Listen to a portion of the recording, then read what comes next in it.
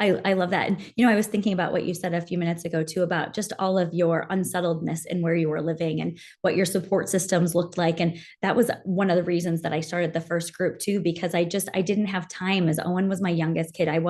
Couldn't get to all the support group meetings and things that were happening. And I had to rely on online friends because I didn't know. And having people at that same exact moment in the journey, which is a hallmark of what we're doing at DSDN, is having people in birth groups. So you're talking with people, but then having those experiences, like you said, of people a little further down the road that can kind of shine some lights for you on what's going on and tell you about what their experiences are like. So that, I think everybody finds somebody who's had a similar path and knows, okay, I've learned a little bit something throughout each other's journeys this way. And obviously nobody's path is exactly the same, but just to be able to see that and have those little breadcrumbs of like, okay, things are coming up. Like we were just talking about, even at now 10 and 12, our boys, like knowing what that looks like and having that foundation has been so critical.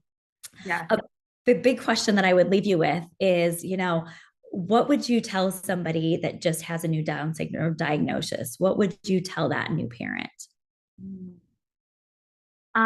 First, I think that I would tell them what you just said. Like you have to go.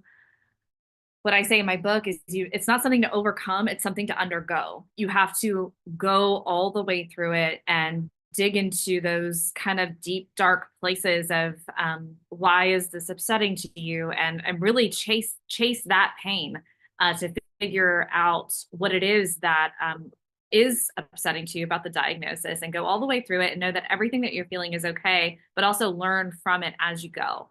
So I would say first, undergo the experience, reach out to people. I think what you're saying is so critical. Like, yes, you can find people locally, possibly, but also if you're not in a place that has that level of resource, online experiences are invaluable and you can make real lasting connections. And it's so important to have people who are at your exact level, like going through it at the same time. Like there's nothing more powerful than somebody saying me too, and feeling seen. So I would say yes, to connect. And then also just that, um, I'm not going to tell you that this journey will be easy. There are extra challenges that come with raising a child with a disability.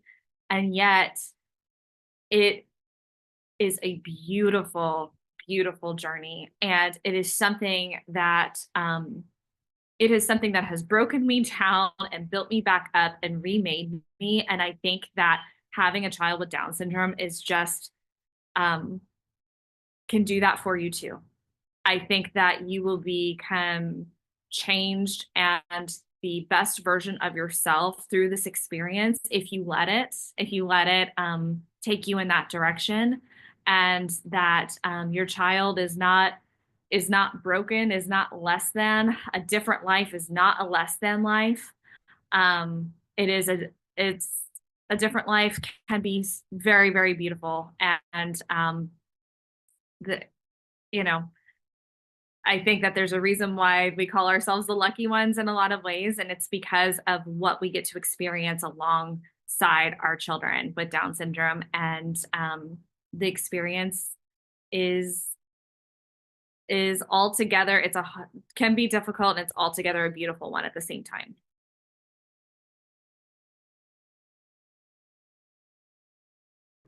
Sorry, I was on mute there.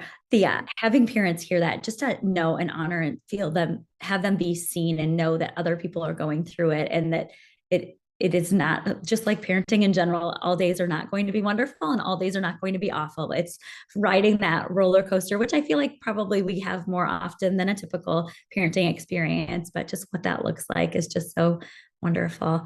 I have appreciated having this time with you this morning. This is like one of the best experiences I'm getting to have, because I get to reconnect and talk with people that we've had just so powerful experiences with over the years. And I think you said during our break that you're happy to sit here. DSDN did so much for you. You're happy to sit here this morning and wait through our technical difficulties. So we appreciate you so much. And True. It is really true, Jen. I really feel, I mean, that I wrote this in the acknowledgement section, but I really feel like I went from girl to woman with the help of DSDN and all of the beautiful people that I have met through it. And I don't think I would be where I am today in so many different ways without the support of DSDN. So thank you for having me. I'm sorry, I think I rambled a little bit too much. I think I need to go eat something. um, but yeah. Well, no, wonderful, wonderful, wonderful. Thank you a million. And I'm sure we'll be chatting soon. And I'm going to zip over to our next part of our morning, I think. Sorry, still trying to figure all this stuff out.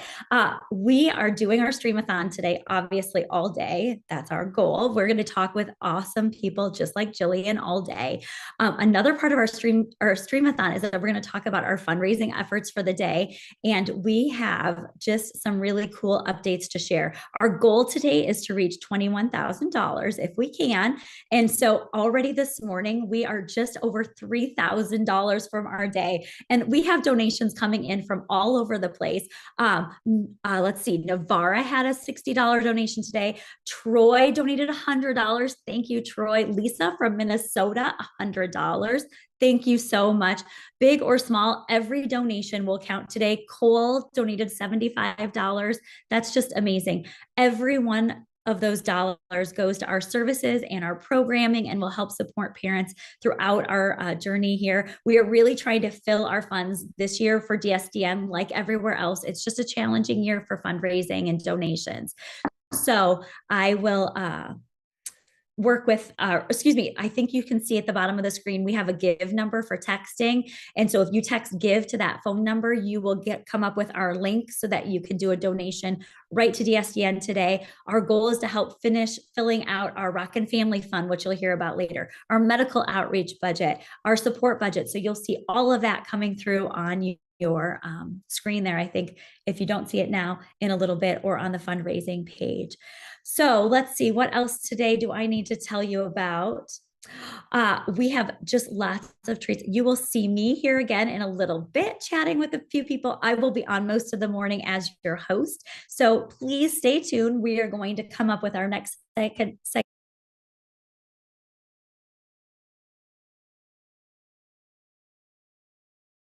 on right now, where if you buy a 50-50 raffle ticket, the cash payout price is over $600 for that right now. So, and also some really cool gift cards and other items, Down syndrome related and just fun. So go ahead, use a few minutes right now, take a potty break if you need to, and we will see you in a little bit. I joined the community back when I was pregnant, and there's just so much golden nuggets of information, and I think that was so beneficial because I had no idea of what kind of community I was even entering in. I built a lot of friendships within the birth. I joined the community back when I was pregnant, and there's just so much golden nuggets of information, and I think that was so beneficial because I had no idea of what kind of community I was even entering in. I built a lot of friendships within the birth groups that they had. I love that I was able to meet some of the moms beforehand that were in my local area through the DSDN, and then some of the moms who live in other states, I was able to build stronger relationships because I met them through the DSDN. One of the biggest highlights of subcategories though were Heart Heroes. They were just so important to me during that time because I had no idea that my son would be born with a heart defect. So when I had just all of this information in front of me that I could ask questions to people who have gone through it, even things that I could ask when I interviewed a possible surgeon, or things to pack for the hospital stay, that was just so important to me and so beneficial to have because I really needed so much support during that time in my life, and I'm so glad that DSDN was there for me during it.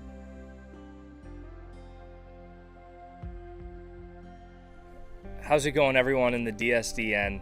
I'm Jake Berger with the Texas Rangers. My daughter Penelope was born with Down syndrome, and I just want to say how awesome and incredible this entire network and organization is.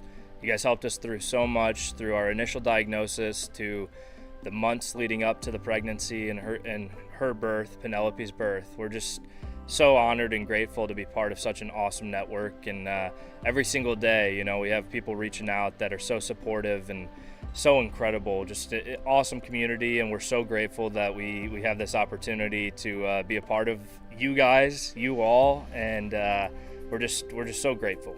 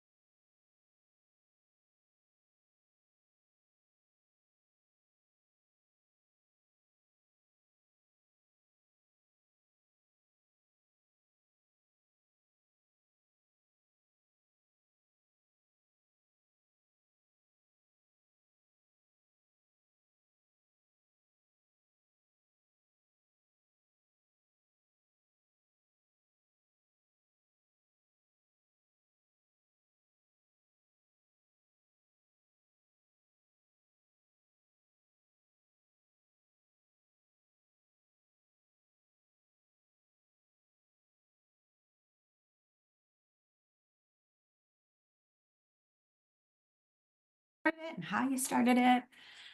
All right, let me make sure I'm ready. We're not going to have much of a finance or fundraising update because I won't be able to. Oh, we have one more.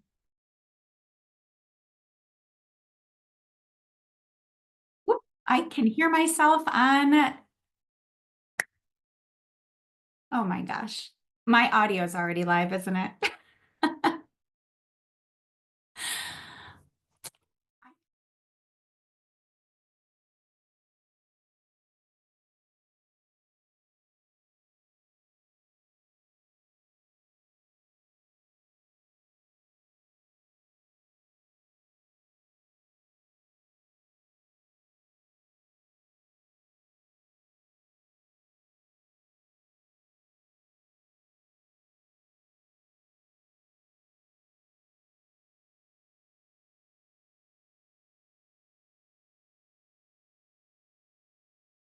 All right, we still need to do a sponsor update, Rafia, before we go live here. I see my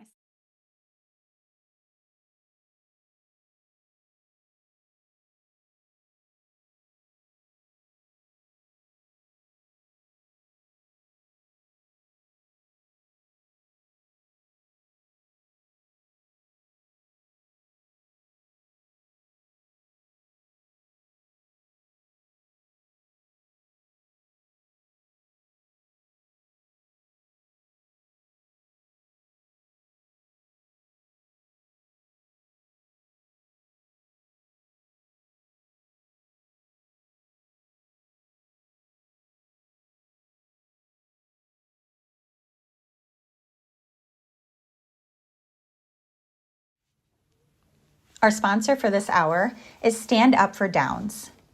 In 2013, Rob and Ellen Snow founded Stand Up for Downs to enhance the lives of individuals with developmental disabilities through humor, drawing on Rob's background in stand-up comedy and improv. Since then, they've hosted over 75 events, granted over $300,000 to nearly 60 organizations, and launched the Improveneer Method, which now teaches improv to over 500 individuals nationwide.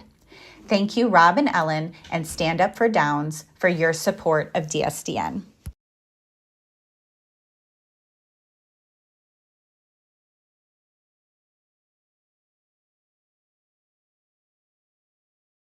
live. There I am. All right, welcome back, everyone. Our first DSDN Day live, not without some behind the scenes excitement today. Poor Rafia running around trying to get everything working exactly how we want it to. Thank you for those of us who have hung in there with us this first 90 minutes through some technical difficulties. I think we're figuring it all out now and should be good to go for the rest of the day. The next segment, this is a really exciting one. I am excited to talk to our co-founders, Jen Jacob and Heather Bradley. We're going to just talk about the beginning of DSDN, how it started, why it started, and so you all are in for a special treat. So welcome, Jen, and welcome, Heather.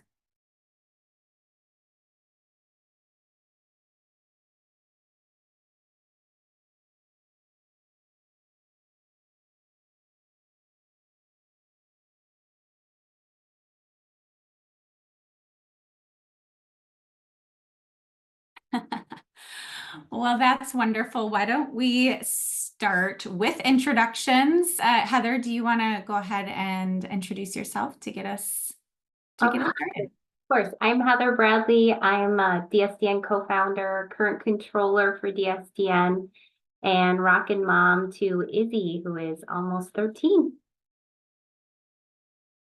And Jen, I know you've had a chance to introduce yourself, but go ahead again for anybody who is just tuning in.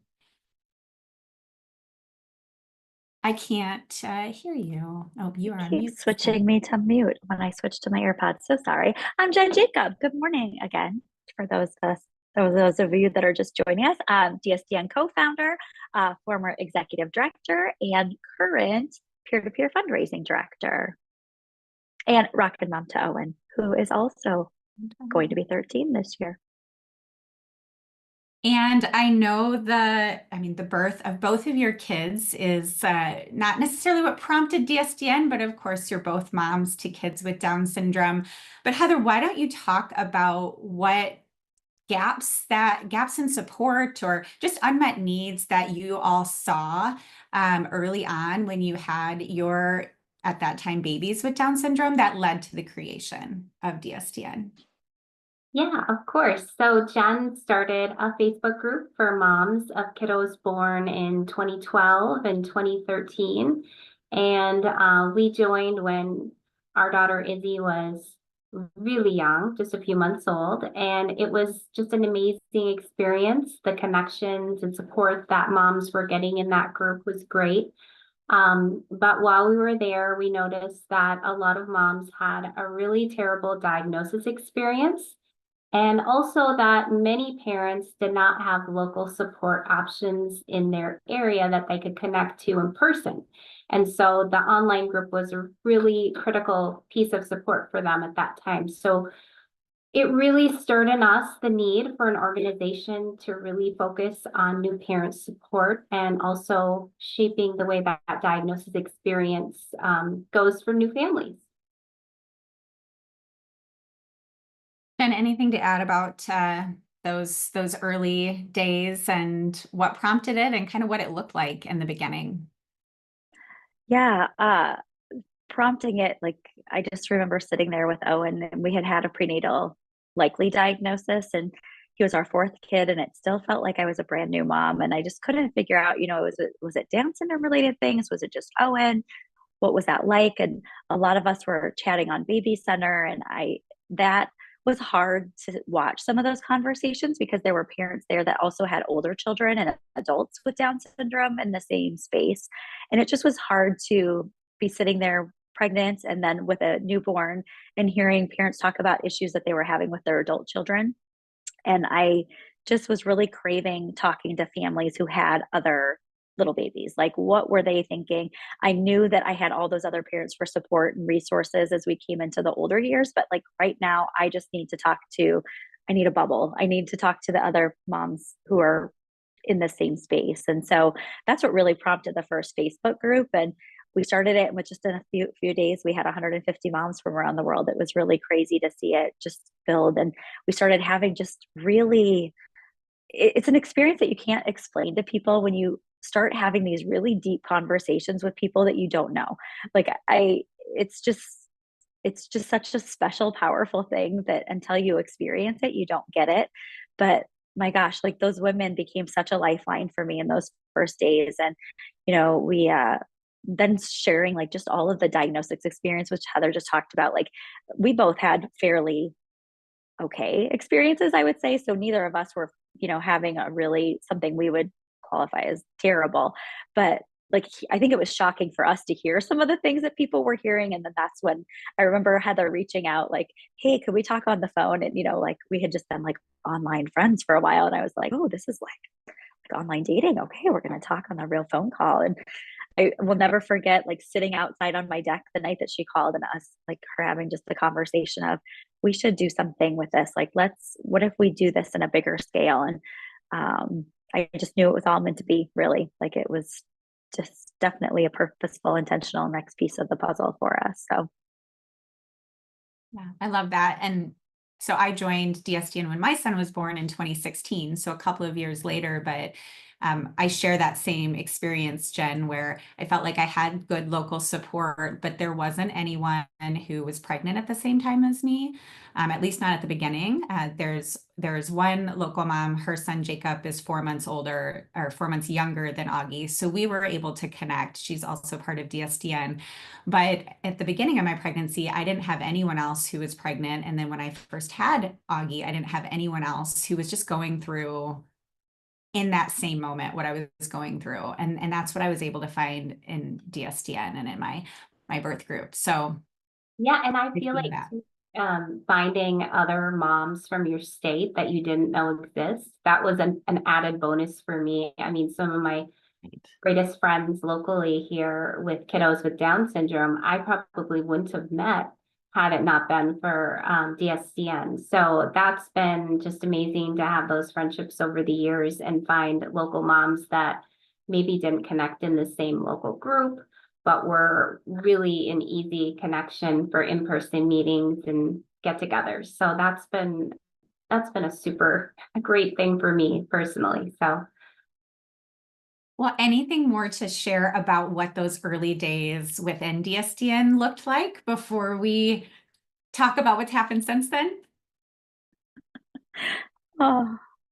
Yeah, I mean, I think it was just putting our boots to the ground and doing whatever it took to make as big of an impact as we could in those early days, especially when we didn't have a lot of funding, we didn't have a lot of resources. I remember our first real event was a DSAIA conference, and just we hadn't even officially launched yet. And so Jen and Jenny DiBenedetto and myself were all there, and we were just networking hard, trying to make the connections with other organizations, trying to spread what we were going to be doing, and hopefully get some allies along the way, which thankfully we did. Some took a little longer, but it's been an amazing process to just connect to other organizations, connect to families. And but yeah, that was a fun trip, and a lot of learning curves along the way that we had to learn.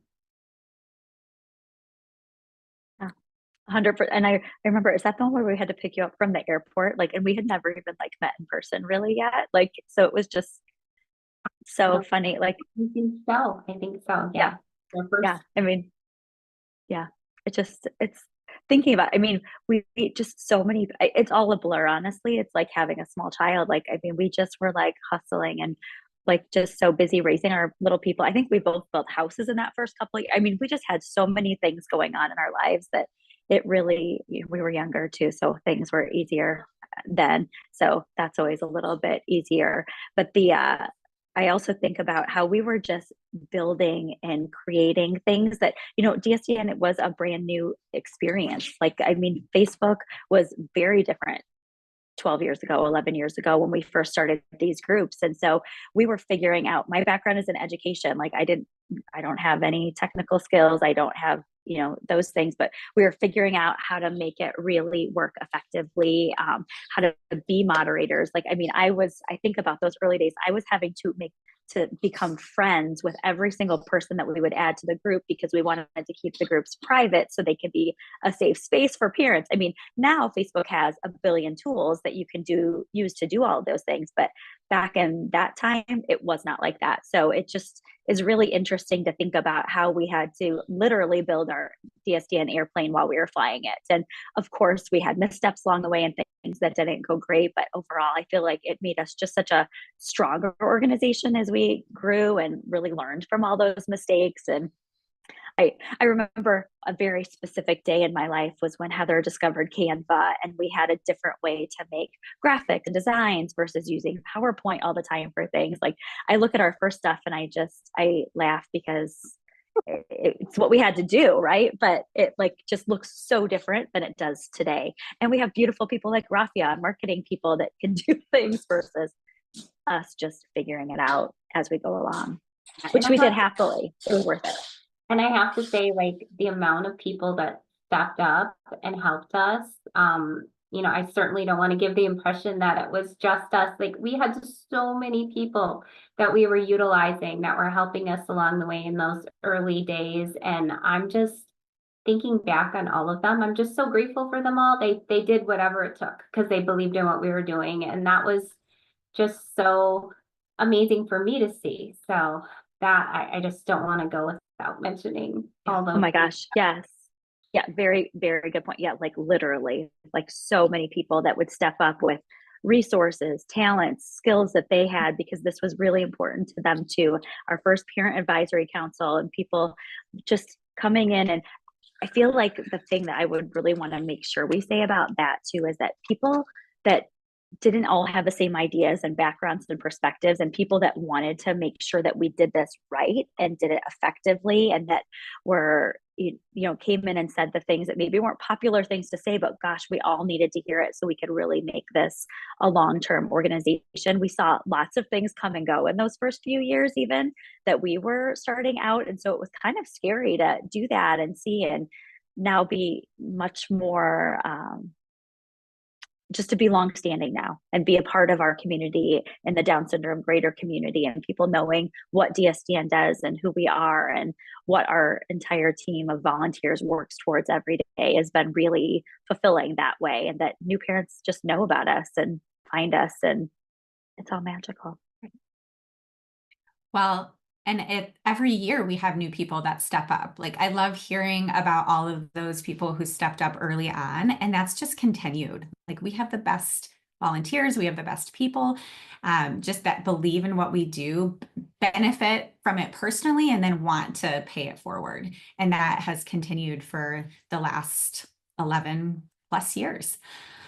Well, what do you think about the growth? Like, did you ever expect that DSDN would be what we are today.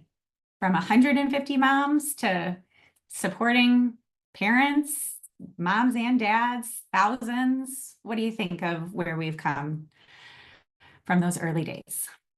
Yeah, I'm so amazed all the time when I look at it. I couldn't be prouder of, the work we're doing. And I think for me, the most important thing is that we've really stuck to our mission. And I remember in those early days, um, probably one of the things that was the hardest was locking down a mission and vision for DSDN. And we may have tweaked it slightly over the years, but for the most part, it's always stayed the same. And I truly feel that us staying true to that has really been the reason for our success. And I remember every single decision we made in those early days revolved around, well, is it within our mission? No, it's not. Okay, then maybe we need to pass. But yeah, I'm so proud. And it really speaks to all of our amazing volunteers, all of our amazing staff. And I'm blown away by the amount of families. And even when I go to the retreat each year, it's always nice to connect with the new families and hear their stories. And I've been just blessed to hear that so many families seem to be having better experiences, and that makes me happy. Me too. Jen, anything to add?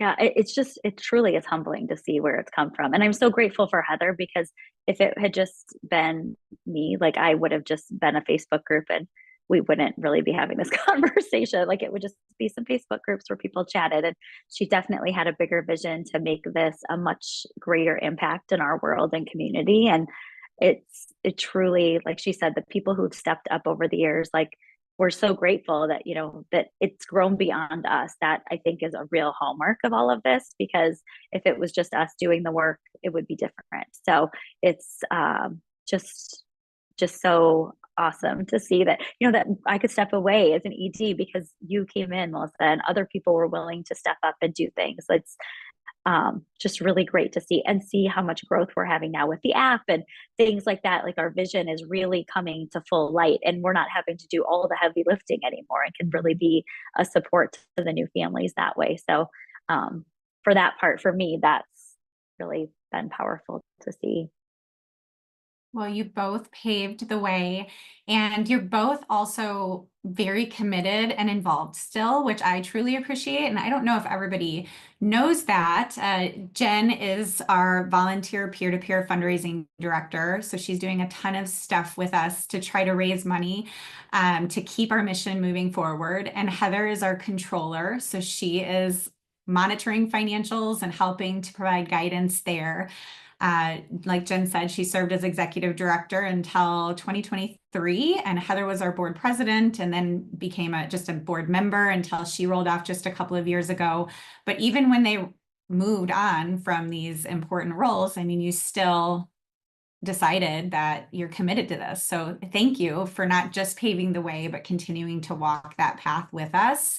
As an organization, it really, really means a lot, and you've inspired a lot of people. Thank you. Well, thank you both for your time. Any other parting words for our audience today before we say goodbye?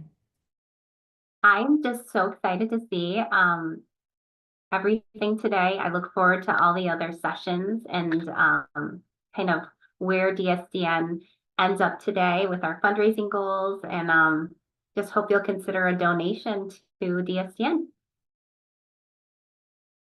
Yeah, I have to plug the peer-to-peer fundraisers today, 1,000%, because they've been working all season long to either make it to the retreat or a staycation prize. And so if you're looking to make a donation today is the day. We have awesome people who have donated $15,000 that we could do matching today. So every dollar up to that first $15,000 today will be doubled. So let's keep it going. And like we talked about in the earlier sessions, and we'll continue to talk about filling those funds so this work can keep going, because it's a hard year for everybody, including us. So we want to keep it going for all those new parents coming in the future.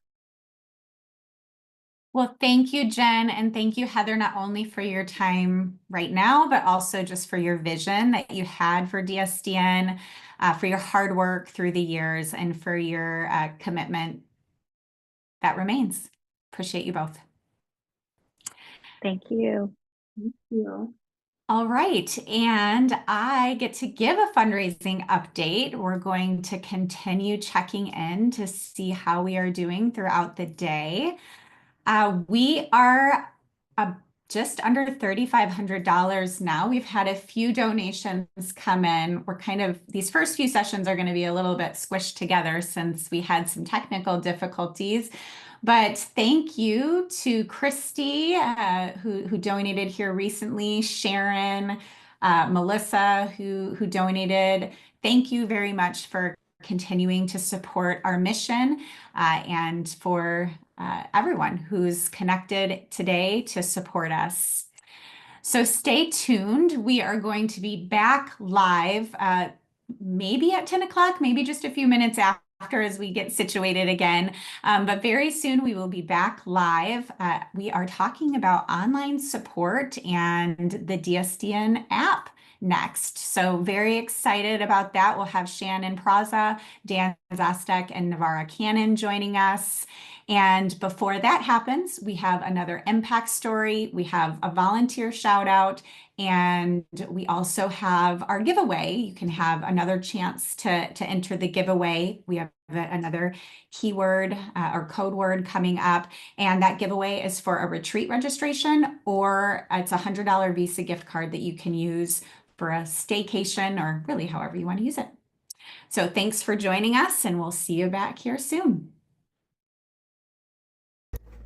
Starting the journey of parenting a child with Down syndrome can be scary. There are many unknowns and plenty of things to worry about. But DSDN has been the biggest blessing for our family to get us through those challenging times, both past, present, and I'm sure in the future as well. Whether it's having probably too much fun at a dad retreat, or just staying connected throughout the year, there's nothing more valuable than connecting with other dads who get it. We all come from different backgrounds, but have something really unique in common that instantly makes us feel like one big family. In addition to attending retreats, I've also had the opportunity to fundraise multiple times and have been a moderator for just over 2 years. This has also been rewarding for me, just getting to help out DSDN and give back to other families who are going through similar things. I appreciate all the support I've received from DSDN and the connections I've made, and I look forward to making even more connections in the future. Say bye-bye. Bye.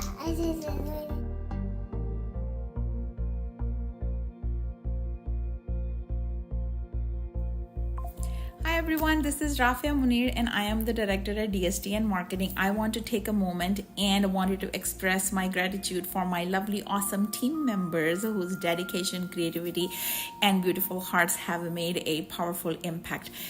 My dear team members, every little idea that you have contributed, every campaign that you have supported, and every little moment that you have chosen to volunteer with us has helped our message reach further and touch more lives. So thank you so much for being a part of this team, helping us promote our message of awareness, and giving us your time so generously, along with your talent and amazing skills. I couldn't have done without you. We couldn't have done without you. I truly appreciate and love you all. Thank you so much. Bye.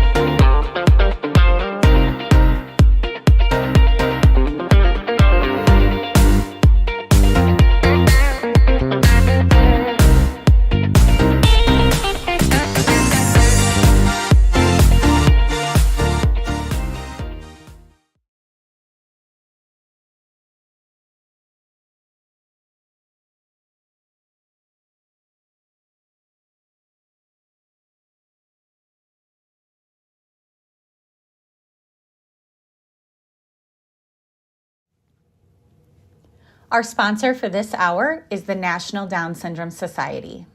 The National Down Syndrome Society, NDSS, empowers individuals with Down syndrome and their families by driving policy change, providing resources, engaging with local communities, and shifting public perceptions.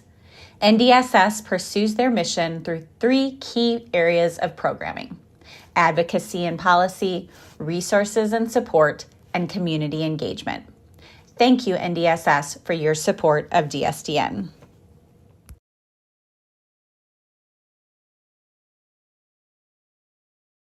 Welcome back, everybody. We are live again, and you're going to be so sick of seeing me this morning. Then you'll get a little break from me, and then you'll be sick of me later again tonight. So, in case you don't know, I'm Jen Jacob, one of the DSDN co-founders and current peer-to-peer fundraising director. I'm your host for part of our day today for our first annual DSDN Day. You will see that I have some other fantastic people with me here this morning.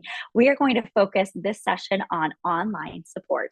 Online support is the heart of our DSDN mission. It is where we started. It is our vision for parents to feel supported in this way. And so I am excited to welcome today to talk with us some of the people who are making it run behind the scenes all the time to make the magic happen for online support. So let's talk to a few of our support leaders. Welcome, Dan and Navarra, for our next session here this morning. Fantastic. And I would love it if we could each start and maybe just tell me a little bit about you and maybe your rockin' kiddo and what you do for DSDN. Navarra, do you want to start for us? I'll put you on the spot. Are you ready? No, I am ready. So you excited about the DSDN Day. I'm very, very much over the moon. So thank you for having me on today. I am Navarra Cannon. I am the director of the Rockin' Family Fund. No, Rockin' Family Fund director. And I love what I do. I have Zoe as my rockin' kiddo. She is 3. She will be 4 June 1st. And we have gotten so much support from DSDN and the Rockin' Family Fund, because that's kind of how I got my kind of intro to DSDN. So that is me. Did I answer what you wanted me to answer? You're perfect. That is exactly just a little snippet about you. Shannon, do you want to share next a little bit about you? I am Shannon Praza, the Family Support Director for DSDN. My rocking kiddo, Eric, is 8 now. Oh, I can't even believe that. We live in Michigan, and I found DSDN when Eric was having surgery at 2 days old. It was from an anesthesiologist, actually, that told me about DSDN, and she pulled it up on her phone, and she's like, "You need to join this group." Very cool. I love hearing those stories about how people find us. Awesome. And Dan, Rockin' Dad, representing in the house today. Can you tell us a little bit about you? Sure, Jen, thanks. Thanks for having me. I'm proud to represent all the Rockin' Dads on here this morning. Again, my name is Dan Sostek. I'm just outside of Philadelphia. My rockin' kiddo, Abby, is 6 years old. She is dynamite. She's fully included in our local Catholic school, and she just is the light of our life. I found DSDN a little later in the journey. I think Abby was about 2. I at that point became a stay-at-home dad, and was looking for just some support for stay-at-home dads. Stumbled upon the DSDN stay-at-home dad group. I was like, wow, this is both stay-at-home dads and a parent with Down syndrome. I was like, this is perfect fit. And I asked just to become a little bit more involved and became a moderator for that group, and eventually helped out with the larger Rockin' Dads support group, and just so excited to be a part of this community. There's a lot more support. Obviously, we know for moms, and the dads sometimes are, on the side, but the DSDN recognizes that there's a great group of dads out there that need and want our support. So I'm so proud to be part of this community. Oh, well, I'm just so grateful for each one of you. Like we've talked about already this morning, I mean, we have over 150 volunteers working for us, and a huge majority of those are in this category of support because it is such a foundational piece for us. Shannon, you are the leader of our online support currently. Can you share about a time where input from other parents was changing or life changing for a family, how that really made a huge impact that you've seen in your experience moderating online groups? So for me, the biggest impact is usually in our newest birth groups, especially for the moms that come in and they just had a birth diagnosis. So they have their hormones are everywhere. They get this birth diagnosis, their kids in the NICU, and they have a heart defect and they're lost. And they get on and they are very vulnerable and they say, I'm lost. And we the other moms just go in and they wrap them up in hugs, in all these virtual hugs, and they're like, hey, one, it's okay that you're mourning the child that you thought you were going to have. It's going to take time.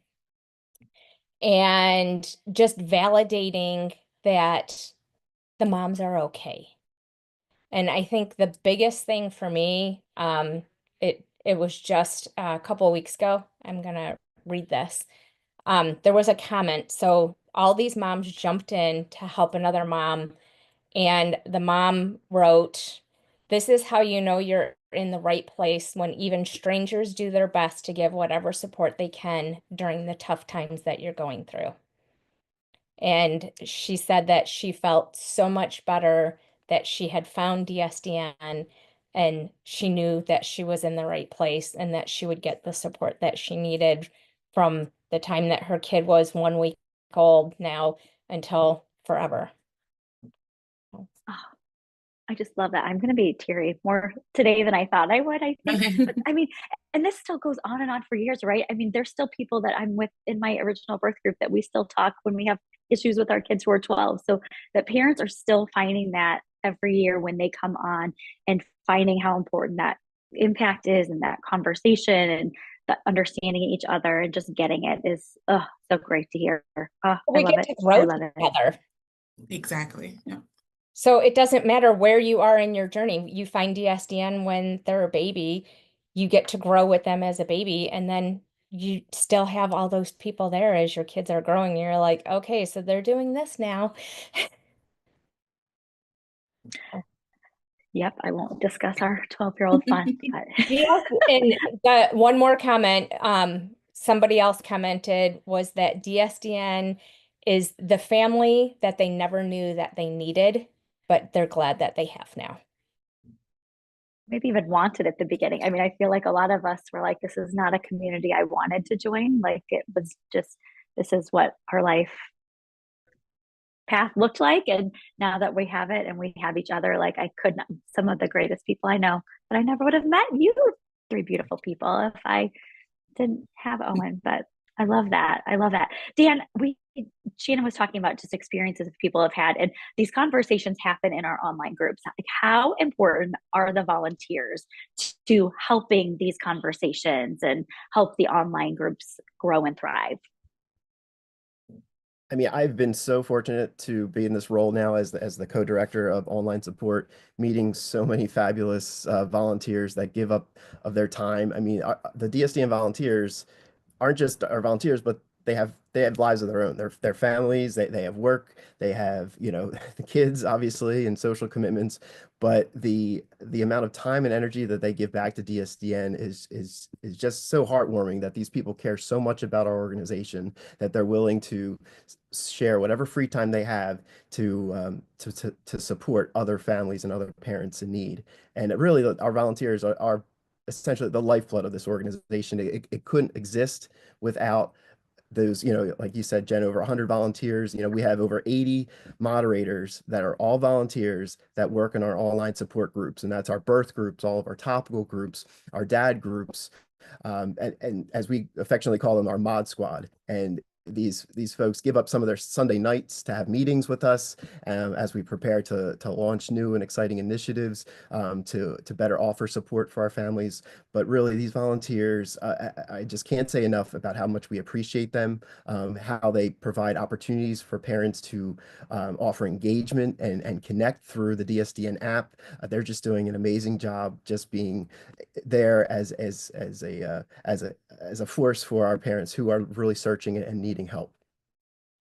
Yeah, it really cannot go unsaid and said often enough how much those volunteers make a literal difference in people's lives every day, helping monitor, provide resources, provide that support. And like you said, all volunteers. Like, we went many years without any paid staff members at DSDN. We do have a few now to help really keep everything running effectively, but still relying so much on parents that want to pay back and pay forward to the other parents the things that they got to experience in those groups. So I love hearing that is still just such a critical part of our way we function at DSDN. I think it's really powerful. Oh, and the nice thing about all of our volunteers is that these volunteers are parents that, and you'll hear this probably throughout the day, the term that gets thrown around a lot in this organization is parents that get it. You know, we're all on the same journey. We've all had similar things in common, whether it be surgeries, NICU stays, therapies, but that makes that connection even stronger for our volunteers to our parents, that they get it. They don't have to explain things. They just get it. And it's instant community, instant family. Oh my gosh. I love that you said that too, because that's exactly how it is at the retreats and in the groups. Like, you just start at a different level because you don't have to explain all the stuff that goes on in your life, because we all are living it daily. We get it. We can just pick up right there. And Navarre doesn't have to tell me 20 times about, her kiddo's surgeries or whatever's going on. Like, I just get it and I understand whatever she's chatting about. That is such a perfect way to talk about it. Love it, love it. And one of the things from the beginning was that we knew that Facebook was not going to be a forever option. It was the best option that we had for a really long time, and it was easy and worked well until it didn't. And then we knew it wasn't always going to be a perfect option for us. And so the app we started talking about years ago, I mean, maybe we didn't know it was an app. We just knew we needed something that we could own and maintain and secure. And that happened in the last year. And it was kind of a scary change. And it just was one of those times. But Navarre, can you talk a little bit about what that's been like and why it really has been a huge game changer, even though some of us people who are, I won't use older, veteran parents, it was harder to shine something a little bit different, but how is this a game changer for especially our new parents and just having the app? I am the older, but but I love the app from jump. Obviously questions, but loved it from the beginning. Especially when you're a new parent and you get the diagnosis, and there can be like this sense of loneliness that kind of comes over you, and you find the app, and instantly you got, like we've already said, you got instant kind of people who get it, who understand what all of the questions, all the concern. What I personally feel like, and what I think other parents would agree, is that their app provides like an elite, kind of exclusive, if you will, space for parents to discuss their children freely, openly, without hesitation. I'm on social media. I love social media, but we know sometimes those comment sections can be in shambles. Even when you're just expressing joy for your child, love for your child, asking questions, sharing information about Down syndrome just in general. And then people like to kind of comment below when, maybe you didn't even ask for it. But I know in the app, and what parents can expect in the app, is that the comment section will be in shambles for a different reason. It'll be full of encouragement. It'll be full of inspiration. It'll be full of information. It'll be full of hacks that you didn't think about that are helpful for you in whatever phase that you're going through with your child. And it really kind of envelops you, and you feel like you're safe to say whatever, right? And even if there is a critique to be made, it's always loving. It's always with good intention, and not veiled intention, but always like, hey, let's just talk for a minute. But I love the app. I love being able to kind of see where everybody's doing in pregnancy, sharing a little bit over there, sharing with the new moms, learning from like the moms in Espanol and the other kind of demographics that I'm not, I guess, like member or live that day-to-day experience, but get to learn from them and what they post and what they share. Um, I just think it's really great, and having that as a one-stop shop for a new mom, especially when you don't have the time to search here and search there and go here. It's all right there. And that's just really, really, that's, I'm going to say a young person's phrase. That's clutch when you're a new parent, right? It's all right there. It's all safe. And it's one thing off of the list of things I have to worry about as a new parent. And I can focus on the other stuff at another time. So no, I'm a fan of that. Maybe I'm biased. Yeah. Well, no, I know there was concern about things, and the transition and change is always just hard in general, but my gosh, I mean, we're still seeing awesome numbers in the app with new parents, and that's the heart of our mission, making sure that we're focusing on those parents in the new stages so that they are getting what they want and need. And it's still continuing in the app, just like it was in Facebook groups. Just like it was. Yeah. We still share videos, groups. We still share photos, we still share milestones, update. Yeah. 100%. And safe and secure, because we are the ones that are controlling all the things now. Like, we are the ones that have all the power for the app of things. But yeah, just an amazing, amazing experience. Online support, you know, guys, I will share, I'll probably they'll cut me off, I guess, if I'm just, well, will they cut me off? Am I talking too long? No, no one would tell me no. They would. They'll just cut me off. But the online support, when I knew that this was something that we had to like make sure that this was something that was sustained for parents forever, I will never forget, in our very first group, one of my very good friends, she was seeing this weird stuff going on with her son, and she just didn't know what was going on, and she was sharing about it in the group. And one of the other moms who had a kiddo who was a little older had gone through infantile spasms with her child, and recognized that that could be the same thing that was happening with this other mom and her child. And that mom was able to take that information to her doctor, who hadn't seen this before with parents, because it's more prevalent with our kiddos, but they don't see enough cases to even know, even in a big city where they were.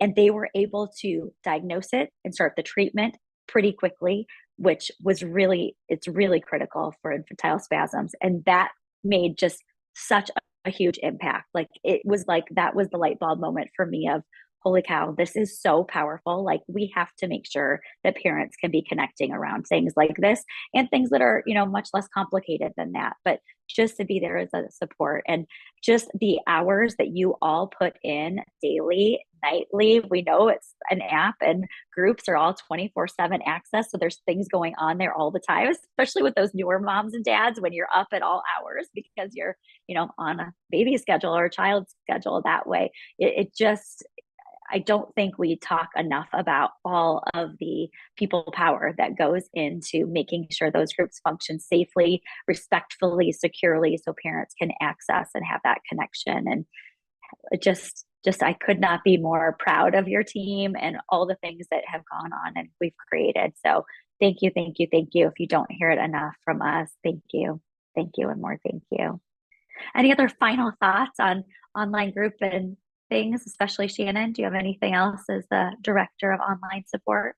Well, I just want to say thank you, the Jen Jacob, for you and Heather and your vision in doing this to help support not just your kids, but all the kids and all the families that come after you. It's huge. Well, you're welcome. And selfish. Like, I did it because I needed questions answered. Like, mom's got to get an answer. So I got to figure out a way to make it happen. And that we are repaying this to new parents and sustaining this in the future for all new parents is like the most powerful part of this journey, for sure. So, well, I appreciate you all so much. And thanks for your time today too. Hopefully I don't know if anybody else is popping on throughout the day in any other parts. I'm going with the flow. Whatever my schedule says for the day is what I'm following. So I know I'll get to see you all again sooner than later anyway. But I'm going to zip over to our next wrap up. And many thanks as you guys finish up. We're going to take a look at our fundraising progress for the day, because as you all know, several of you are fundraisers and are knocking it out of the park in that way too. Our fundraising tracker, you guys, our goal today, remember, is $21,000 for the day, because we like that 21st chromosome, so we have to make everything cute with 21 when we can. But we are at $4,800 for the day so far. So getting close to $5,000. We had some different donations coming in this hour. Casey put a big donation in for $1,300 this hour. Thank you. Heather has a donation of $50. I know I've seen several other $50 donations coming in today. And that's really important because we have match money happening today. $15,000. Let that sink in for a second, you guys.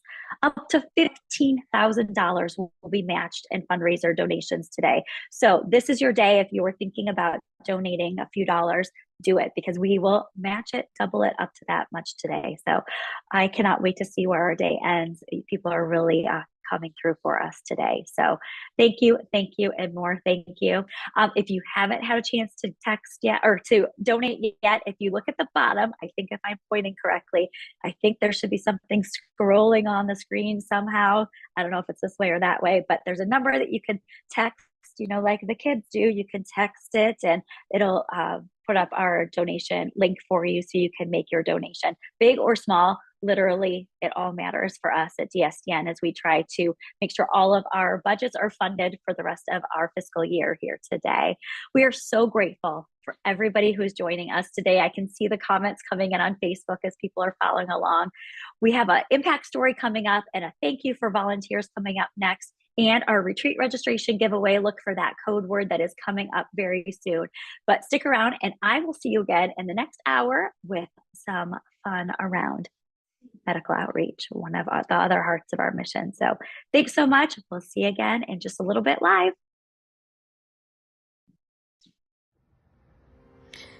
So the DSDN groups have made a huge impact in my life. I use them as a source of information, not necessarily opinions, but information of maybe things that other doctors are doing around the country, maybe things of what other therapies are doing around the country that may help with ideas of what I can suggest to my team here to help calcium be better.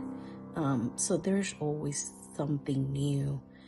It is also a place of solace to see other moms sharing all of their feelings and feel that I am able to also share my feelings without being judged.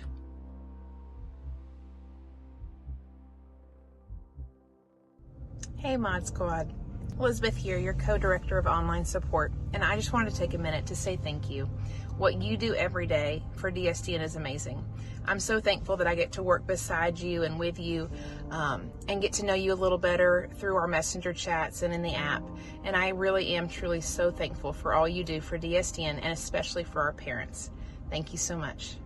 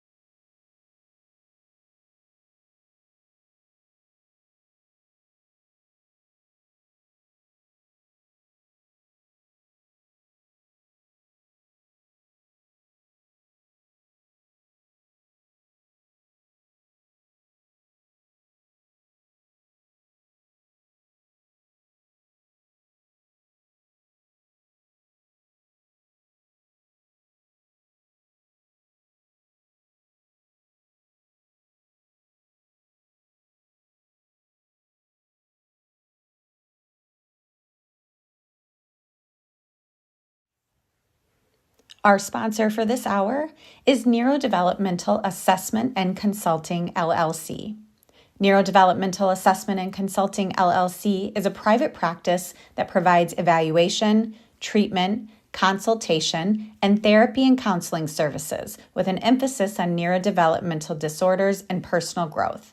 The clinicians at their practice strongly believe in each person's ability to overcome challenges and reach their potential.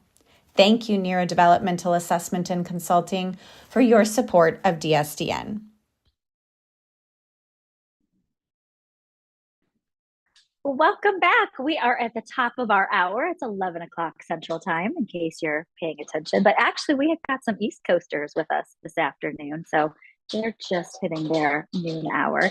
We are off to a wonderful, wonderful start this morning. Thanks again for joining us. I'm still Jen Jacob, co-founder and peer-to-peer fundraising director of DSDN.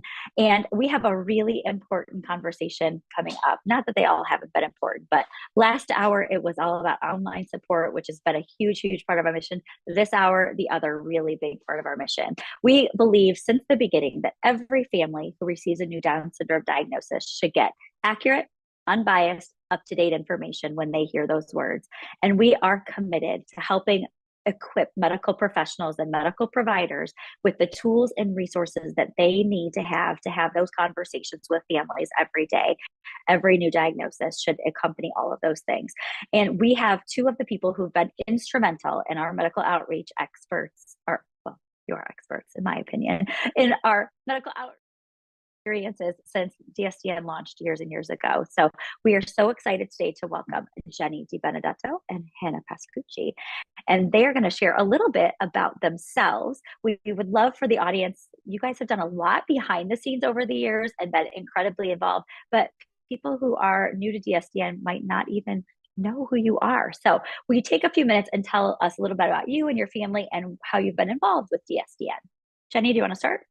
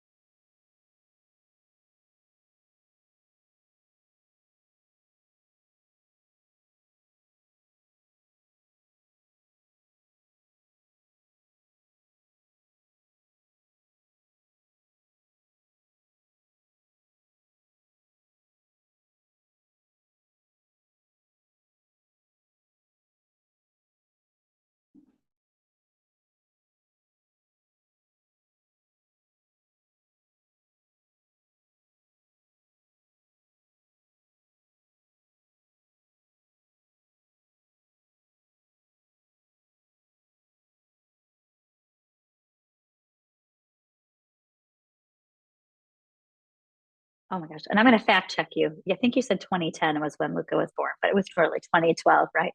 I know you get a few kids, you can forget things, but I just want to note that because you literally have been with us. Sure. If we were all incredibly fluent in sign language, we could be performing this that way. But now the last time they were able to bring some of the audio back, and then another time we did something else. So we'll see what happens.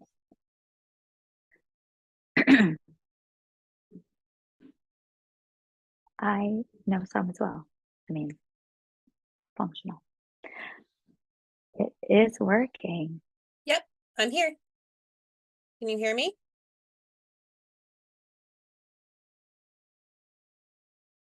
Jen and Jenny, can you hear me? We can hear you, yes. Okay.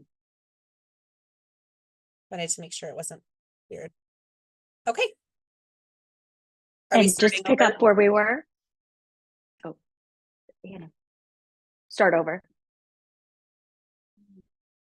Pick up. Okay, perfect. Just Hannah and I both asked questions that had different answers. So fantastic.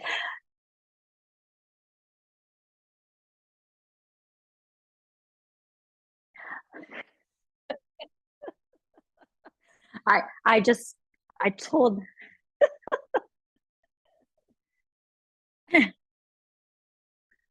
not technically, yeah. Well, the reason I wanted to make sure that was super clear too is because you've literally been with us since the beginning and have been a huge proponent in our medical outreach piece. So I just want people. Oh no. Oh, wow.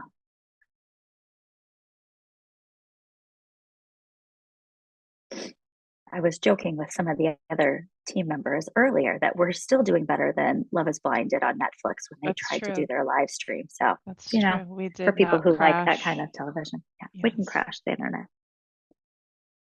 Hi, everyone. Can you hear me now? Is it working yet?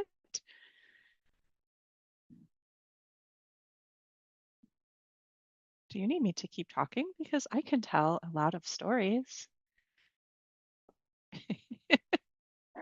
Awesome.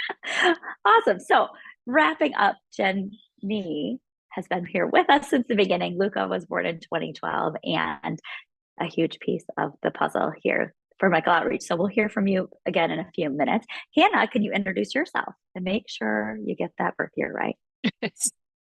So I'm Hannah Pascucci. My daughter Juliana was born in 2015. And I had an NIPT that was part of our diagnosis journey. So we had a prenatal diagnosis and I actually found DSDN and joined one of the pregnancy groups. And that's how I ended up becoming part of DSDN. And I joined the medical outreach team in 2017, I believe, at the Chicago retreat, third retreat, my second retreat, was when I officially became part of medical outreach. And I have been part of medical outreach ever since. I live with my family in upstate New York. And when I am not the DSDN medical outreach director, I am a pediatric nurse practitioner at our local hospital. So that is part of my journey that I'm able to kind of see both sides. I have received a Down syndrome diagnosis and I actually have given a Down syndrome diagnosis to a family. So. Fantastic. And Hannah is on the job right now today too. So if you hear anything fun hospital-wise going on, that's why. So, yes. We're just going with the flow today and live. So awesome, awesome, awesome. Well, I'm so thrilled to be chatting with you both today.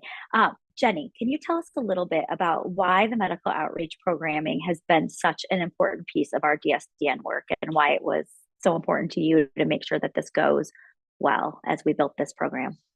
Yeah, definitely. So medical outreach, really became an important part of where I felt DSDN could do some good when we received Luca's diagnosis. Like I said, it was a birth diagnosis. And so we had that experience and it was a lot to take in and a lot to process. And as I started to make more connections with other moms who had also recently received a diagnosis, it was really interesting since that was such a big part of our journey, right? We were at the beginning stages of it. It was often a topic of conversation. And so, when we would get together in chats or in virtual forums, right? That's often where the conversation went.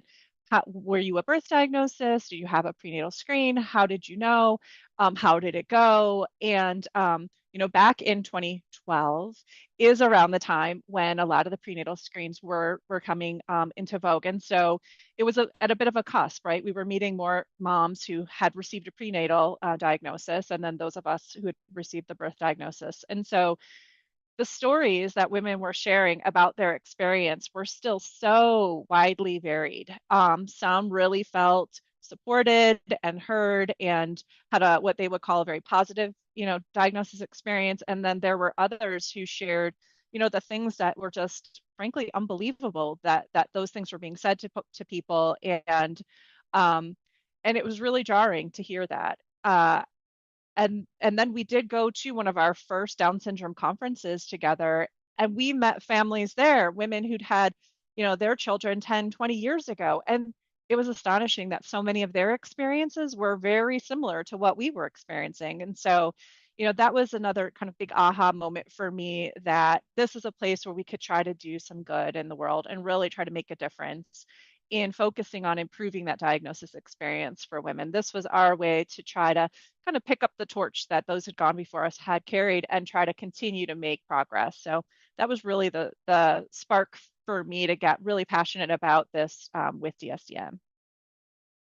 Gosh, Heather was chatting a little bit about those first experiences that we went to conferences, and you're just reminding me how those parents shared those diagnosis stories from decades ago, and it was still like it could have just happened yesterday, and the way they remembered the details and how they felt and all of that. Like, I just remember that so much too. So I'm really glad that you reminded us of how important that is. Oh, yeah.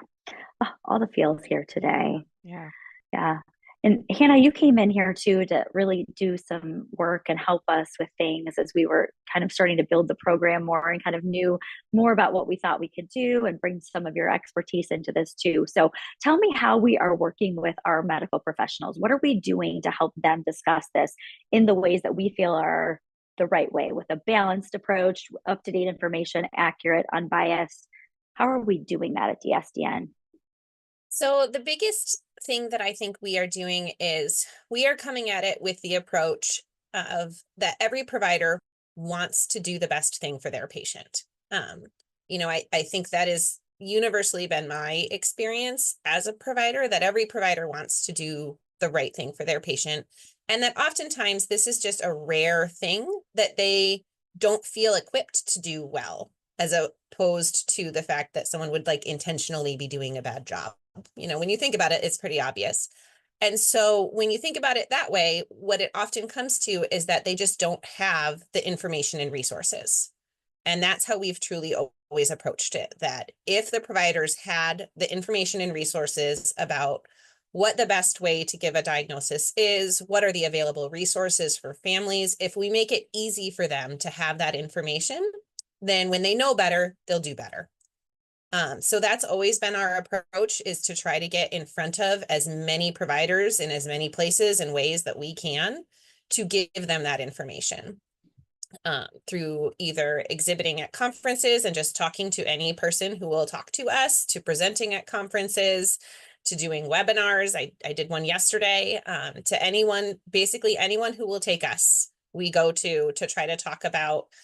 We often have moms or dads on our team who are sharing their stories and then sharing like, this was our experience. This is what was really helpful. This was what could have been improved. And just talking through that. And that's been the most powerful that I've found for our teams, is that when we talk about it as like, I, as the mom, was the patient, this was my patient experience. Because if we try to go in and tell the physicians like how to do their job better, that nobody really usually receives that sort of thing well, of like, I'm not a physician, but I'm going to tell you how to do your job.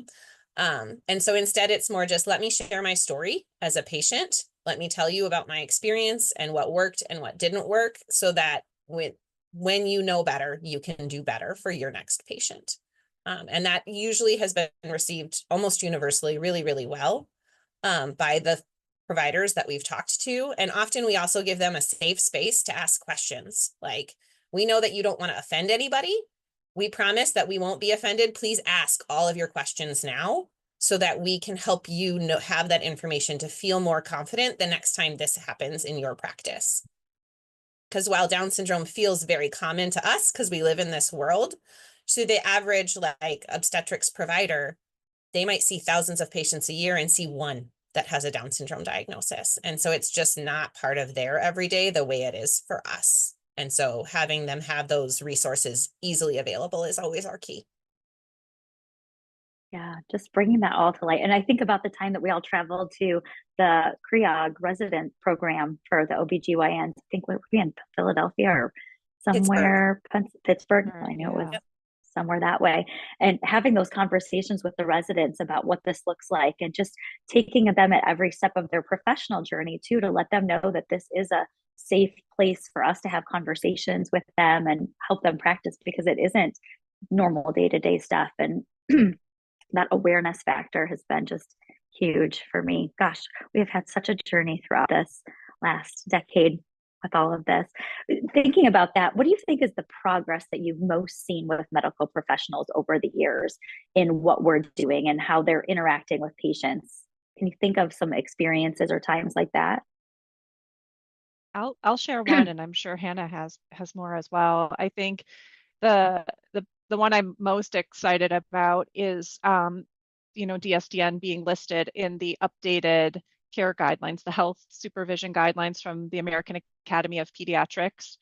They have those health supervision guidelines for children with Down syndrome, and that's sort of like the guidebook, right, for pediatricians who are caring for individuals with Down syndrome. It's wonderful on two parts. One is that we are listed as a resource. So for families who are receiving a prenatal or birth diagnosis, DSDN is listed as a support organization. So families can find us at the beginning of their journey, which is wonderful. So folks don't have to go searching for that level of support.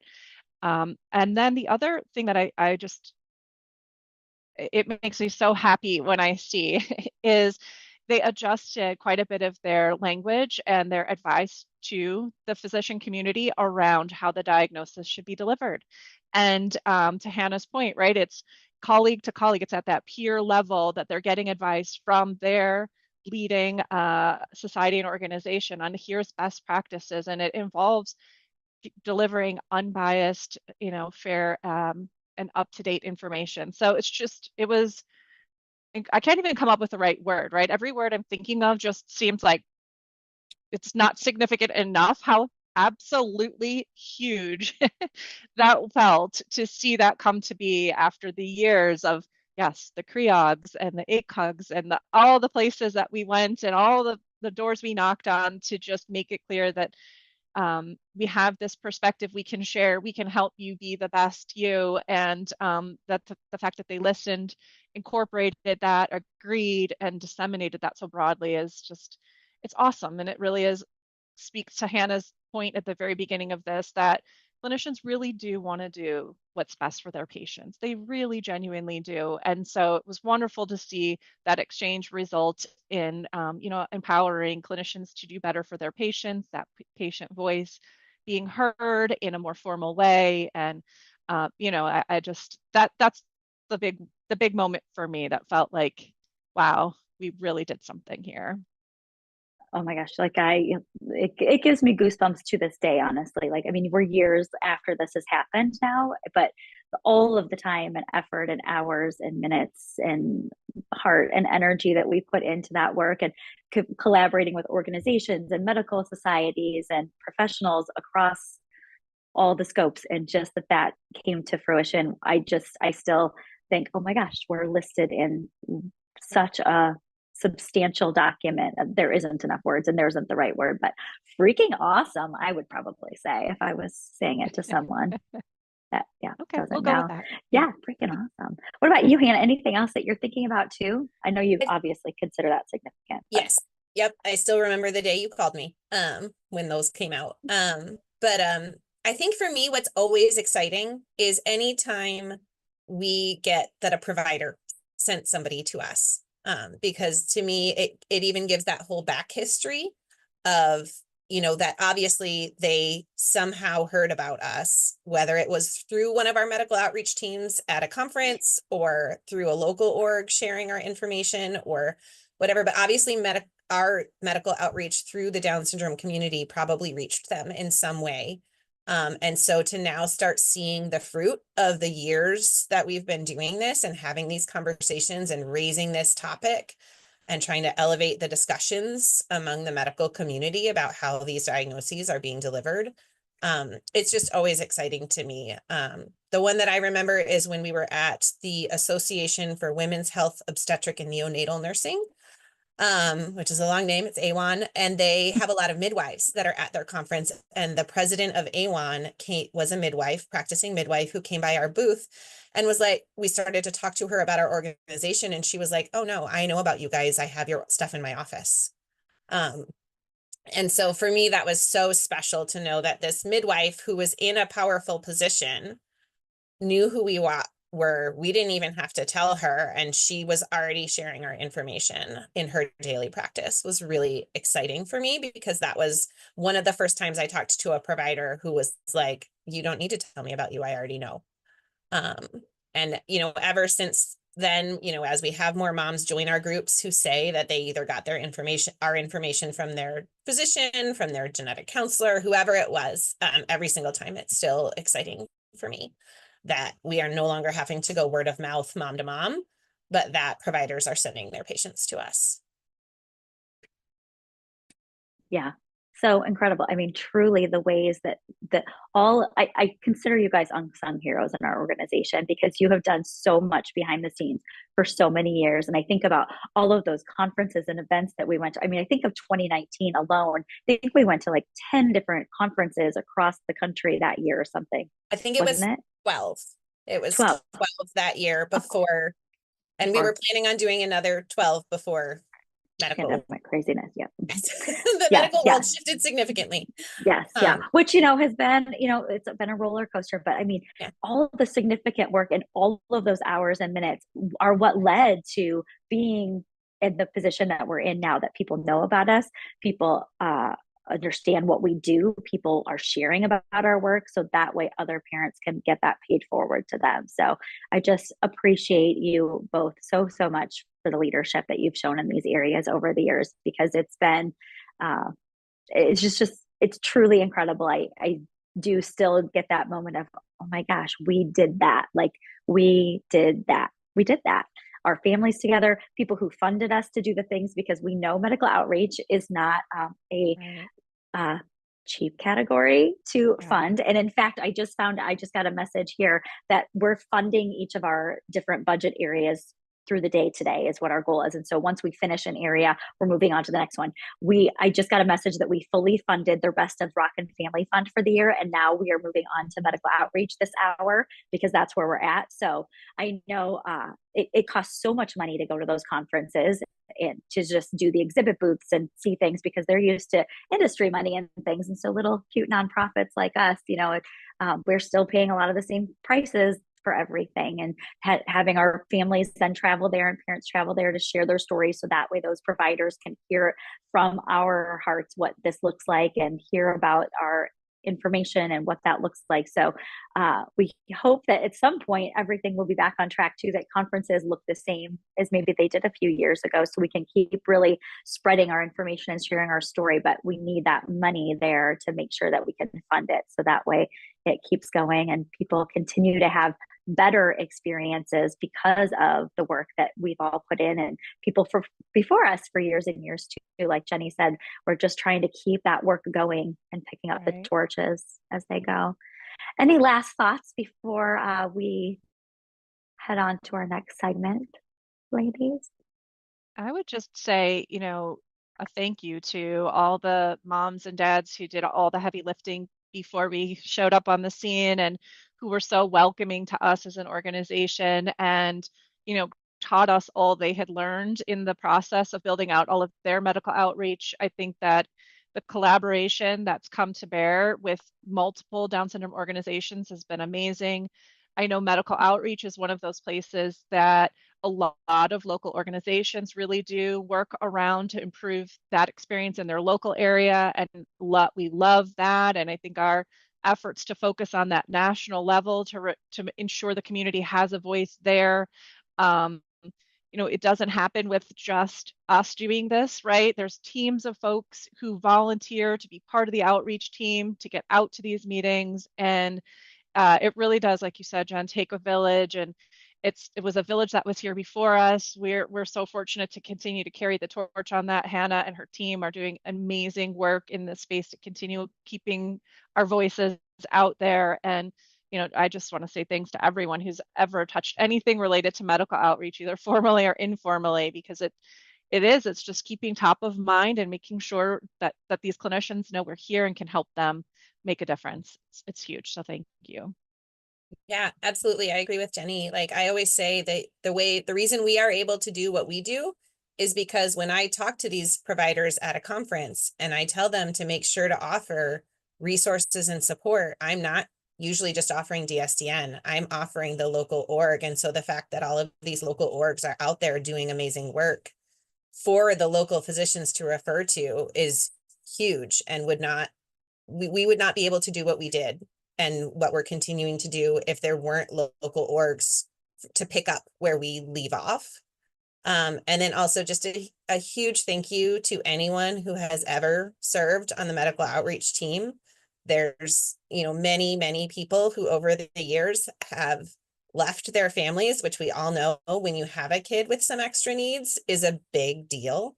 To fly to random places and talk to strangers all day long, sharing a very personal story.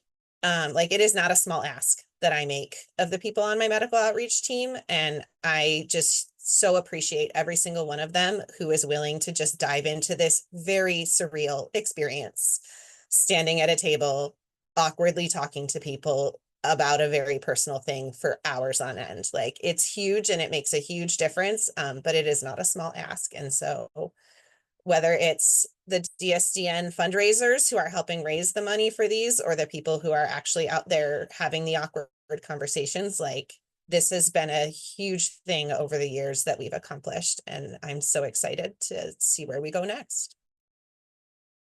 Oh my, and next, we're going to make sure that we get all of the monies that you guys need to keep going with this support and keep going on the right path, and just continue for the Down syndrome community doing the work that we're doing to help us greater as a whole. But thank you, ladies, so much for joining us today and just for everything that you do. I appreciate you both and just love ya. So thanks. Oh, heart hands. Although, did you know that this is another way you can do it? Some of the kids told me that. It's like, I'm too old for that. But at any rate, I know Hannah, you're younger, but someday you'll understand that. Oh my gosh. Well, I'm going to take a peek in to check on our fundraising since we were just talking about that. Remember today, big thanks. We're filling each of our funds. So we just filled the Rockin' Family Fund. Now we're on to medical outreach for the next, I think, about $5,000. So I just see that there's an update that we're at $6,500. So $6,500 on the day. Amazing. And the other really big news, in case you don't remember this, is we are getting a match today. We had $15,000 sponsored, given, what pledged. Thank you. I'm so tired, you guys. My brain can't even think of the words. So pledged $15,000 from generous donors today to match the first $15,000 that are coming in today. So all of those donations coming in right away, they are getting doubled. So this is very exciting news for us. And we're going to try to reach that goal of $21,000 today. So I know, let me see if I can pull a couple of the names of folks. Janess, oh, thank you. I think we just talked about her. She just donated during this outer hour. So she's not only dedicated to medical outreach and the time and energy she's spending, but she also donated a little money there too. So thank you, Janess, so much. Virginia and Laura and Dan, we are so grateful for your donations today. Lots of, oh my gosh, one of those was a $500 donation. I cannot read with these old eyes. I thought it said 50, which is still wonderful, but I'm even more shocked that it's 500. So remember, every dollar really counts. Jenny and Hannah are volunteers, just like a huge majority. We only have a few paid staff members in our organization. Almost everybody else are volunteers, including me, because we love and are committed to and dedicated to this mission for DSDN. If you haven't donated yet, I think magically, I can't see it right now, but I think on the bottom of the screen, there is the number that you can text the word give to. I can't remember even what I'm saying anymore, y'all. So you can see that number and text to give to donate to DSDN today. And you could put it in honor of a family member, a friend, somebody with Down syndrome. You could do it in honor of Jenny and Hannah, of the work that they're doing. So whatever you'd like to do today. And there's a few things coming up after I get off here today. You're going to have another story from a family. I just love these. You'll get to hear some from our volunteers and another chance to win. Remember, we're giving away a retreat registration or a staycation gift card today. So lots of fun things. And you don't have to see me for a couple of hours now because I'm going to be off doing mom things for a few hours, but I will be back on tonight and to help finish up the day. Thanks so much for all your time today watching us and hearing about our stories. Get on there, do a donation if you'd like today. Go on, look on the website to learn about the work that we're doing across all of our programmings. And thanks for giving any time to DSDN Boy, today. how has May DSDN 1st, impacted DSDN me? Day. Obviously, I found DSDN pre-diagnosis in our birth, and it was a huge resource. It was huge for getting us through the unknown and navigating a lot of things that we weren't expecting or even petrified for. Really, though, it all started to click, and DSDN changed my life on my first Rockin' Dad retreat. It was in Nashville, and I remember not being excited to go. I've never been one to want to travel across the country to meet 70 strangers, but I'm glad I did. It took about 20 seconds to form just lifelong relationships that to this day, a few years later, that I am still carrying with me, that I talk to every day. It's incredible. It's incredible the message that DSDN has sent and how it has brought this group of the lucky few together. And I will spend the rest of my life trying to spread that message with them. And I'll be forever grateful for DSDN. Thanks a lot, guys.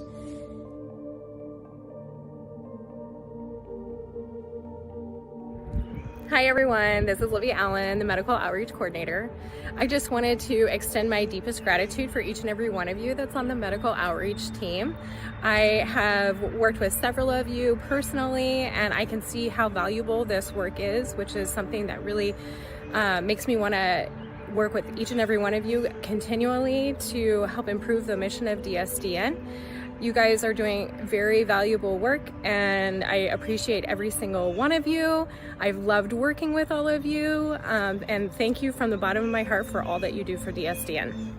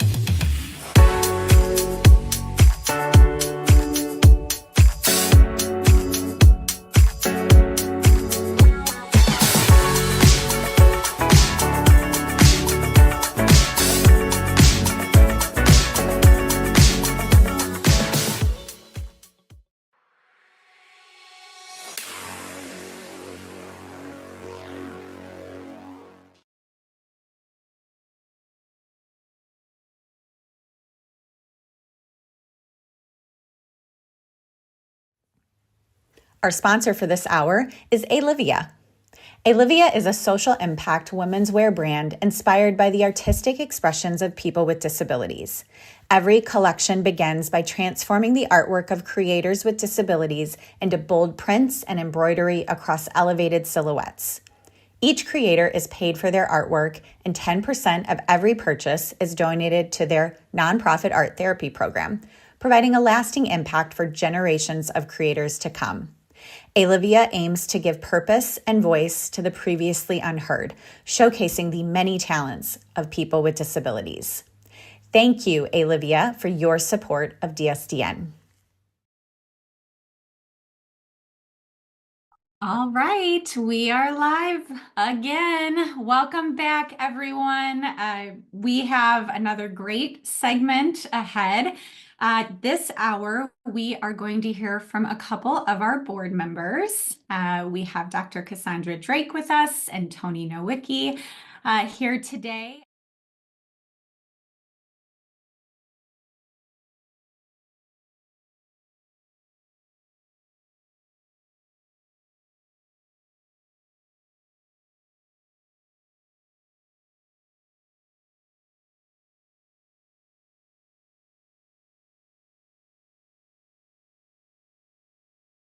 Start with introductions. So Tony, do you want to go first? Sure. Thanks, Melissa. Yeah, my name is Tony Nowicki. I am on the board of directors, been there for 2 years. I am dad to rocking kiddo Philip, who is 5.5 years old. And then I have another daughter who is 7, and then my wife Casey, so the 4 of us. And Philip was born in 2019 with we had a prenatal diagnosis, but then he also was born AV canal defect, Hirschsprung's disease.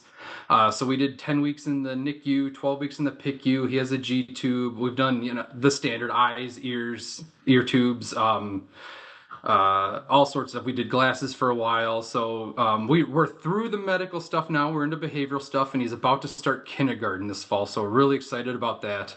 I do live in Minnesota. I'm outside of the Twin Cities. I work for a large multinational conglomerate. I'm an engineer by background. I also serve on the board for the university I went to, Michigan Technological University, and their biomedical engineering department. Very passionate about this. I got really excited 3 years ago when I went to my first dad's retreat, needed to get involved, and I've been involved ever since. So yeah, it's a little bit about me. Thanks, Melissa. Yeah, thanks, Tony. Augie has a really, actually, probably identical if you compared their medical charts with the Hirschsprungs and the AV canal and eyes, ears, all the things. So I forget that sometimes until you share about yourself again and talk about Philip. But same with Augie, passed a lot of that and just thriving. He's just a couple years, he's in 3rd grade now. So anyways, Cassie, why don't you go ahead and introduce yourself? Sure. My name is Cassie Drake. I am a rockin' mom to Charlie. He was born in 2021, so he is coming up on his 4th birthday. So we're just outside of our kind of mission age of 0 to 3. But I continue to be really grateful for the support and connections that I get from DSDN as I'm encountering the education field and everything else. And like Tony just said, behaviors. Our diagnosis was a postnatal diagnosis. Charlie was born the 28th of July, and we didn't actually get our diagnosis until about September, and confirmed it with a, I don't know the word in English, a carotipo? Yes, the DNA test. And so we live in Mexico. And so our pediatrician gave us the diagnosis, although he wasn't completely familiar, but he said, I think. And so he sent us to a genetic counselor in Tijuana. And it was actually that genetic counselor in Mexico, Tijuana, who pointed us to DSDN, which I know, right? Which is pretty wild, pretty crazy. And so myself personally, like there's Charlie, that's my retreat name tag from the last retreat in September. We went to Vegas. I am a professor at a university in California, a state university, and I teach future teachers. And I have been on the board of directors for, I want to say about 3 years total. And I am currently in my transition. I'm moving off the board into the operations side as the research and strategy coordinator. Yay. And it's so exciting because I'm getting to work with so many of the folks that you're going to see on the live stream today. I'm working with Hannah in medical outreach, Heather and Briali in the grants team, of course, and then obviously also working with Brandy Coleman with community engagement. So I'm just really thrilled because I'm so passionate about DSDN's mission and the way that it changes folks' lives when they come across DSDN, much like it did mine and Tony's. My son's a heart warrior, so at 7 months old, he had a correction surgery to fix the hole in his heart. And so a lot of those groups that DSDN has, like the Heart Warriors group, it's really great to be able to have spots where you can find other parents who've gone through the same things, like you all were saying, the same kind of pathway. And so you feel less alone. So I'm really excited to be here today with Tony and Melissa, and thanks for giving me space to talk about myself a little. Well, we love hearing about you and about your family and Charlie. So thank you for being here. Well, Tony, why don't you get us started by telling us the role that the board plays in guiding DSDN's mission? Yeah, so great question. And I know a lot of people might have some question about this. As you heard Cassie say, she's going to be transitioning from the board to the operations team. We're going to miss her, but I'm glad she's not going too far. But the way I like to position this is you think of an organization, and Melissa has her team of the 150 plus volunteers that we have, and they are the operations team doing the day-to-day work. So they are the moderators, they're planning your retreats, they're going to the medical outreach conferences, and you think they're operating, but their job is to implement the mission in that specific year and make sure that it's happening. The board of directors, our role is to think about the organization on a much longer time horizon. So our job is to make sure that where's DSDN now? And we set a 4-year strategic plan of where do we want to be in 4 years as a group?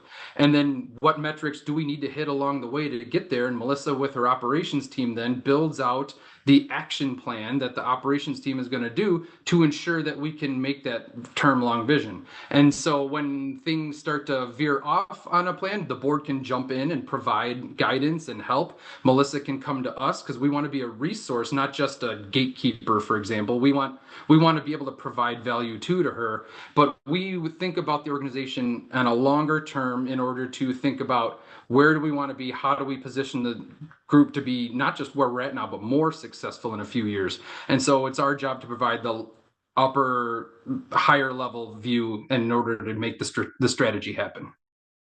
Yeah, absolutely. It's probably important for anybody who's tuning in to know that we have a board of 11 people. That's fluid though. Now Cassie's moving off, so that'll be 10, but we've been in a recruiting cycle, so we'll be adding a few new board members here soon. So we try to have around that 11 to 14 is our sweet spot on the board. So there's lots of different perspectives and different experiences that can be represented. Well, Cassie, I'm going to direct the next question to you. How does the board help ensure that we do stay true to our vision, but while also continuing to grow? Right. Well, good question. For those that don't know, our vision is that every Down syndrome diagnosis will be delivered in an unbiased, factual, and supportive way every time, and that families can quickly find meaningful connections. And so within the scope of the board, what that really means is that we are keeping close track and being supportive, giving guidance when it comes to the finances. Obviously, something that I've been honest with and said that it's something that is not within my scope of expertise, but it's really exciting because I've been able to really learn where the rubber hits the road over the past 3 years. Going to the board meetings, looking at the financials, and really making sure that the money that is being brought in, whether it's through large donors or peer-to-peer fundraising, that it's really going to those important pieces of our mission to connect, support, and inform, and therefore drive the overall vision, making sure that those diagnoses are delivered in an unbiased, factual, and supportive way, and that those families are finding those meaningful connections. So I think if you were watching during the last hour, of course, the medical outreach team was being featured, and that's a huge piece of our vision. Although obviously our support groups and the informed piece of our mission is really key, but the vision is really brought together by that medical outreach team, making sure that medical providers are giving that unbiased and factual information with the diagnosis. And for me, even though I was in Mexico when I received my diagnosis, my pediatrician told me when my husband and I said, "What do we do?" He said, "Take your baby home and love him." And like that's really what we need. That's what parents of children, who are receiving that diagnosis need, is that really supportive diagnosis, without negativity, without biases, but the truth of the fact, which is that this diagnosis is a blessing, and that our kiddos are absolutely amazing. And anybody who's connected to our families and our kids know that. So that's, for me, it's very personal how the board works to make sure that vision becomes a reality every fiscal year. Yep. So good. So true. And I know we talk about this as a board and we talk about it on the operations team too, but it's really twofold. We want to make sure we do that medical outreach so that the support is there from the medical professionals at the point of diagnosis, and then the support is there within our community so that no parent ever has to do this alone, to have that peer-to-peer support. And of course, there's other layers of support. We are supportive of everything that's happening locally and with other organizations. It takes a village, and I think that what we're doing here really is proof of that. Tony, what are some ways that the board does support partnerships and collaboration with other organizations? Melissa, so when we think about DSDN, like something you just said, right? Like, we are so focused on our mission, and I don't think anyone's going to sit here and say mission accomplished. Everyone gets the best birth diagnosis and everyone's fully supported, right? Yeah. We have a lot of work to do for our mission, and we have the saying, you can't boil the ocean, want to take a little bit, don't do too much. We need to really focus on our mission, but realize that our community has so many more needs than we can possibly support. And there is a much broader Down syndrome and disability community that we could have access to, that we don't need to be able to do everything. We need to be able to focus really hard on our mission and make those connections. So as board members, it's our job, as well as everybody's job, but it's our job to represent DSDN when we go to conferences, when we go to NDSC, if we come along to the medical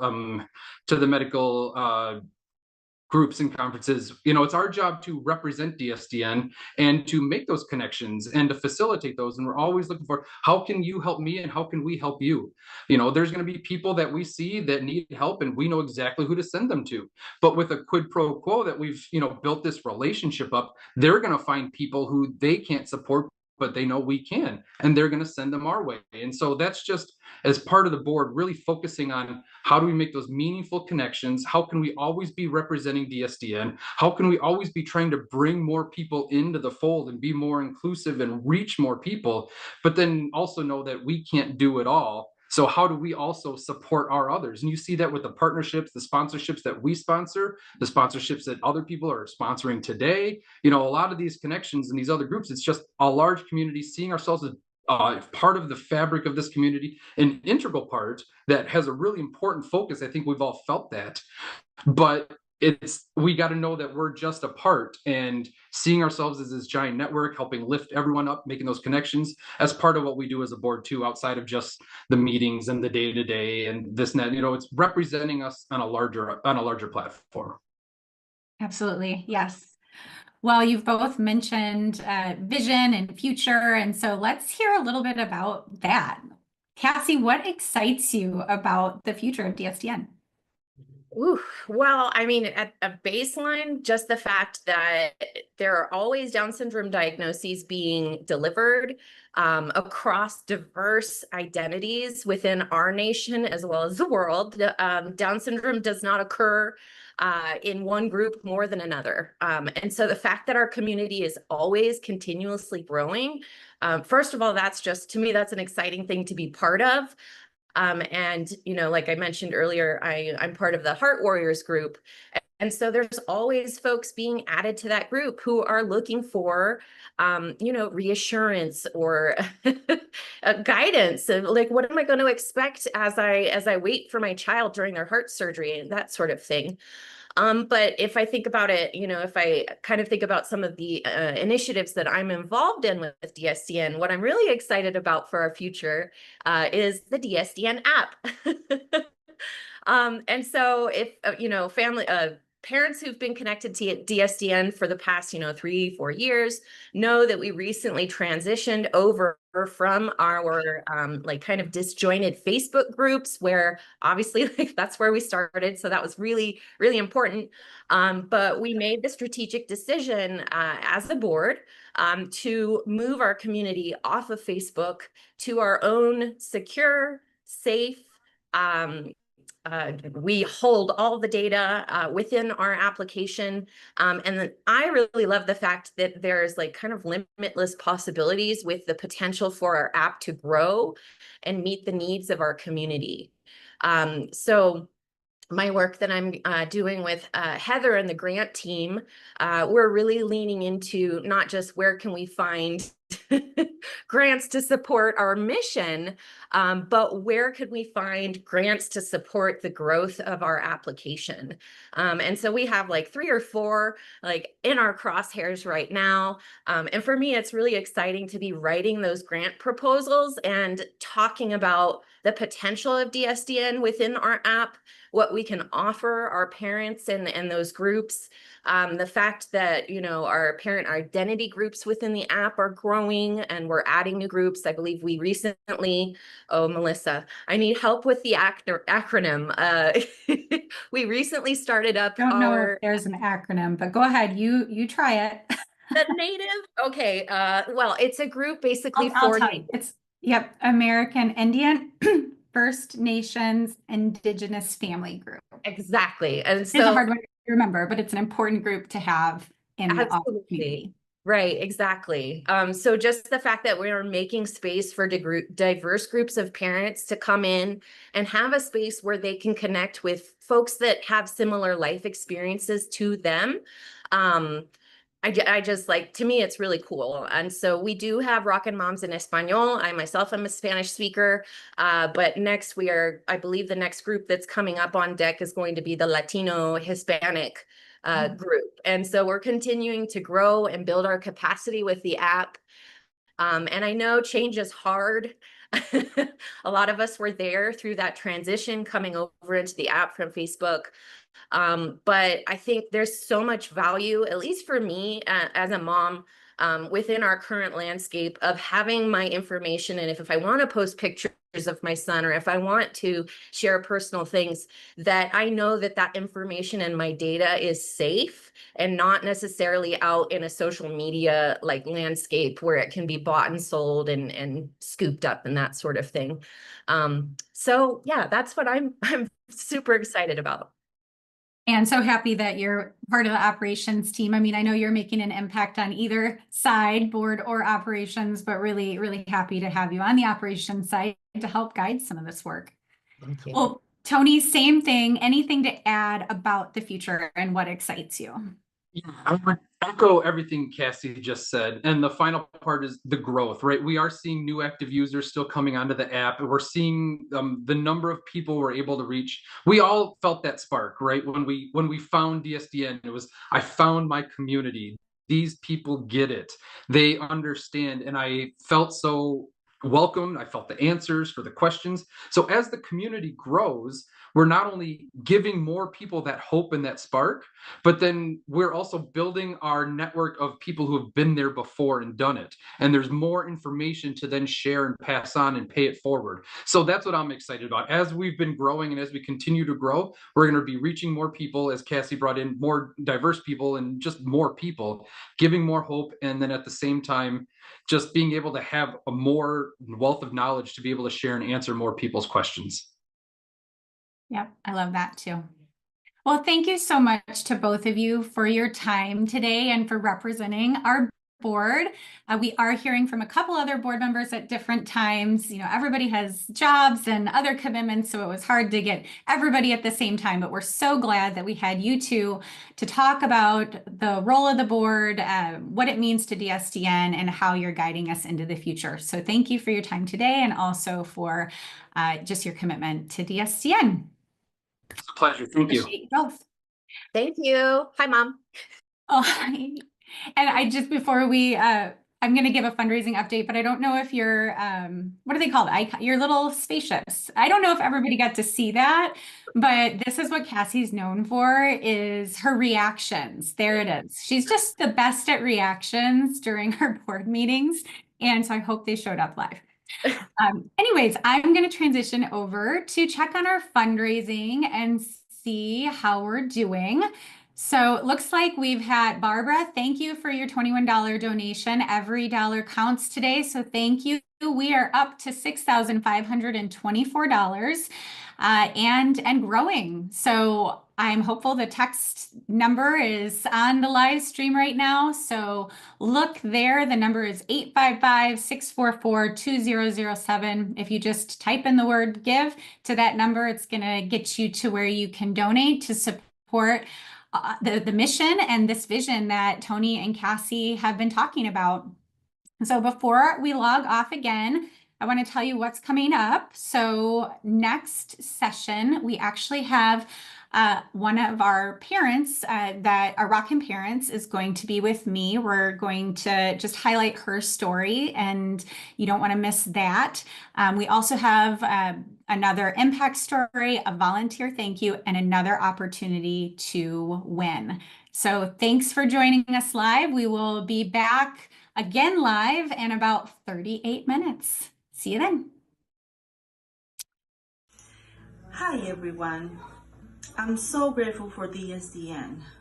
Down Syndrome Diagnosis Network has given me support, resources, and most importantly, a beautiful community. I've been a volunteer since 2018, and in that time, I've met incredible moms who become true friends. The retreats have been especially life-changing. Each one brings new insight, connection, and a strong sense of belonging. There's such a powerful camaraderie between us. It really feels like we are part of something special. If you ever have the chance to attend to one, please go. It will really change your life in the most positive way. Thank you, DSDN, for everything.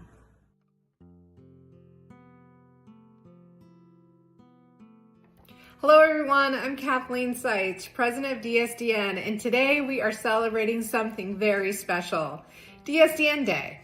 My journey with DSDN began when I was pregnant with my son Henry, and it's really hard to believe how far we've come since then. But, you know, what started out for us as a quest for more information, for community, has really blossomed into a vibrant network of support and friendship. I can't express how grateful I am for DSDN, and DSDN is here today because of the incredible support we've received from our board of directors, our fundraisers, our donors, our sponsors. Your dedication and generosity have really been the backbone of this organization, and all the families that have received support from our organization wouldn't be where they are today without you. So we want to take a moment and reflect on our journey and celebrate our achievements at DSDN. You know, we've really created this space where families can connect and share experiences and find the resources they need. It really is more than just an organization. It's a family and a community that really lifts each other up. So if you're not already part of our community, we invite you to join us. And here's to future connections and to the love of this amazing extra chromosome. Happy DSDN Day.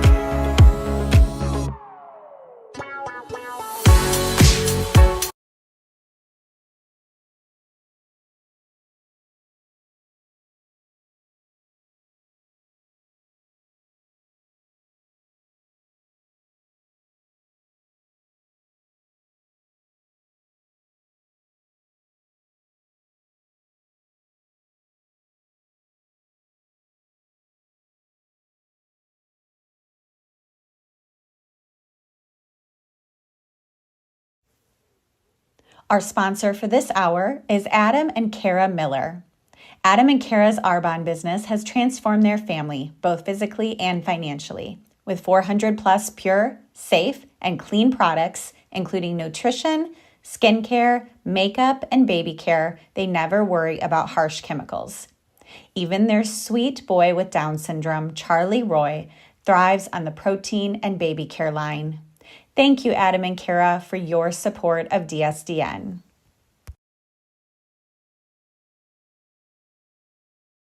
Hello again. Welcome back to our DSDN Day live streamathon. Thank you so much to anyone who is tuning in live today. We truly appreciate you watching and just supporting our team as we do this 12-hour live stream. So this hour,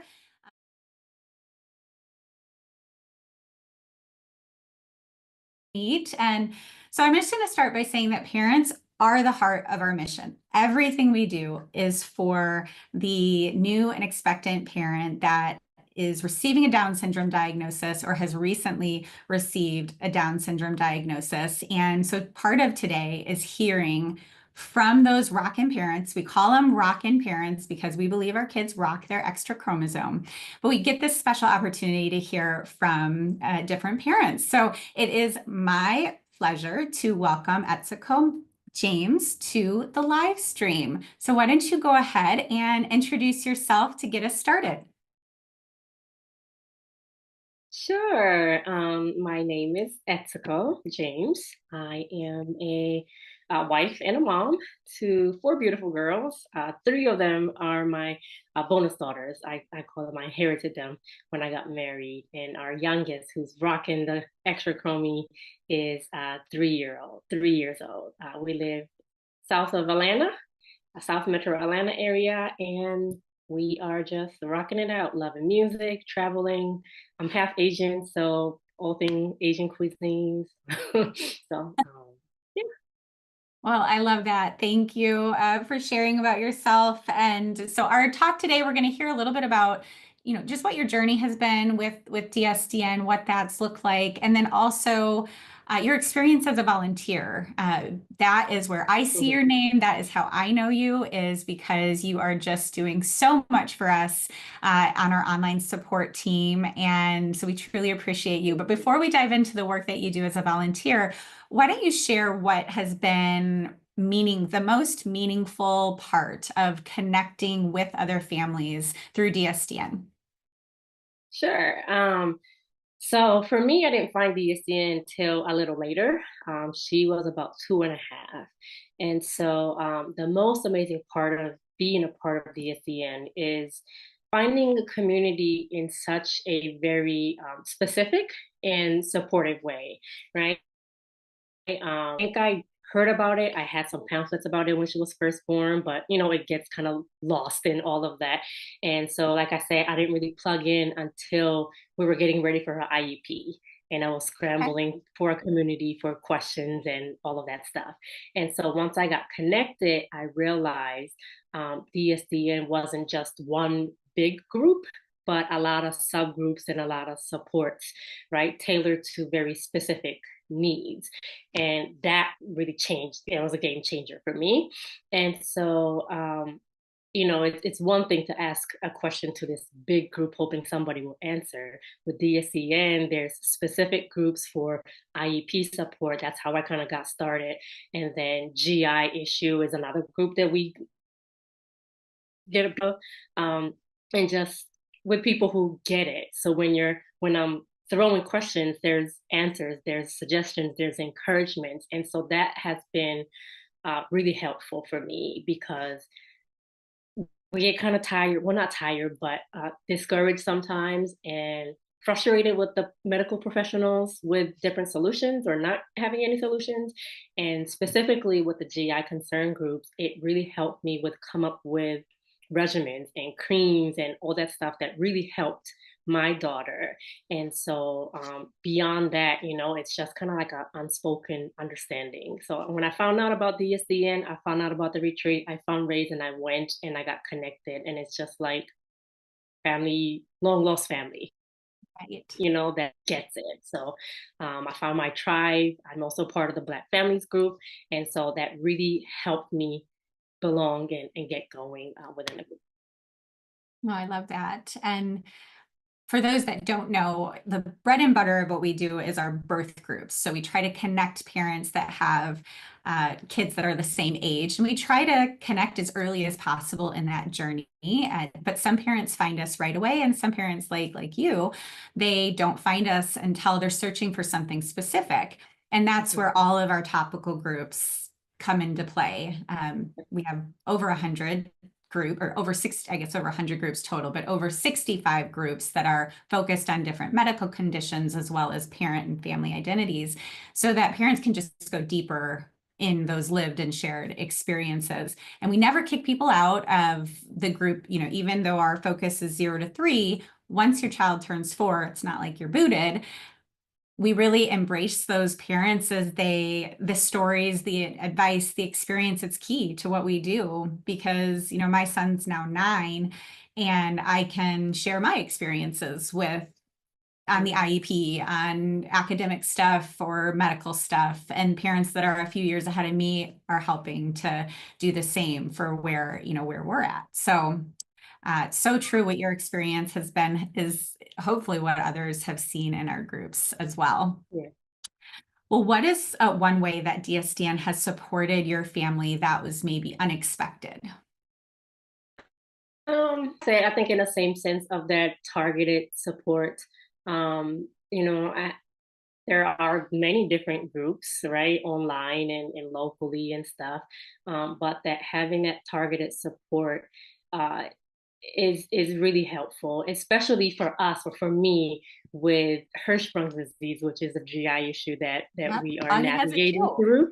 And it's so hard, but we're doing really well now, And so when we had like a heart surgery, I was able to connect to 2 local moms, and they gave me a lot of great advice on it. But when we were going through the GI pull-through surgery, I had no one. And so when I finally got connected, I realized what I was missing, really, And so, and I didn't really expect such an empowerment, I guess, within the group, as a parent, kind of juggling through appointments and different medical stuff. And, sometimes it's just like, it's a lot. But having the resource within DSDN has given me opportunity to be more proactive about things. She recently got her tonsils and adenoids removed, and I got all the tips from everybody. So her recovery was so smooth, thanks to everyone just empowering and giving tips and advice. And so, it's just it's small, but it's still huge, being able to have that kind of support. And it makes everything feel so manageable on this journey. Right.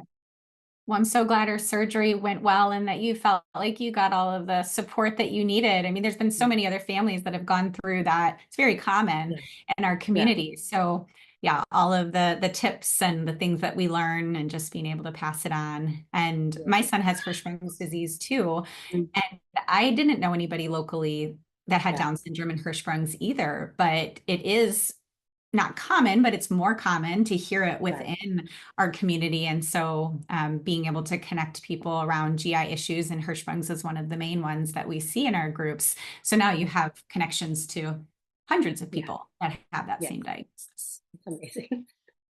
Well, I've already mentioned how amazing you are as a volunteer. You are doing so much for us and the online support team. You're very creative in your posts, and you're empathetic to families. You're supportive. You just do a wonderful job supporting our parents. Why is this work important? Oh, do we get a little surprise guest? This is fun. Hey. Yes. Okay. All right. See you later. Oh, she's thank you. Honestly, it's an honor to be able to volunteer and support parents, and now other moderators, right? Giving back through DSDN is really meaningful for two reasons. And one, because of what I did get from this community, right? Once I started getting involved and stuff like that. And two, because of what I missed out on early on. And so I want to be able to be that, what I receive, I want to give right back. And so, again, like I said, I've connected with the local moms, but, I didn't have in specific other areas and stuff. So that really stuck with me. Dang, I really had that great support during heart surgeries, but I didn't have anybody during the GI surgery. And that really stuck with me. So now that I see that and I have that, I want to, again, be that for someone else. And, volunteering is really kind of second nature for me. Like I said, I'm a therapist by training or by day, right? So helping people is kind of what I really do, and it's part of who I am.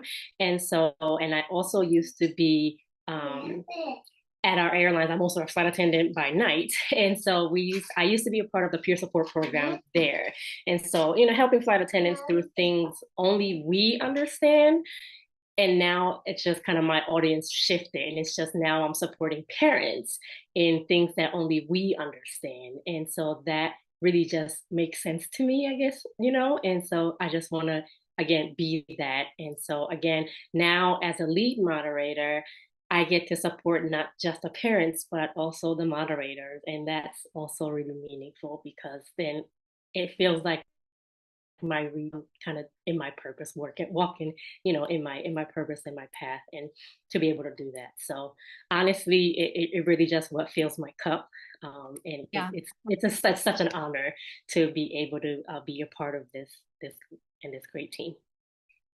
Well, thank you. You're so good at it. And so we appreciate all that you've done and all that you're doing, because moving into a lead moderator position is a new position for you. Volunteer again with DSDN. So thank you for sharing of your talents and your time to support our parents that are part of our community, and especially the brand new ones that are just starting out on this journey of raising their child with Down syndrome.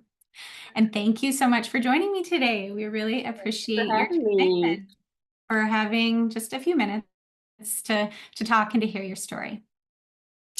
And now I am going to transition. Yes, absolutely. I loved having you. I'm going to transition over again to our fundraising update. This is something that it's part of today is hearing stories. Part of today is talking to volunteers, seeing behind the scenes, but we are also trying to raise money to continue our mission. And so each hour we've been taking a look at that. So I'm going to go ahead and see, get myself organized here. Looks like we are at almost $6,600. Linda, thank you for your donation in the past hour. Katie, thank you for your donation. We truly appreciate the support that you two, as well as so many others who have donated today. Thank you for supporting us and believing in our mission and helping us to continue this as we move forward. So coming up next, our next segment will be in about 45 minutes, 2 o'clock my time, that's Central Time. And Patricia Nesbitt, our Vice President, is going to lead that one. And she's going to have one of our board members, and then Brandy Coleman, our Director of Access and Community Engagement, to talk about diversity, equity, inclusion, and accessibility at DSDN. So look forward to that. Join us at 2 p.m. for that. And before we run, name is Trish Robinson, and I'm the Executive Assistant for DSDN. We are going to do another impact story. We also have our giveaway, so get your code.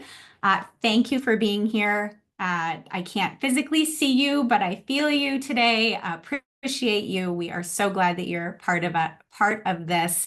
And thank you, Etsuko. Appreciate you as well. See you next hour, everybody.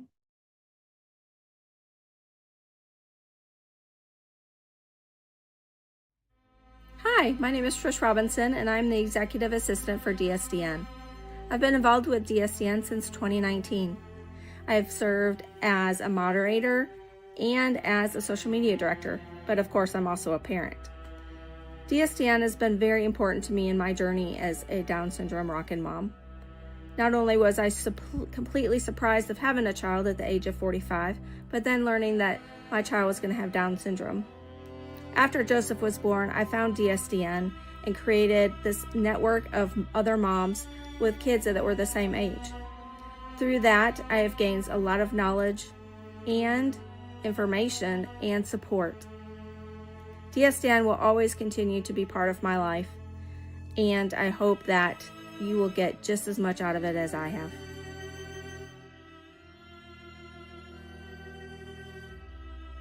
I have the opportunity to say thank you to a few of our volunteers who are so critical to what we do at DSDN, but you may not even know that their roles exist because they're working behind the scenes. They're our operations and support team. That includes Christy Cooper. Christy was our family support director for several years before she transitioned on to a new position with her local organization. And when she did that, she asked if she could continue to volunteer with us, and that's what she's doing today. She helps to coordinate our newsletter each month. So if you're on our distribution list and you get our email, you see the fruit of her labor each month as she helps to put all of that together. The next person is Jody Langford.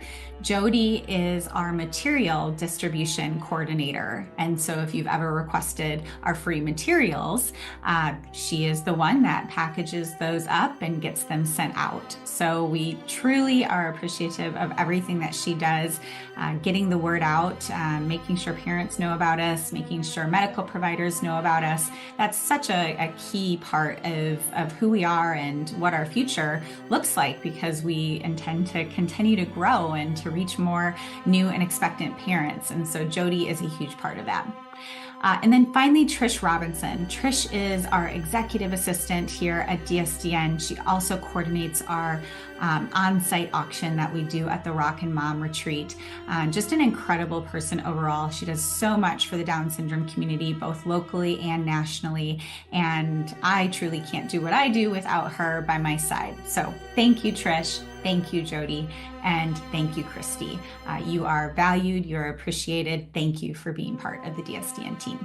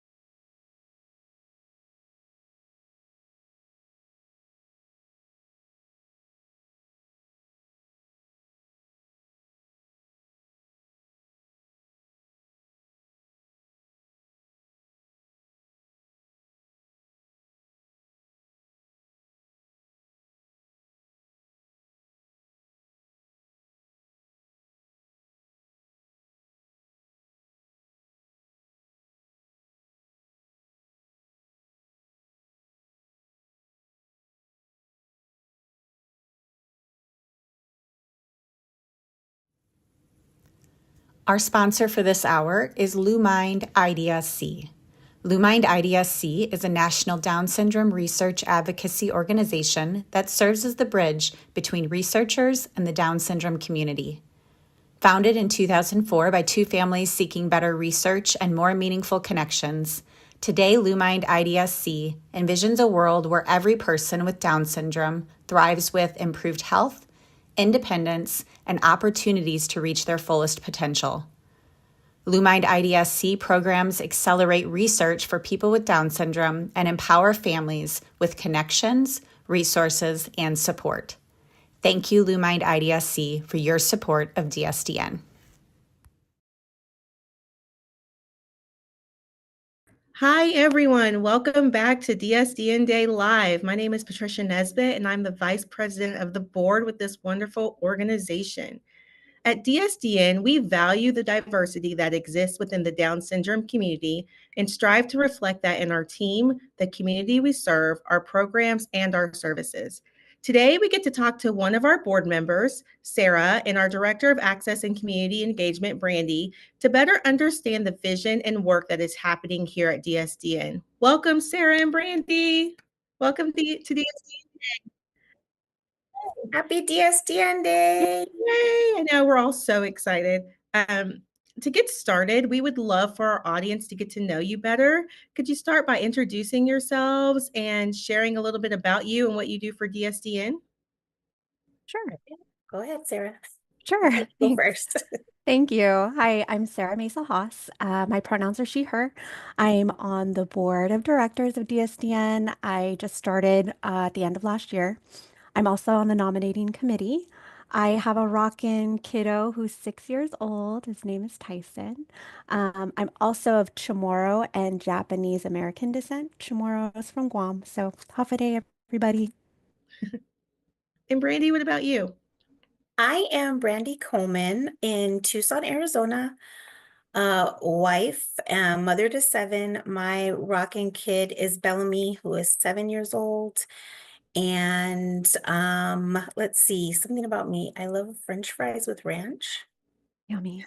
Don't we all? Yes, I love it. Oh gosh. Okay, well, thank you. So Sarah, as a board member, can you share why it is so important to DSDN that our community continues to grow in diversity, equity, and inclusion? Of course.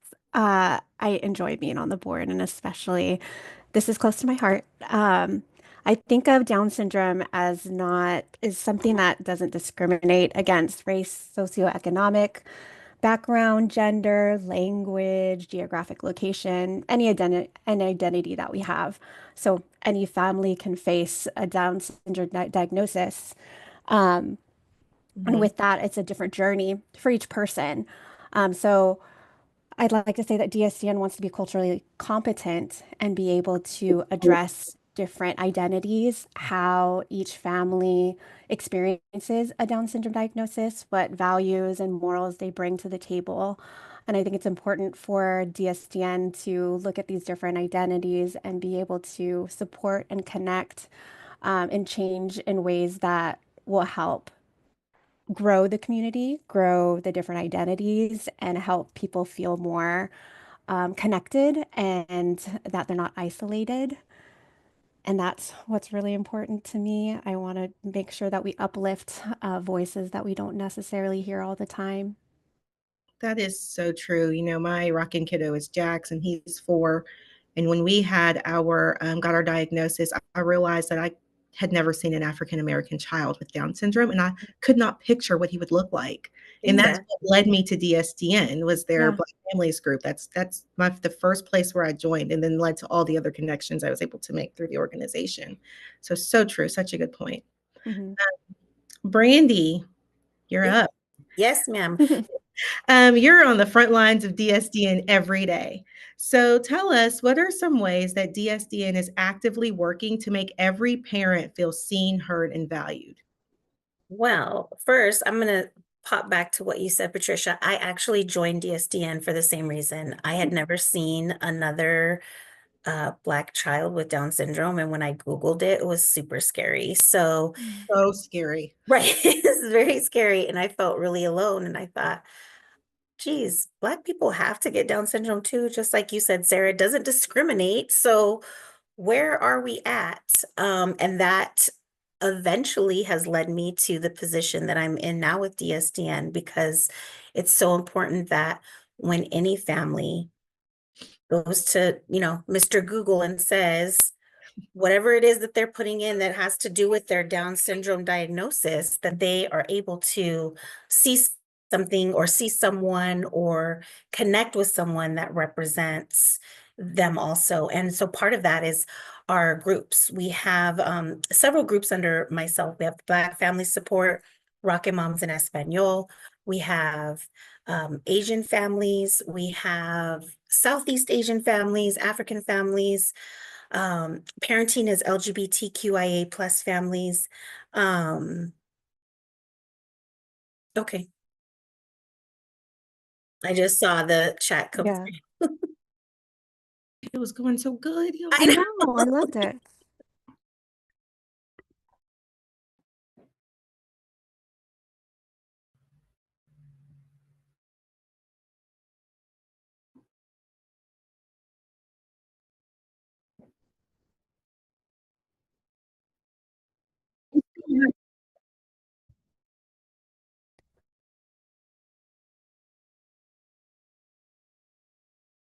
All right.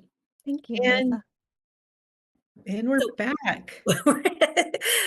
In case you missed it, or you were just, enjoying our faces, we're not sure which one it was. Right. We have several groups, but one that is really near and dear to my heart right now is a group that we were able to launch, which is our American Indian, First Nations, and Indigenous Families group.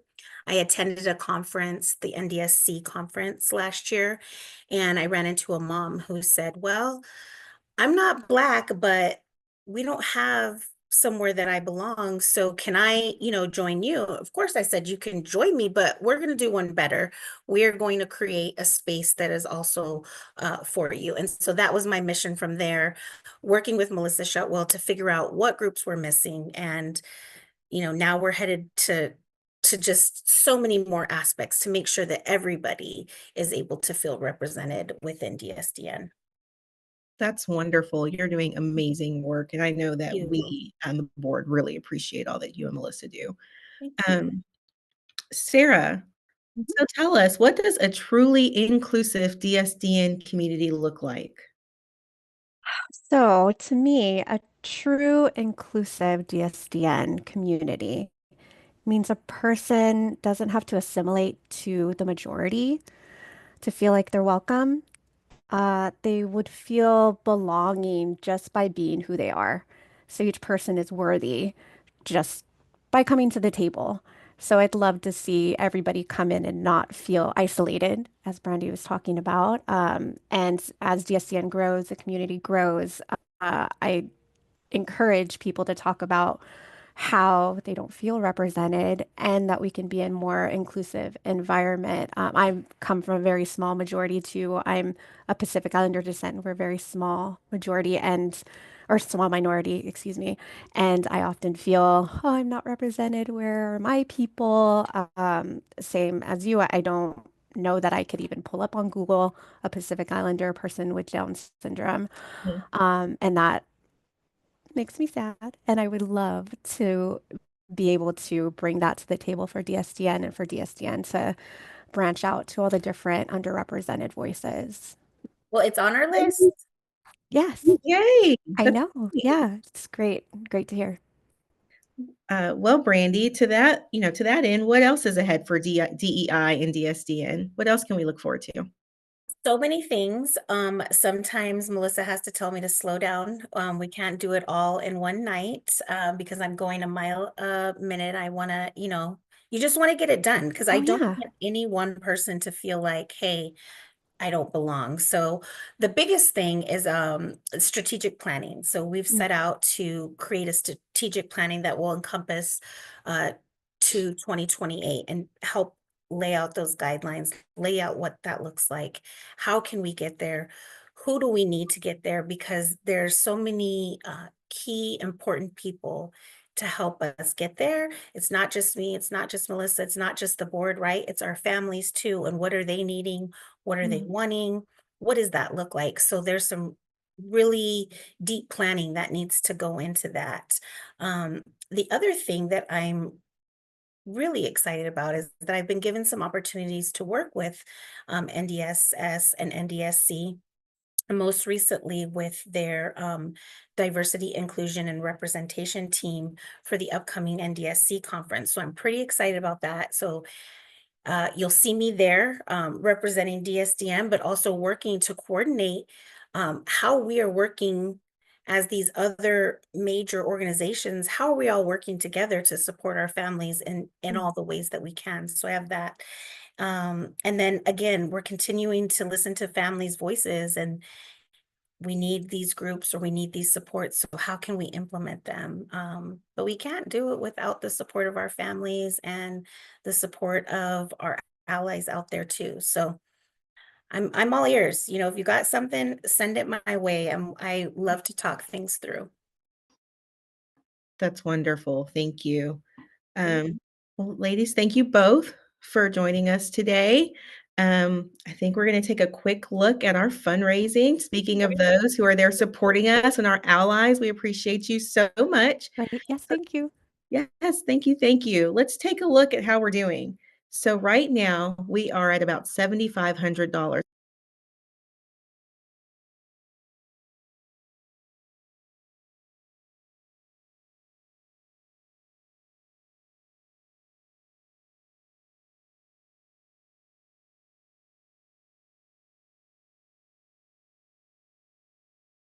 This is what happens when a community shows up. Keep watching because we've got moving stories, a volunteer spotlight, and a retreat registration or a $100 Visa gift card giveaway waiting for you. So stay tuned and let's keep this momentum going. Thank you so much for joining us today.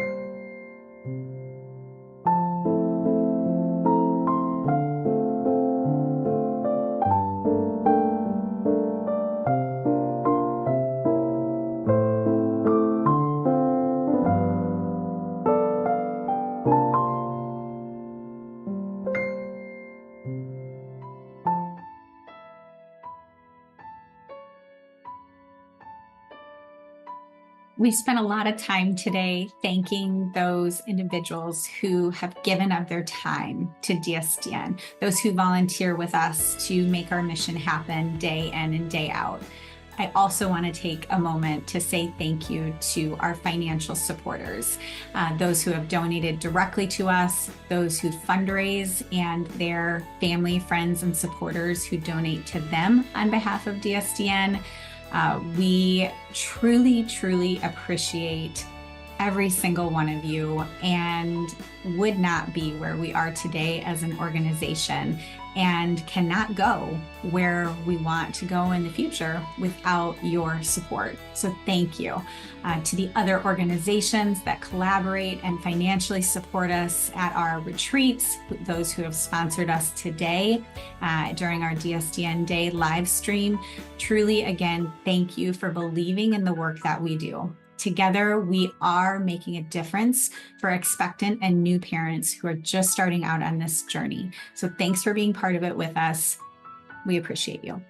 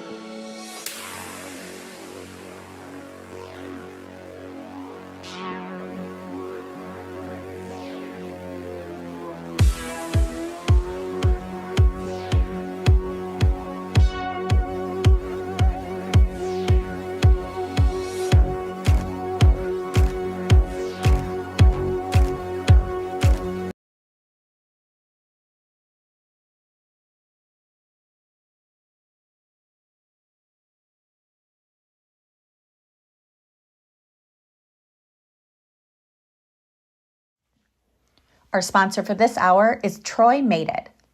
Troy, a potter born with Down syndrome, hand makes each piece of pottery, sometimes with a little help from his mom.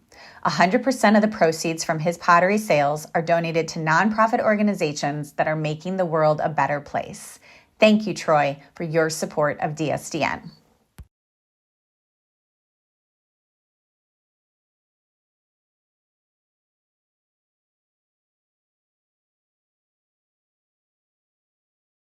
Hello, everyone. Welcome back to our live stream. Thank you to those of you who are joining us live for another behind the scenes look at DSDN. Since the very beginning of DSDN, we have always viewed our work as an additional layer of support for new and expectant parents. And basically what that means is we don't see us as a replacement for the things that are happening in local communities, but supports and services. And so this hour, I am happy to welcome back to DSDN our past local partnerships director, Lauren Young, to talk about our local partnerships in a little bit more depth. So welcome, Lauren. Thank you. It's so good to see you. Yeah, it's really good to see you too. We miss you around here. You were I'm going to have you introduce yourself, but just like right off the bat, you were our local partnerships director or co-director, I think, early on, but since 2018? Yes, ma'am. Yes. So math, we've been doing our live stream now for, I think, 7 hours. So I can't do math in my head anymore, but a lot of years. And so thank you for just committing so deeply to what we do. But I'm getting ahead of myself. Why don't you introduce yourself so that our audience can get to know you?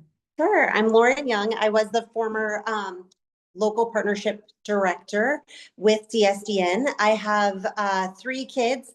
Kent is 12, Miriam is 10, and Iris is 8. Iris is our kiddo rocking the extra chromosome. So the work that DSDN was doing really inspired me once she was born to really get involved and to see how I could help further, especially with connecting people and being involved locally. I thought was really important. Yeah, absolutely. So you're touching on this a little bit, but my first question for you is, why is our mission so important to you that you volunteered for us since 2018, just stepping away this year?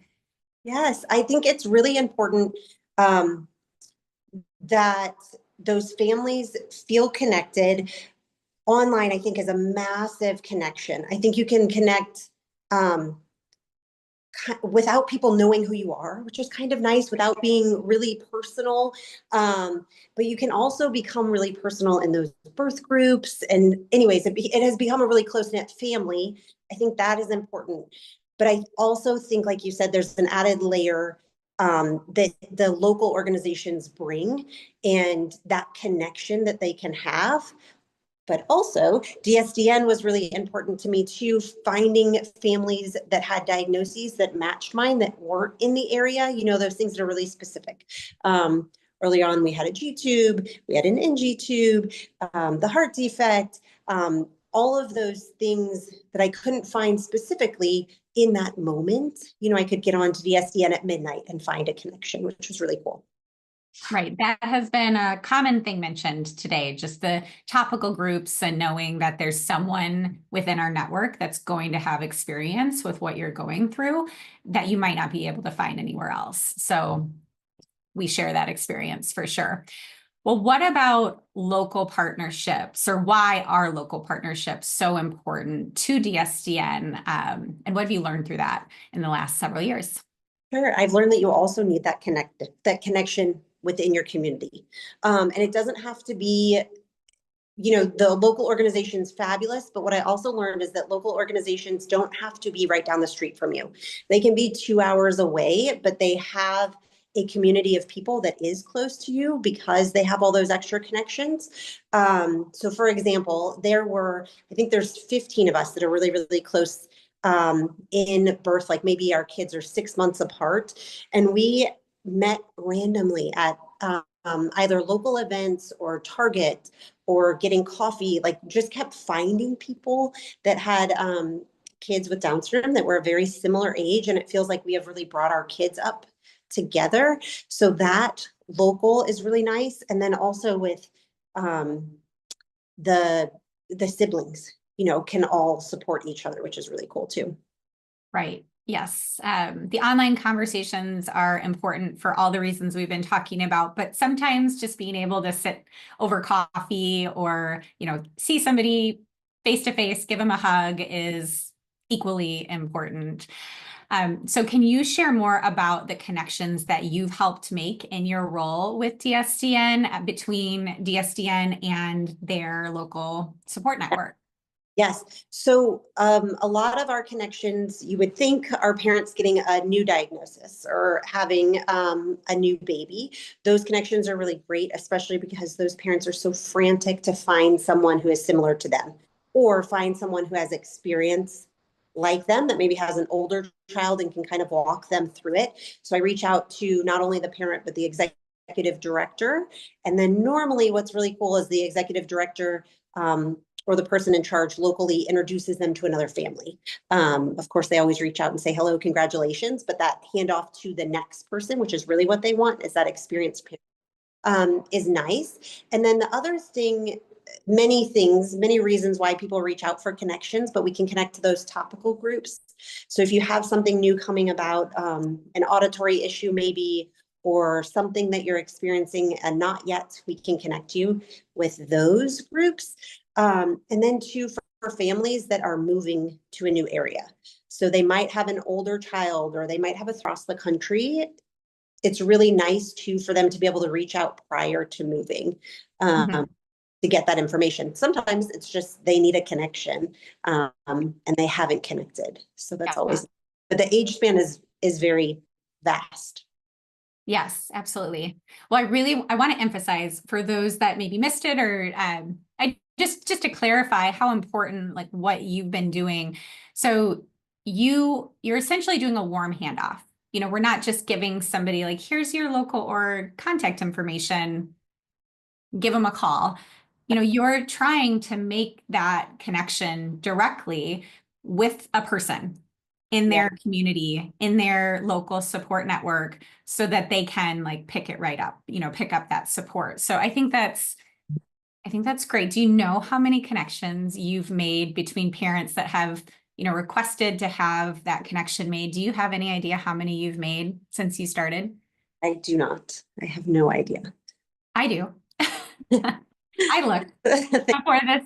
So it's an estimate because some of the earlier years I couldn't find the best data. And I think it was aggregate, or it's going to be give or take 50, but you have connected almost 1,500 parents that have found DSDN first with their local support network in the last several years. Well, so that is good. Amazing, right? Feels good. It does feel good. So I know you've moved away from DSDN to do some things locally in your community, which sounds really exciting. Mihaela Turner came in to take over your local partnerships role. So we're going to just keep on making those connections. Is there anything else that you would want to share with our audience about this work or anything else before we say goodbye to you today? No, I think the work DSDN does is so important. I appreciate you and I appreciate you inviting me back to talk. And then I think too, for any new parents who want to get involved or parents who are older, have older kids, get involved in some way because it is rewarding. And this experience of meeting organizations all over the country has been so incredible for me and for my heart. So thank you for allowing me to do it. Oh, thank you, Lauren. And just a plug for this team. If there is anyone if this work sounds interesting, if you want to volunteer to help make those connections and be part of our local connections and local partnerships team, we could definitely use you to do the same type of work. When somebody lets us know that they haven't been connected to their local organization, we want to help make that happen, and you can be part of that team. So if you're interested, let us know. You can even comment. We'll be watching the comments for that if you are interested. Well, thank you again, Lauren. Truly appreciate it, and it's always good to see you. Thank you. Good to see you. And I'm going to do a quick fundraising update like we've been doing on each of these segments. So let me get organized here while I take a look at how we're doing. Okay, wow, we're nearing $8,000, which is amazing. $7,723. A couple of our recent donors here. Twyla, thank you, Twyla. Chris, $47. Thank you so much, Eileen. Truly appreciate the support from you all and everyone who has donated to get us to this $7,723 so far. If you haven't had a chance to donate and you want to, you can, down on the bottom of the screen right now, you'll see the scroll. You can text GIVE to 855-644-2007 to make your donation, and we truly appreciate it. It means so much to us if you are here watching us live. Thank you for taking the time to learn more about us or just be here to support us. So coming right up, we have another story that I think will speak to the heart. Thank you to many other organizations that support families in the Down syndrome community, from our local partnerships director, Mihaela, and Another Chance to Win. We will see you back in about 50 minutes. Our next topic is another parent moment. So we get to talk with Katie Burwell next, and Patricia's going to host that one. So she will see you back here in 50 minutes, and I will see you later tonight. Have a great rest of your day. Thank you. The Down Syndrome Collaborative, or DSC, came to life in October 2022 out of a shared passion for better supporting new and expected parents on their Down syndrome journey. It was founded by the Down Syndrome Diagnosis Network, Lettercase National Center for Prenatal and Postnatal Resources, National Down Syndrome Adoption Network, and the National Parents First Call Center. Together, we've hosted thoughtful conversations around important topics like outreach to underserved communities, pregnancy and child loss, breastfeeding, heart conditions, and support for dads and siblings. The DSC is a space where national and local organizations from across the U.S. come together every other month to connect, share ideas, and learn from one another. At its heart, the DSC is about relationships, building them, nurturing them, and using them to strengthen the work we're all doing in our own communities. Whether it's sharing best practices or simply encouraging one another, we believe we're stronger when we work together. But the DSC is more than just a meeting every other month. It's an ongoing community that stays connected through our private Facebook group, where members keep the conversations going, sharing resources, and cheering each other on. The founding organizations have also taken this collaboration to the national stages, sharing what we've learned at the DSAIA Leadership Conference and the National Down Syndrome Congress Annual Convention. We're so proud of what the DSC has become, and we're just getting started. We're excited to keep growing, keep connecting, and keep supporting the incredible leaders who welcome the newest families into the Down syndrome community every day.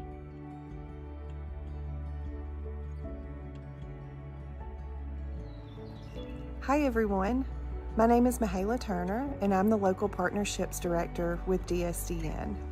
Happy DSDN Day! I recently stepped into the role of Local Partnerships Director, and I wanted to take a moment to extend a heartfelt thank you to all of our local organizations that support new families.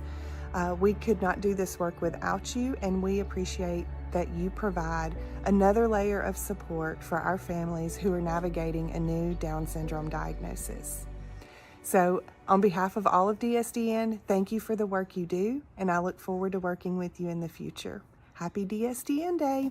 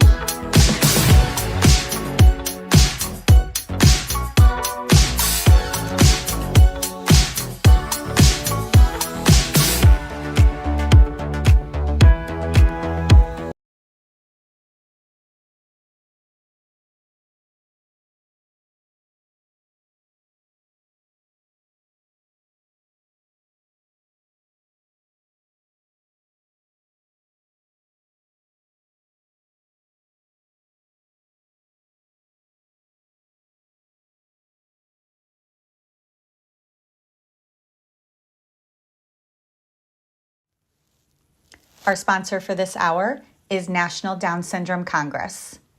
National Down Syndrome Congress, NDSC, aims to promote the interests of people with Down syndrome and their families through advocacy, public awareness, and information. NDSC is the leading national resource of support for anyone touched by or seeking to learn about Down syndrome, from the moment of a prenatal diagnosis through adulthood. Thank you, NDSC, for your support of DSDN.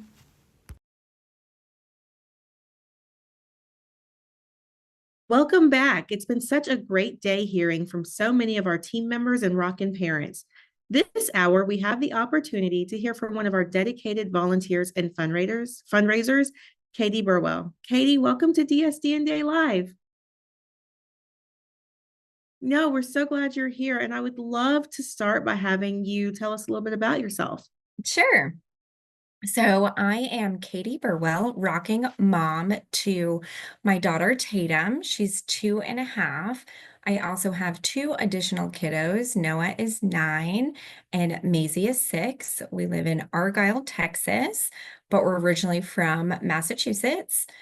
Outside of motherhood, I'm a senior talent acquisition specialist with a company called Proficient. Additionally, I focus my time on giving back to others where I can. I'm the community service outreach coordinator with Fit for Mom Denton County, and I am part of our marketing and communications team with our giving ERG at Proficient. I volunteer with Jack's Basket. I also volunteer on the grants writing team. And also do peer-to-peer fundraising with DSDN, and recently created our own nonprofit called Tatum's Tulips. Wow, talk about rockin' mom. That's impressive. I thrive on chaos. I mean, I am in awe of you already. So, looking back on your journey, what do you wish you could tell yourself in those first few weeks? Yeah, I wish I could go back and really kind of give myself a hug, and say, take a deep breath. Like, it's going to be okay. Actually, it's going to be more than okay, right? Celebrate this beautiful baby girl you just gave birth to, and soak it all in. We had an at-birth diagnosis, so it was all new, and didn't really know what to expect. And those first few weeks were kind of a blur, right? We felt a little bit overwhelmed with the information that we found on the internet. Our providers didn't really provide a lot of information, so we kind of dived in, head first, and had to let go of some of those expectations and those what ifs. So if I could tell myself anything, it would be, this child is exactly who you were meant to love. And you don't have to have everything figured out right now, right? Just take it kind of moment by moment, and just know that you're not alone. Yeah. Oh my gosh, Katie, I'm going to cry. I know, I was prepping a little bit because I don't public speak, and I got a little emotional. The diagnosis experience is so unique for everyone, but there's this commonality when you have a child with Down syndrome that comes with it. And I just think that's so wonderful about DSDN as they focus on that experience. Exactly. So how did connecting with other rockin' moms change your experience? Honestly, it's been life-changing. I felt like suddenly I wasn't alone, right? These women just kind of got it. The emotions, the appointments, right? The milestones that might take a little bit longer to reach, but when they do come, they're just so much better. They celebrate with me, they cry with me, they provide real-time advice, right? From experience and not from theory or the internet. It was truly like stepping into a sisterhood, right? That I didn't know that I needed, but I couldn't live without these ladies. I learn how to advocate from them. I learn how to find joy in the journey, and how to kind of laugh through, some of those hard days and hard times. But these ladies, and hopefully they're all watching, they are lifelong friends. We have a group text, which I'll probably have about 120 texts after this segment, that we talk on daily. That's amazing. That is so amazing. Kind of in that same vein, can you describe a moment when you felt especially supported by the DSDN community? I would say there hasn't been any one moment. I feel truly supported every day by this community. Like I said, we have a group, I think there's like 15 of us maybe on this group text.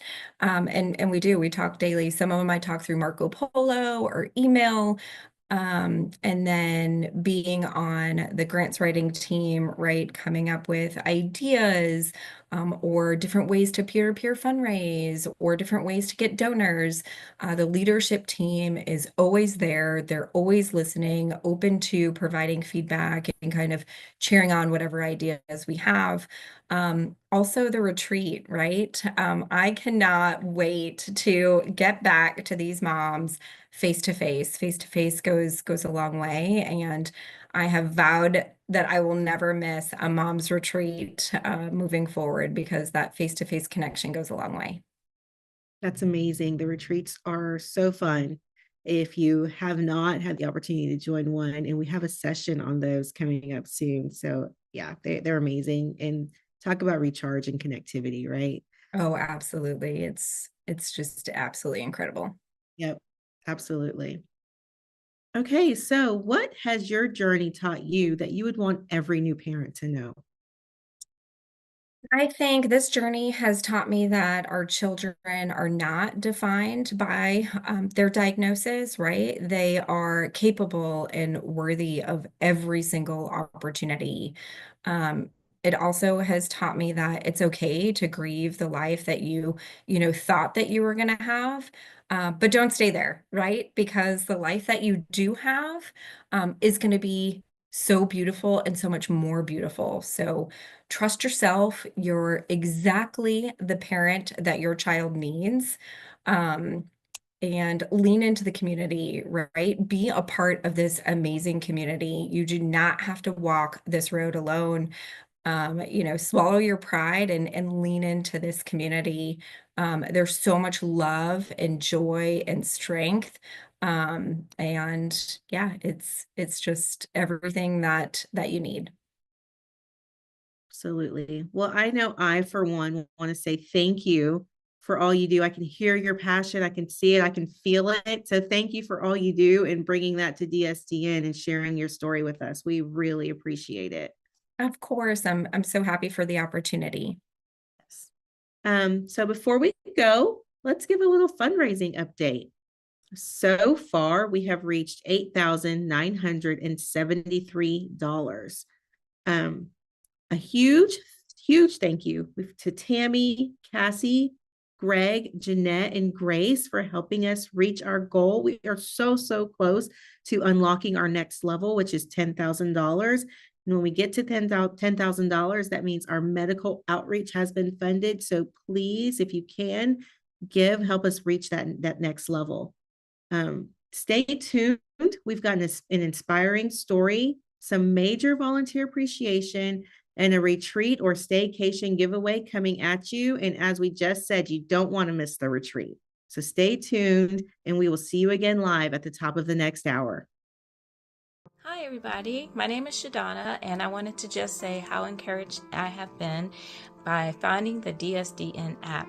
My daughter Isabella is 2, she has Down syndrome, and I didn't have this type of support that I knew of when she was born. It wasn't until about a month ago I came upon the app, and I've been truly encouraged by it. I really have. It's been like a big virtual hug by people you may not know personally, but to see the stories, the similarities, the comfort, the encouragement you get from people you don't know, but you know that they walk this similar journey, and you find great peace in that. And I can tell you that it has been providing the support that I felt like I've been missing, that I really didn't know how to talk about certain things, but I can read about what others are saying or chime in, or even the big encouragement has been, it's been a game changer. I highly suggest it.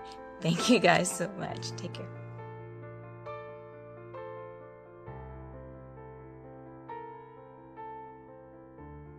Hey, Grant and large donor team.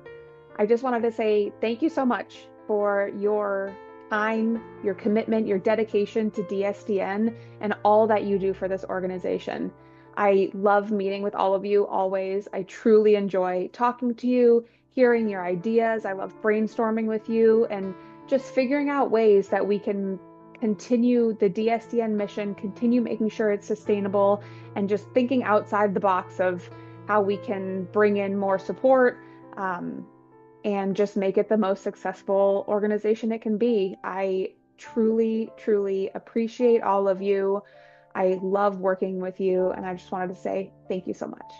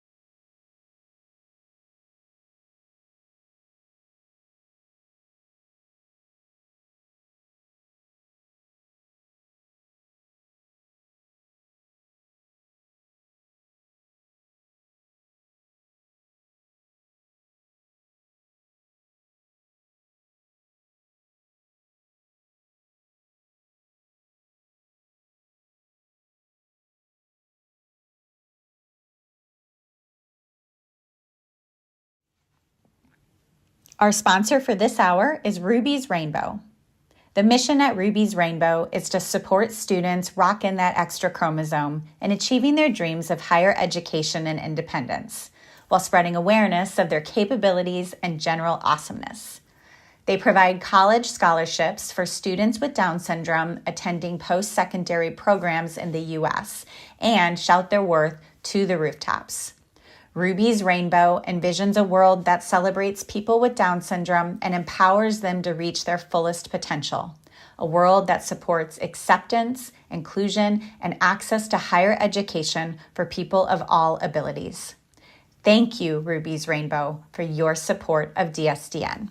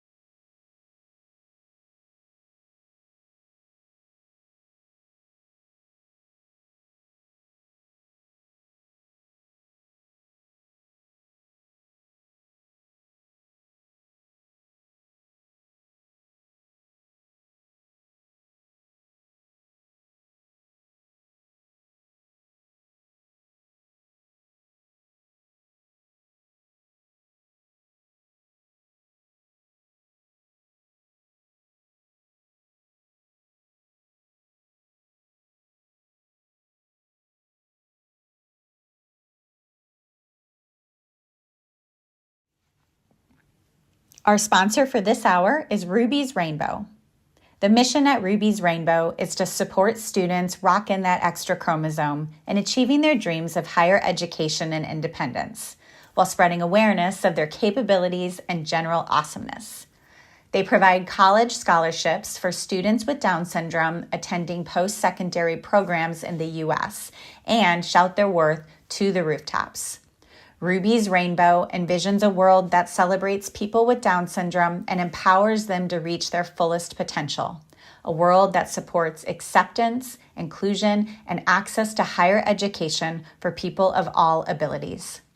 Thank you, Ruby's Rainbow, for your support of DSDN.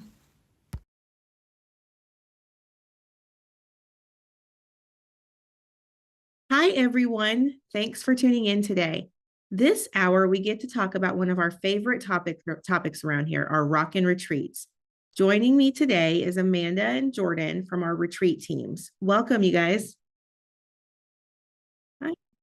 So why don't we take a few minutes? You guys tell us about yourselves and your roles with DSDN. Go ahead, Want me to Amanda. go first? Okay. Go ahead.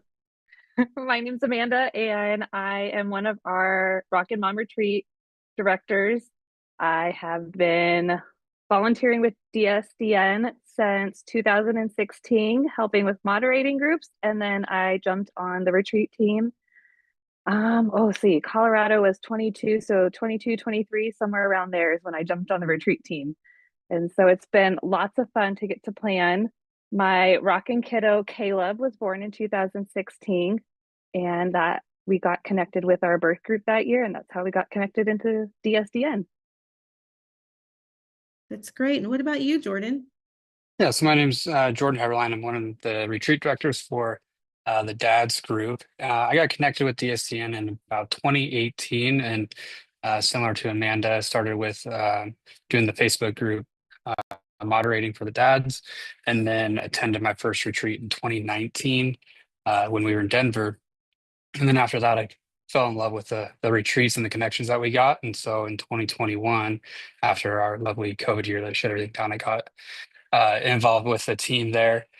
And so as far as my kids go, I have three kids. I have Isaac, who is 5, Briley, who's 7, and then Brooklyn is 9, and she's my daughter with Down syndrome. And I've been married to my wife for 10 years now. Wow, congratulations. Oh, thanks. So Amanda, can you tell us what makes the Rockin' Retreats different from a traditional conference? So our Rockin' Retreats are really set up for a time to be able to connect with other parents, connect with yourself, and kind of just re-engage and relax and refresh yourself. So there's not like a conference when you're going and there's all these different talks you have to go to and all these different topics. Our conferences really is a time we do have some speakers that come and they talk about their experiences.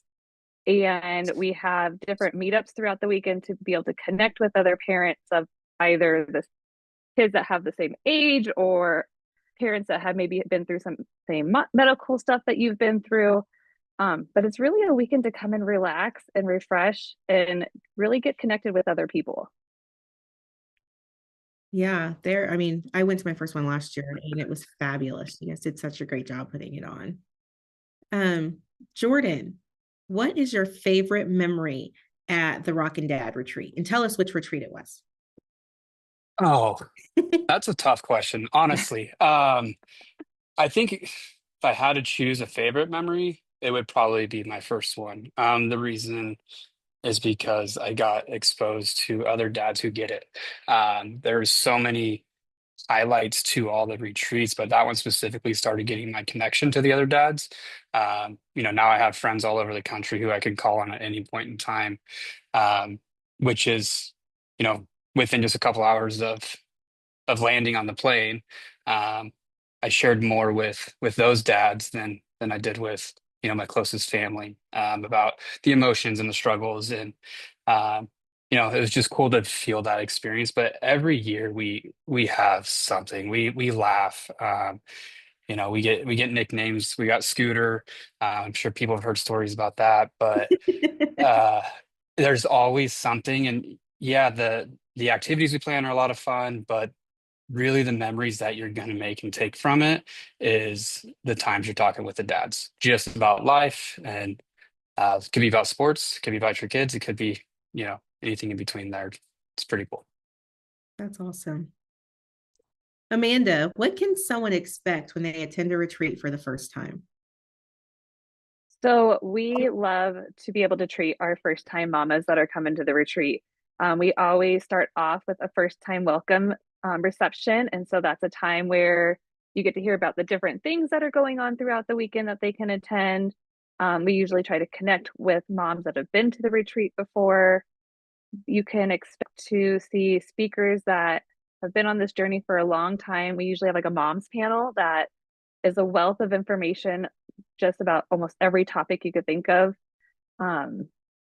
We pamper our moms. We usually have a spa experience. So our moms get to come and get massage and lay out by the pool. We do some yoga. We have a 5K. There's just lots of fun wellness activities to really just refresh yourself. Yeah. One thing that I know I really enjoyed about my first retreat was that, and you alluded to this earlier, is that it's not a conference. You're not having to go, hit every class. You pick what works for you, right? You take what you want, you leave the rest. If you want to hang out in your hotel room for an afternoon in the quiet, you can do that. If you want to go to the pool with the moms and dads, you do that.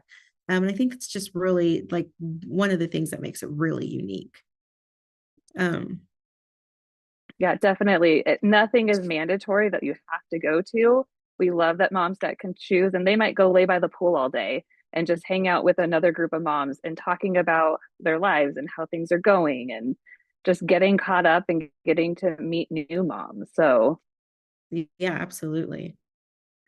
So, Jordan, what would you say to someone who is on the fence about going? Someone like my husband who I cannot get to go. What would you tell him?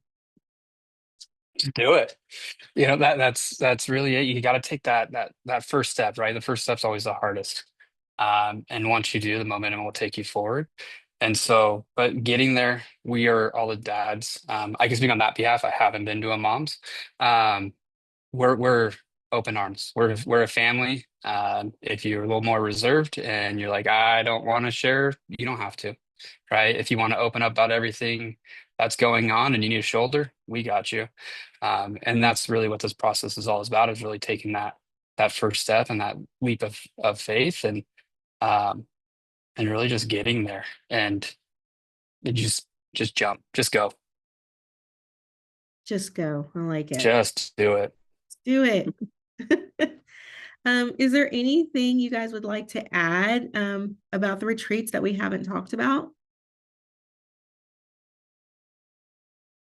No pressure.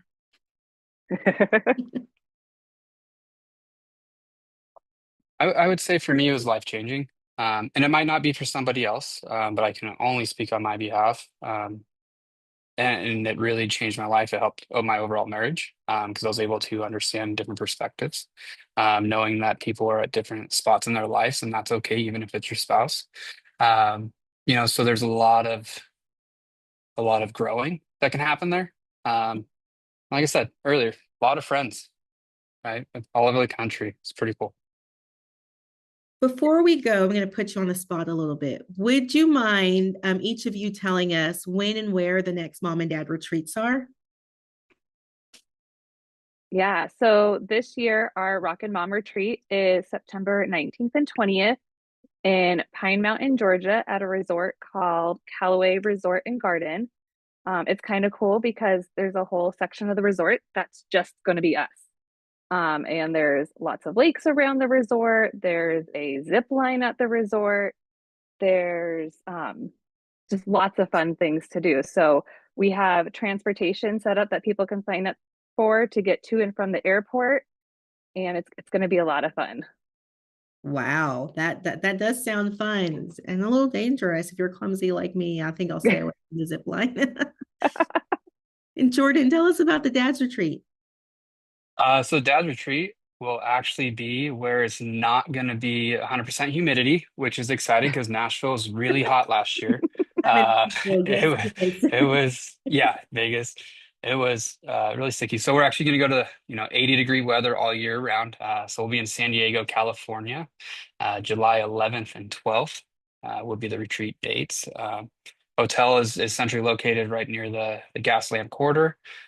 So there's a lot of things to do right around there in your downtime, and the baseball park's right there. If you're baseball, you can see the ocean from the hotel. So it's a beautiful location. I've been to San Diego going twice now. Yeah, twice, and I absolutely love it down there. Wow, I'm actually a little jealous. That sounds wonderful. Bring passports because Mexico's right there too.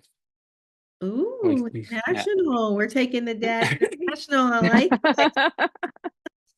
Well, thank you both so much for talking with me today about the retreats. I'm so excited to see how the next ones go. And just thank you for all you do for DSDN. We could not do it without you. So thank you so much. Thank you. Thank you. Before we go, let's take a pause and celebrate some generosity. Right now, we have raised $9,700. Thank you to everyone who's contributed. I'm going to give a little extra love to Maggie, Jesse, Angela, Kristen, Debbie, just everyone that's donating. We are only $300 away from reaching our next level. When we get to $10,000, that means medical outreach has been funded. So help us get there. We can't do it without you. Thank you, everyone. Thank you. And if you do want to support DSDN, text GIVE, GIVE, to 855-644-2007. Thank you for making time for DSDN today. Your presence matters. Up next, we'll highlight the impact of your support, thank our incredible volunteers, and give another chance to win. We'll see you soon.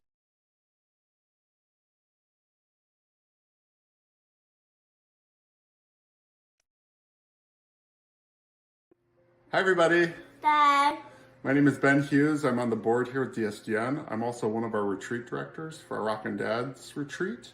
I just wanted to take a quick minute to say thank you to all of our retreat directors who help put on our retreats every year.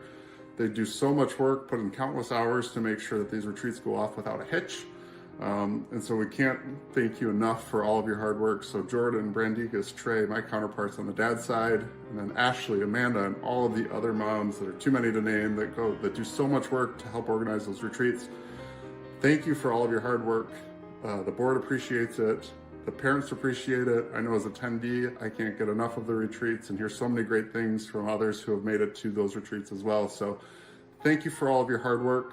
We really appreciate it. And I hope to see everybody out there at a retreat here in the future. Thanks, everybody. Bye. Bye. Bye.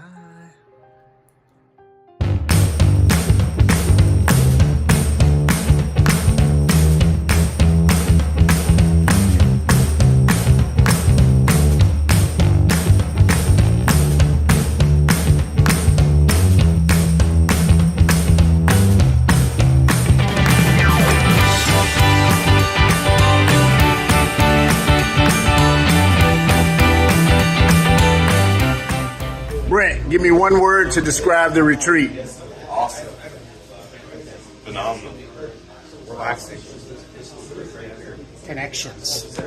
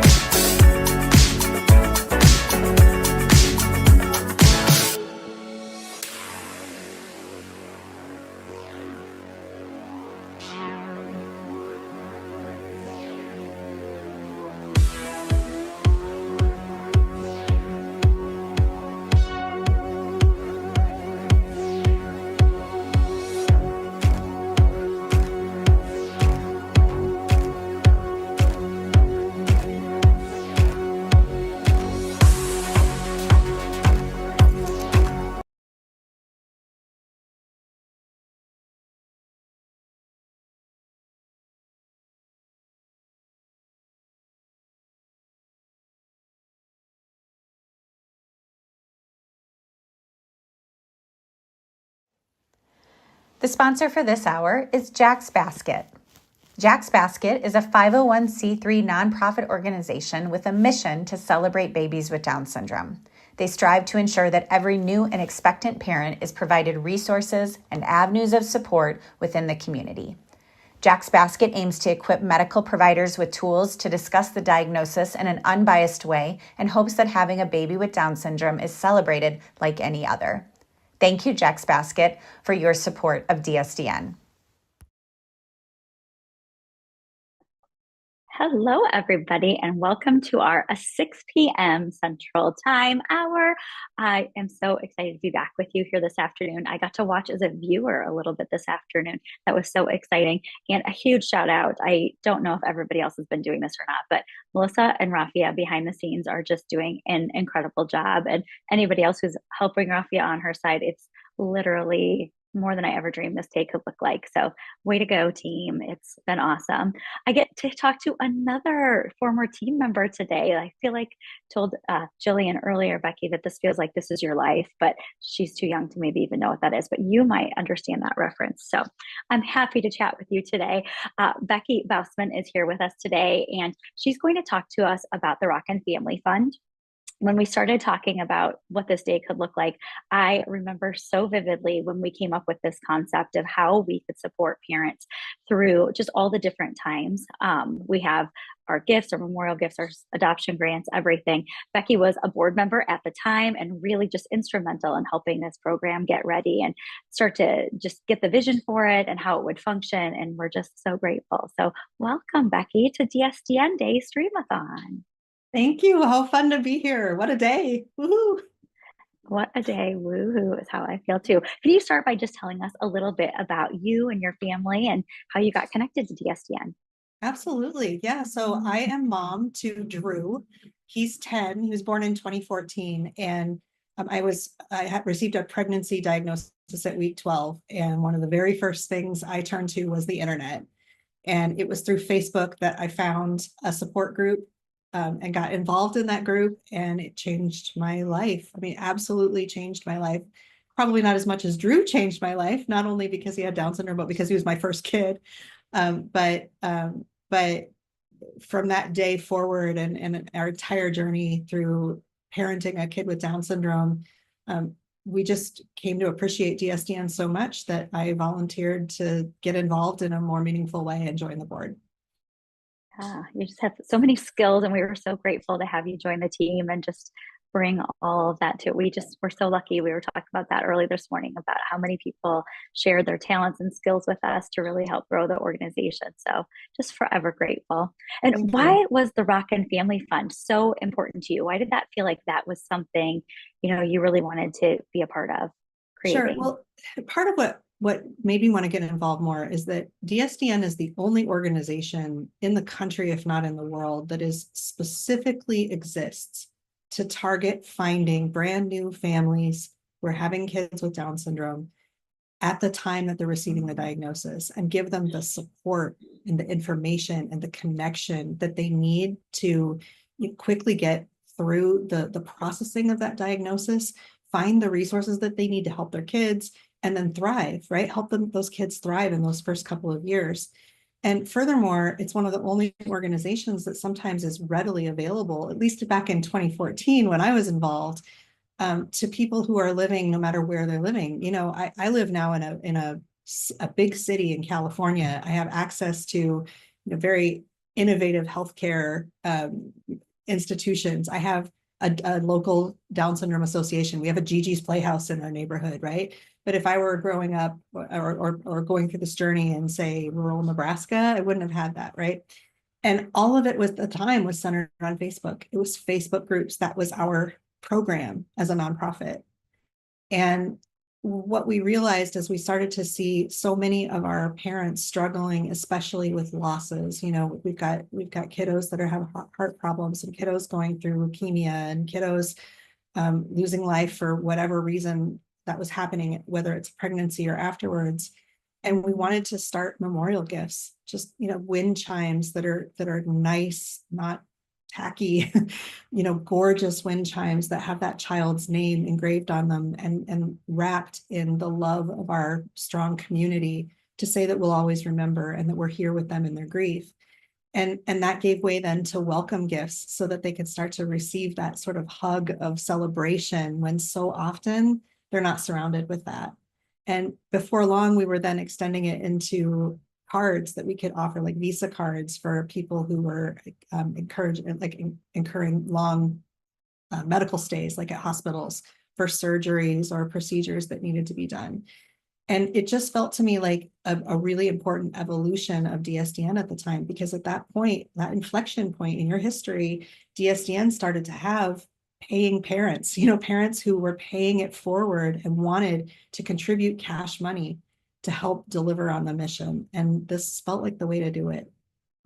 Yeah, I think about those early days, and gosh, sending those memorial wind chimes and that being the first thing, that was just the hardest thing to do and most honoring thing that we could do. I always feel that when we have to send the wind chimes, but I remember parents just all saying, oh, how can we contribute? What can we do to help this family? And it just became a really intentional way for us to make sure, like you said, those parents know that we're thinking about them. And that saying came to be too, once a rockin' mom, always a rockin' mom, once that came about. And it really was so powerful. And then I remember doing the little welcome gifts at our retreats and getting them all ready to go and wrapped up so that way they could be sent out to the newest parents. And yeah, just so powerful, all of those pieces.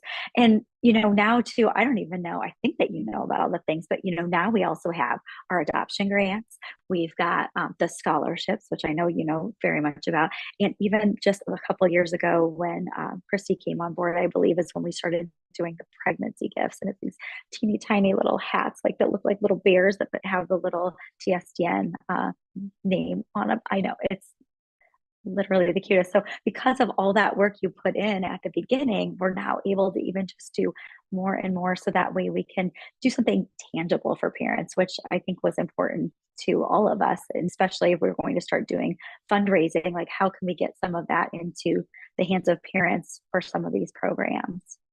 The retreat is tangible. The actual access to information that you get when you go into the app is tangible, but there is nothing to be said for the gesture and the meaning of it, of community coming together in these ceremonial kind of tangible ways.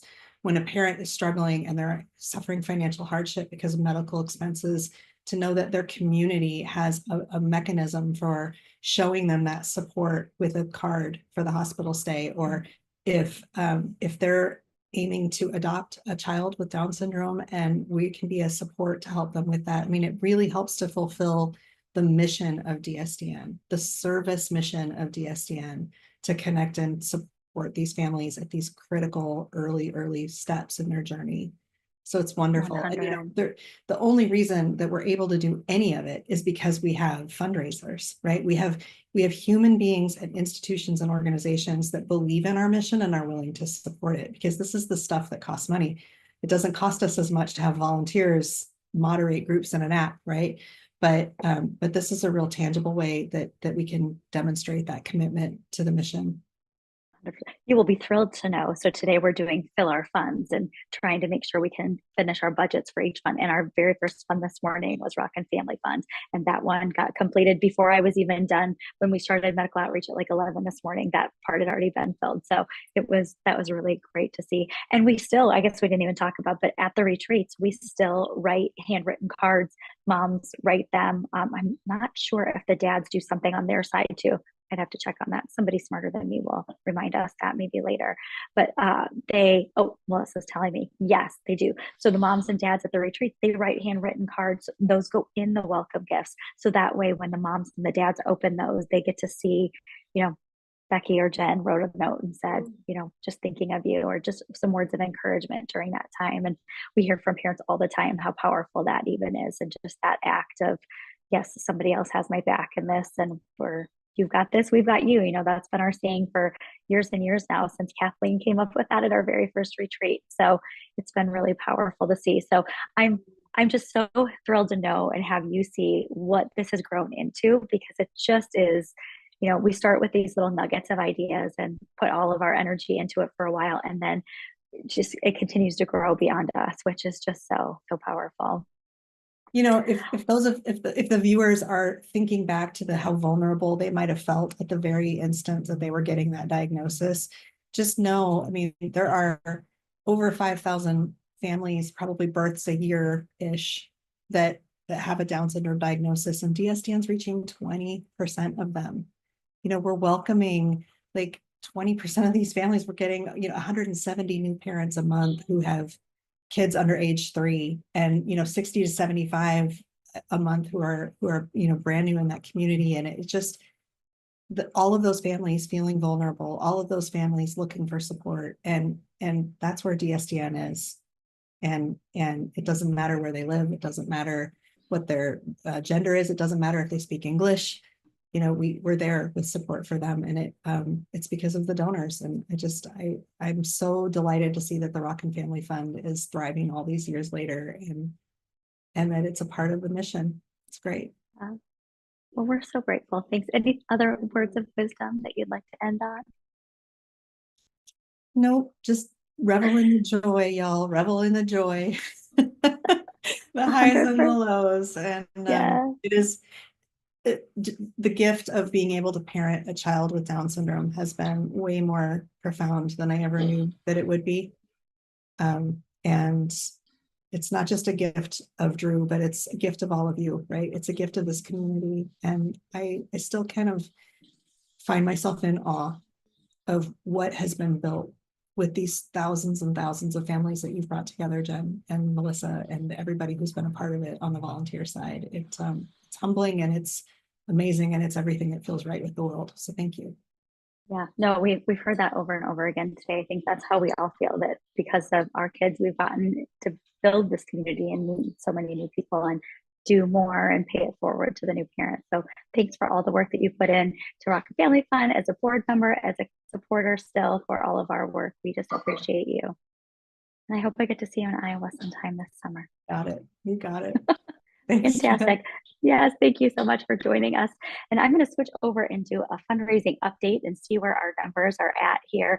So our goal today is $21,000 by the end of the day. And it looks like we are almost at $10,000, just shy of that at 9,800 here for the afternoon. So hopefully as everybody is finishing out their work weeks here today, they or week. Well, I guess it is. Is today Thursday, Friday? I don't know when it is. It's almost the end of the work week. We can keep going towards our goal and see what we can do. We are, I think, still working towards our medical outreach fund to get that completely funded. And then we'll be moving on to our next section here. So very, very cool. And don't forget, if you haven't yet, we have the registration, retreat registration, and staycation prizes that we're giving away today. So you can fill out the form to be eligible for that. I know. And then don't log off just yet. After we sign off, there will be an impact story that you'll get to hear from a parent about DSDN. You'll get to hear some volunteer thank yous about all of the work that volunteers are doing for us, and that retreat giveaway code. So that's coming up. Thanks all, and we'll be back in a little bit with our next I'm Anna Yen, guest. DSDN board treasurer. I'm a Midwesterner who now lives in California after over a decade abroad.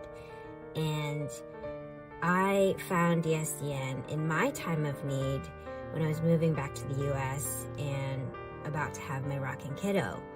I had no real local friends.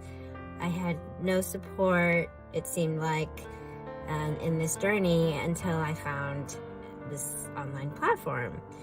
And I can only hope that most parents who are going through this journey are able to access this amazing community. And this is why I'm so passionate about DSDN and helping the community grow. I will just leave you with one last note, which is there's no perfect parent, but there's a million ways to be a good one. And I know you're doing amazing. Hang in there. It is a beautiful journey.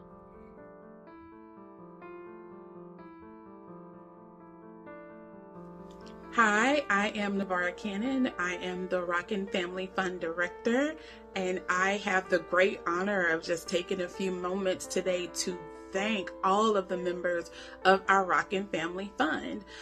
Those members were one of our first points of entry into DSDN. They are encouraging, they are supportive, they are patient, and I really value them and the impact that they make every single day to families who are receiving diagnosis and are reaching out and are looking just for a little bit of information and some empathy and some compassion. So I now have the honor of working alongside them, and I'm just excited to be able to tell them today, thank you. We appreciate you, and please just keep doing what you're doing.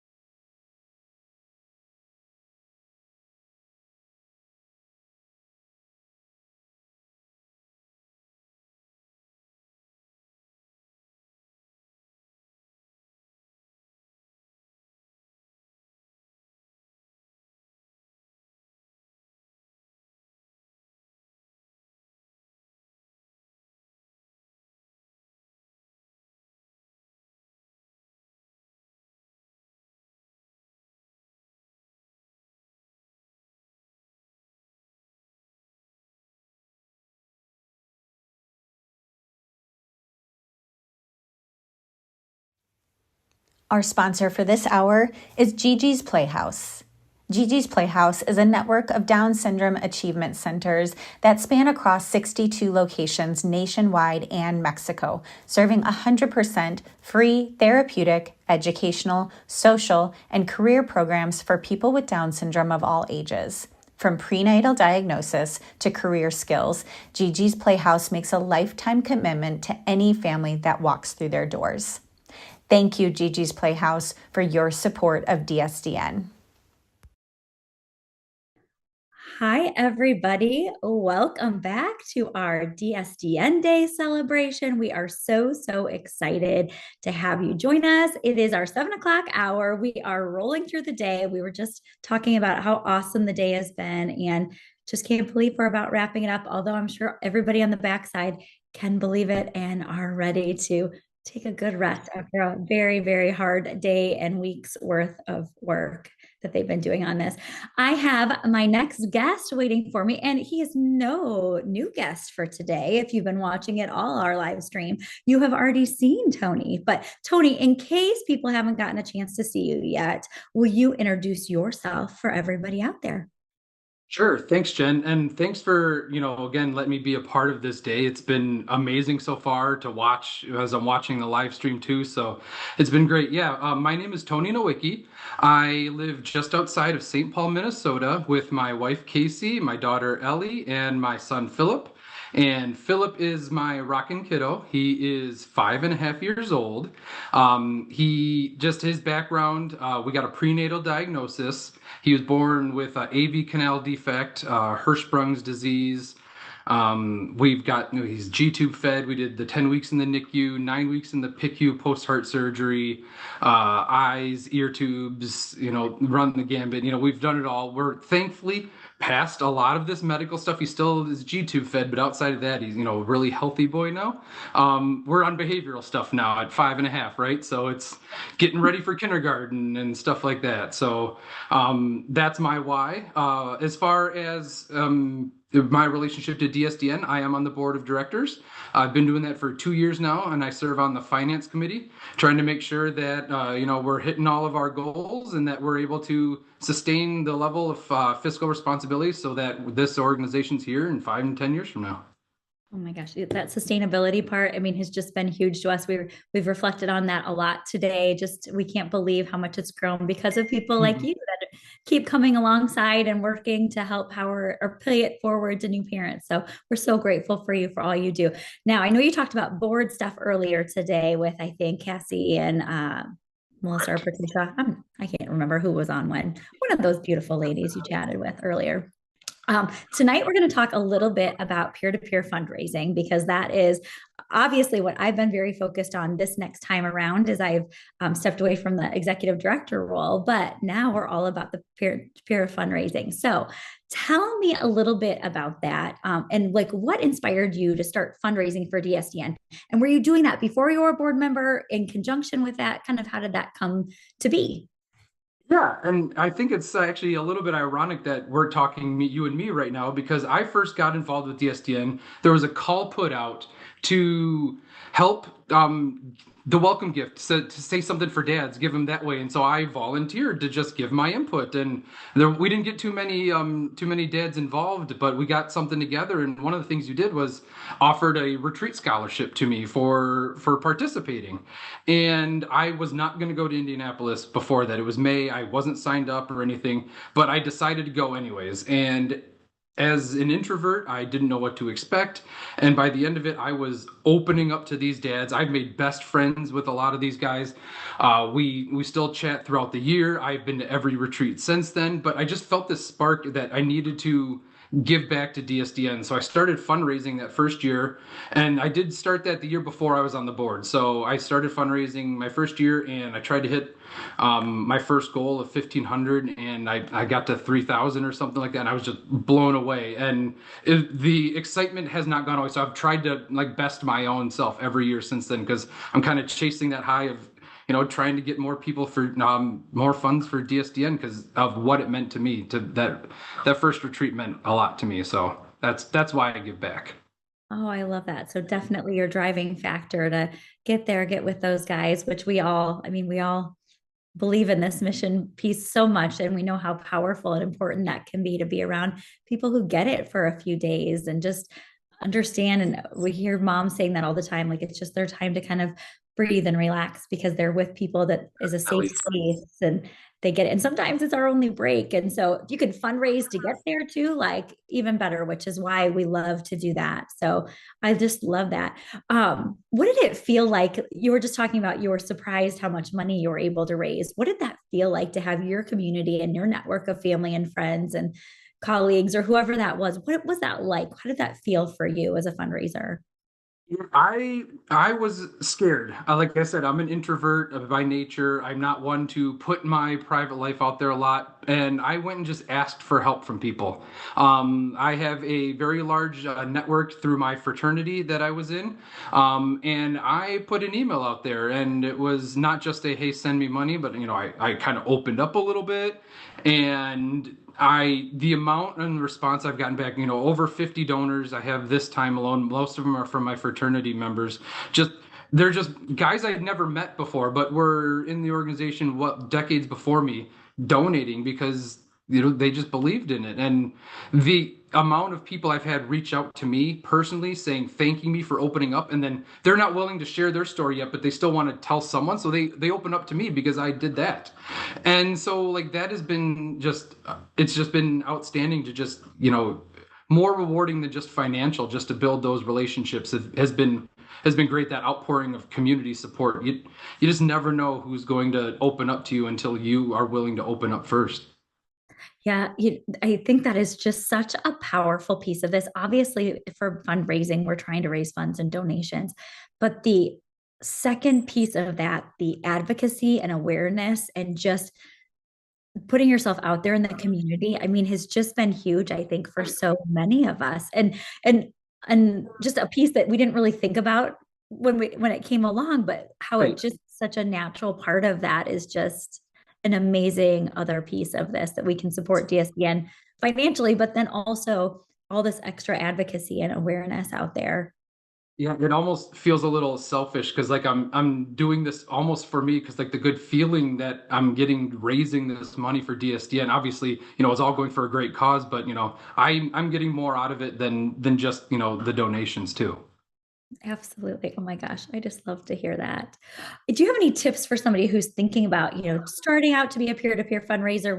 We've done this every year since, I can't remember when we came up with this concept. It was maybe like 2016. And the whole concept was that we would be able to help support people to offset costs to attend the retreats, because we know it's expensive. It's hard to be away from your families, and the time and the money, and spend that just on ourselves as parents can be really hard. So building that program has been really big for us. This year, we've got almost 300 people signed up to fundraise. If there's somebody that's thinking about it, number one, they need to know that they still have time. We've got the whole month of May still, which can work out. Yep, 1 month left, so that can work. But what would you say? Should they try it? What should they think about if they're going to think about it? Go for it. You don't know what you're going to do, and you literally have nothing to lose to just try it. Even if you're not going to go to the retreat, we got staycation prizes that you can earn too. So whether or not you're fundraising just to earn to a level, I mean, that's why I started fundraising. Obviously, the more you get involved and realize that DSDN does more than just the retreats. We do the medical outreach and the community engagement and all the connections, that there's reason to give. So even if you fundraise and you earn $5, $10, $15, it still goes towards the mission, which is really important. But I would say be vulnerable, put yourself out there, talk to people. I have learned much about myself by being vulnerable. I have people reach out to me saying, I never even thought about this. People who are acquaintances or connections of connections who see my post that someone else will post about, reach out and donate just because they felt inspired by my story. And you all have an amazing story too. One that we're struggling together, but we're persevering together, and we're coming together, and share all that, and people will be moved. I think that was the number one piece of advice I could give. Yeah, I love that. And I do think so many of us have found once we share that diagnosis experience, because even our closest family and friends who supported us through those times, when they really hear us capture it during that time and how raw and real some of those moments still really are for us.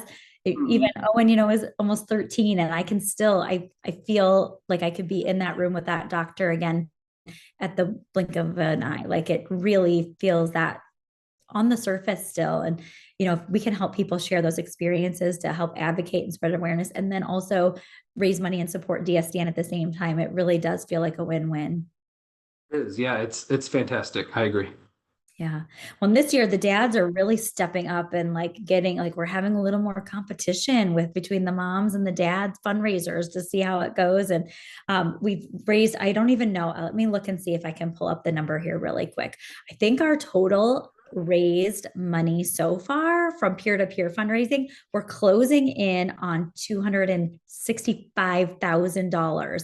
That is how many of us have raised this season. Let me see. I'm going to give some real numbers here while I'm looking at it. So we're 70% to our goal, still looking to get some more. We have 250 fundraisers signed up with a Network for Good page that are working to earn prizes and support DSDN this season. So we're getting there. I feel like it will happen in a month left. And just so people understand kind of the process, since we're talking about it a little bit that way, but you sign up, there's some steps we can help you with. Our whole team will support you through that. And then you start earning prizes if you hit your levels, and for the mom or dad retreat or the staycation prize, like Tony just mentioned. So those prizes all get delivered here after June, July, August is kind of when the prizes start to get out to people, but we can't wait. We want you to earn prizes. We want to help offset these costs for you as parents so you can get away if you can, whether it's to a retreat this year. The dads are in California and the moms are in Georgia. So we're kind of literally crossing the US this year for everybody. And then staycation, if you cannot get away, I'm reaching the point where it's hard with my kids' ages and not maybe some great support to watch them long term. So I'm going to do the staycation this year, which is a hard one to do, but I'm a little excited to try that out.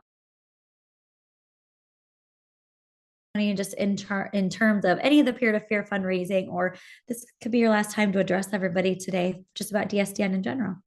Yeah, just again, fundraising to get to the retreat is great. It's a great motivation. It's a great cause. But once you're there, I think you're going to realize too that the connection is real and is really important. I hope to see a lot of dads in San Diego this year. But then you start to realize all the other stuff that DSDN does, and the connections and the support and the gifts and the sponsorships and scholarships and to medical outreach. Our community needs people, supporting us and fundraising, and the work that the volunteers do. Unfortunately, it's not free. So we need to keep fundraising so that we can keep reaching out to give back and pay forward what we receive so much of. And so that's why I fundraise, and I hope you all will too. Love, love, love that. And that message just keeps coming up today. We want to make sure we're sustaining the support for families that are coming after us, because it has meant so much to each one of us, and paying it forward. I just love that. And I know your family's watching. So hi, Wiki family. I know Casey and Philip and Eliana are all down there rooting for you and cheering you on, and lucky to have you as their rockin' dad. So hi, family. Hope you guys are all cheering on dad there from the basement tonight. Awesome. Thank you so much, Tony, for being on tonight, and all the time and energy and heart that you give to DSDN to help push our mission forward. It really means a lot to all of us. So thank you. Thanks for having me. This has been a pleasure. Yay. Yay. And I have a couple other updates before we hop off here for our next segment, but we are updating our total. Remember, our goal today is to hit $21,000. We have a little bit of a ways to go, kids. So if tonight is a night that you can help, remember, we've got lots of match money coming in. We just hit over $10,000. So that also means, I got to see, maybe somebody can send me a message on the chat. That means I think our medical outreach money is fully funded for this fiscal year. So this morning we hit Rockin' Family Fund. Now it looks like we've hit medical outreach. Awesome. They said yes, they're confirming that. Sorry, I'm getting little messages. Now parent connection is our next big part. So that way we can really help keep that going. So if you can tonight, today, this is your time. Remember, $15,000 is what we have to match to. So we're about a $5,000 away. We want to make sure that we can double all of that money that comes in. So if tonight is a night that you can do that and you want to support one of our peer-to-peer fundraisers, you can go to our main pages and click on the link and go right there. Otherwise, you should be able to, I think, see the magic screen scroll right now that says to text give to this number. So you can do that and donate today too, to help unlock all of this support for brand new parents for years and years to come and continuing it in 2025. One last thing, we have 1 hour left. That is it. We are going to be wrapping up this live stream. We'll be back at the top of the 8 o'clock hour Central Time. So if you can join us for a wrap-up session for the day, we're really excited. You also have a little bit of time too to do the retreat registration or staycation giveaway, whichever one you're going to sign up for. So look for that code word that will be coming up here in just a second. Whether you have been listening the whole day or not, just making sure that you are hearing what we're saying, listening to what's going on. There's also opportunities on the website to volunteer if that's something that you would like to do. Another way to really give back to DSDN is contributing your time. So whether it can be financial or time, we just appreciate it each way. And the spring raffle is going on right now too. I know there's links all over the website and on the DSDN Day page for that too. So some pretty cool things. I think our 50/50 raffle is almost at $700 cash prize. So if you just need cash, I mean, you could go buy a few $5 raffle tickets or $10 raffle tickets to get some of the different cool prizes over there. So thanks so much for joining us again here for a bit tonight, and I will see you again at the top of the 8 o'clock Central Time hour.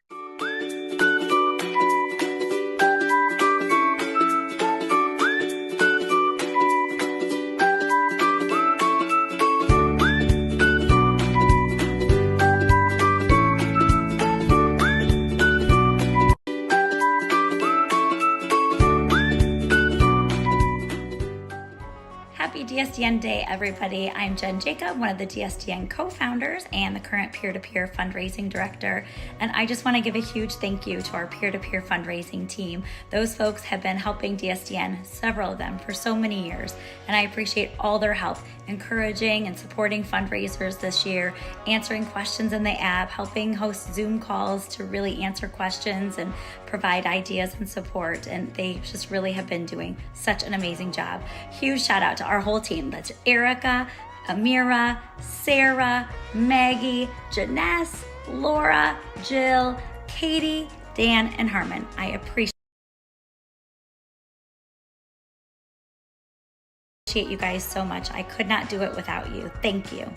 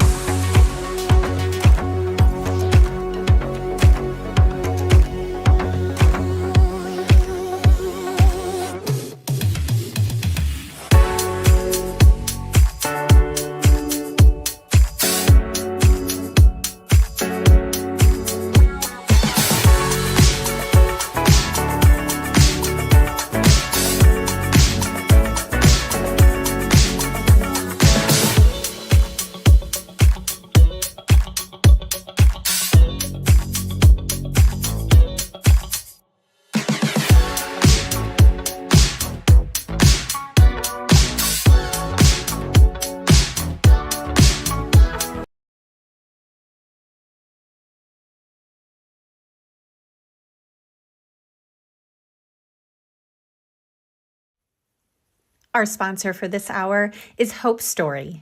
Hope Story provides no-cost resources to parents of children with Down syndrome.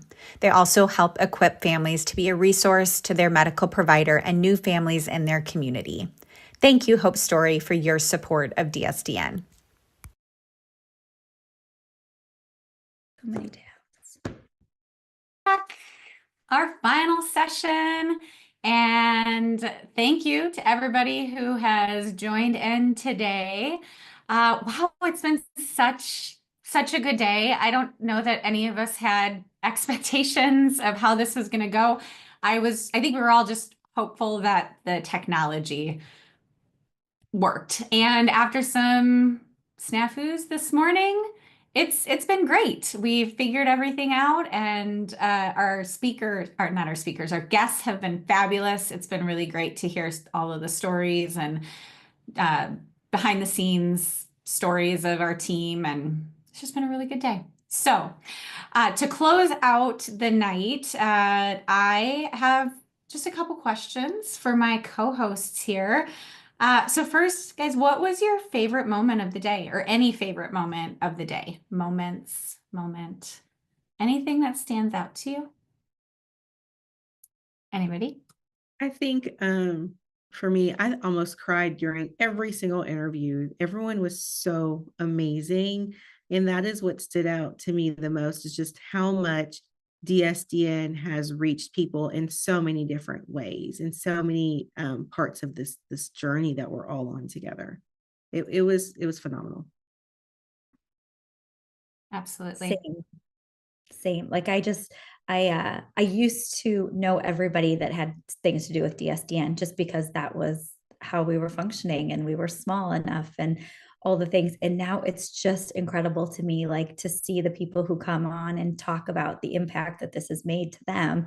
And I really don't know them very well, or have maybe heard of them in passing and didn't really know their story, and just hearing what that has been like for other people as it now grows beyond. And that now I know that we will be sustainable. And as long as we can keep this funding going, like, it will just keep impacting parents for years and years to come, and families. Yeah. I just love the hearts of our team and our community. And I think that really came through today, just how much passion people have for not only our mission, but just the Down syndrome community, and uplifting each other and advocating and furthering. It's just amazing to hear what everybody's doing and working towards, and how they're supporting DSDN. So it was a really cool day. Isn't it amazing what an extra chromosome can do? I mean, really. Absolutely. It's been great. What were you going to say, Jen? When we were thinking back about inviting people on, I don't think anybody said, no, I'm not interested in coming to talk about that. Like, just even that alone, that everybody was willing to come and share their story and talk about their experience, I feel like has been also just really powerful. But yeah, thank goodness for these little squirts that gave us all each other. Absolutely. And they're not so little anymore.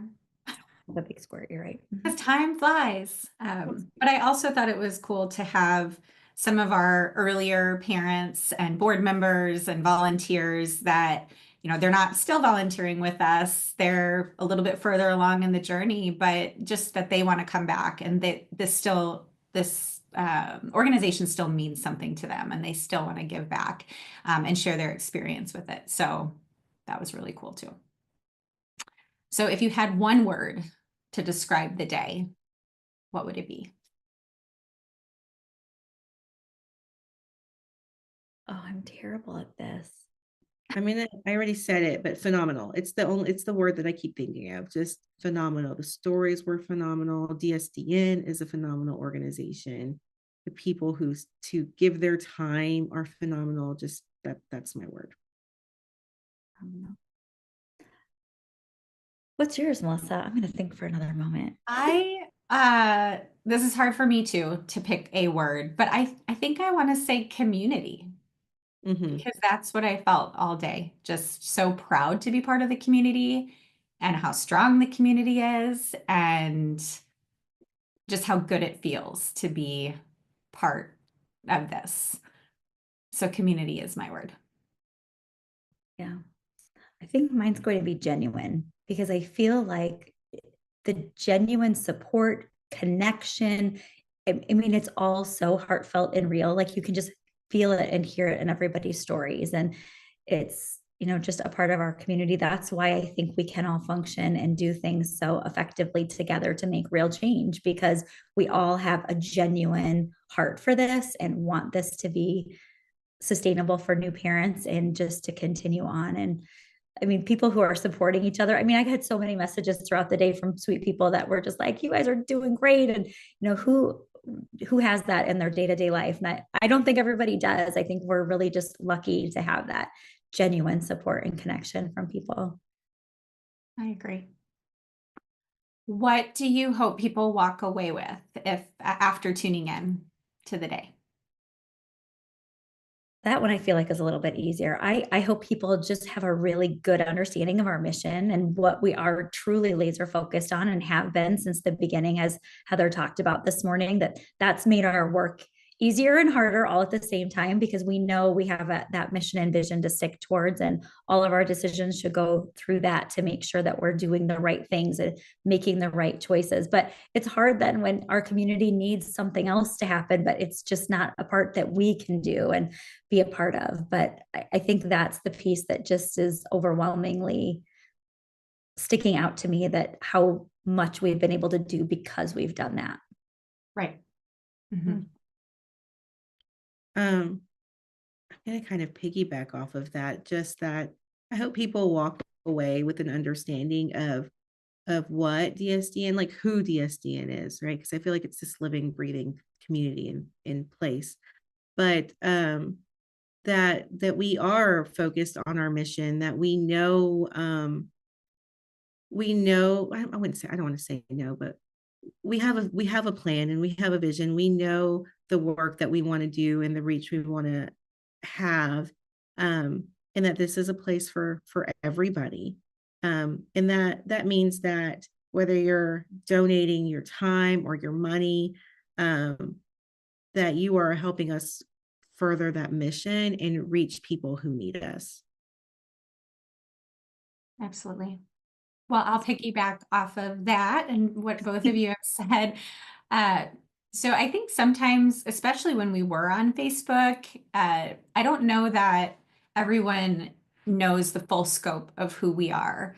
They might know us as just, this is my Facebook group that I was in. I think moving from Facebook to the app has changed that a little bit, but it's still, somebody might know us just as they have an app or just as a group, or they may know us some other way, but they don't see the full scope of everything that we do. They haven't seen medical outreach. They don't know about the retreats yet. They don't know about the Rockin' Family Fund and local partnerships.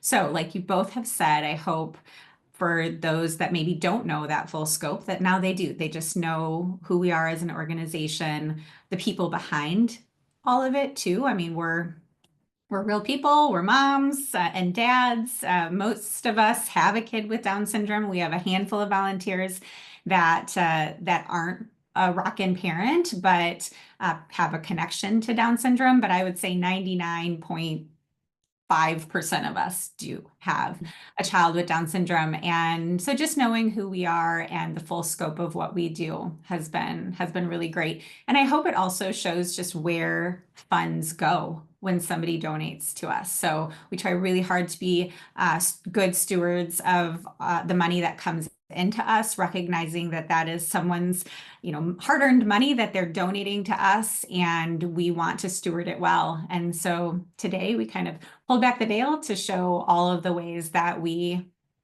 spend that money to further our mission. So that's how I would say it. Can I share a little personal background? I mean, I feel like we've talked about the diagnosis, but I just know from my point of view, the ways that DSDN supported me was about more than just having a child with Down syndrome. My child was on oxygen, feeding tube, had heart surgery. Like, this community helped me figure out what questions to ask the surgeons, how to fight for my child in the hospital. I mean, it's just so much more than just Down syndrome. Right. When you don't know where else to go or who else to ask, this community is there for you. And that is the magic of DSDN. Absolutely. We've heard it so many times today. So thanks for saying it one more time. Yep, absolutely. All right, I'm going to try to make it through the whole day without crying. You are doing better than me, girl. I'm done. Or do you think we're going to do this again? Not if I keep crying. Yes, absolutely. I hope so. I'll just say that. I mean, it's I should say if you're just joining us for the live stream and you may not know everything else that we're doing today, I mean, this is a whole day. Like we are establishing this as our national day. DSDN Day is May 1st. And so we'll debrief everything, but I truly hope we come back next year and we do a lot of the same things, maybe change up some things, do it even better. What a lot of lessons learned today, especially with the live stream. But yeah, we've done so much today. So if you didn't know, in addition to the live stream, we had Zoom meetings. I think we had 6 of those. So essentially that was taking conversations that happen within our app, like Heart Heroes, as an example, and bringing it live, having conversations with your fellow Rockin' parents, but now in a Zoom session instead of just online. So we had 6 of those. We had lots of fun activities happening in our app today, and a huge shout out to Shannon, our family support director, because she organized all of that. So all of the games, there was like a escape room. I didn't even know you could do an escape room unless you were physically in an escape room, but it was an online escape room. That was super fun. A guessing game with trying to guess how many M&Ms are in there. So that's just all fun and games. But then we also had a lot of connection opportunities, sharing of stories happening in there.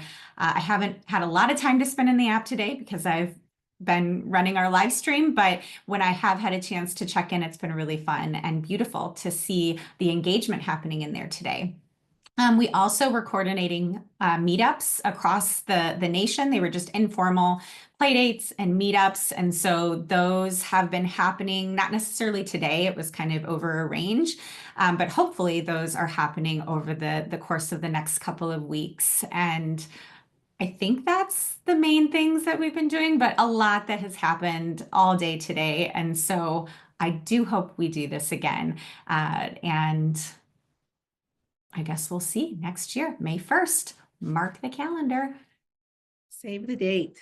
Save the date. Annual. There we go. Yes. Yeah. All right. Anything else that you two want to say before we do some thank yous and our giveaway? I think I'm going to say thank you on behalf of the board, Melissa, for pulling together the first annual DSDN Day.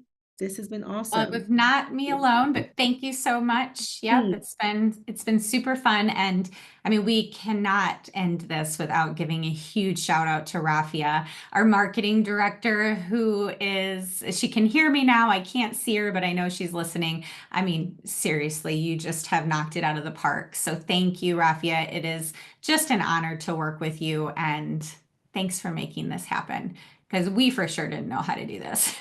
No. We're like, let's do a live stream. I don't know what that would have looked like if Jen and I had to try to figure that out ourselves. Well, what an incredible day it has been. Thank you, Rafia. Thank you, Patricia and Jen, for co-hosting with me today. And thank you to our audience. Whether you tuned in just for one segment or you've been with us all day. I mean, if you have, wow, thank you. Appreciate it. But we're just so thankful that you showed up for DSDN and for our amazing community. I do want to check in and see how we're doing fundraising again and just give we're fundraising all day, so until midnight, but we'll just check in and see how we're doing right now. So let me switch over here.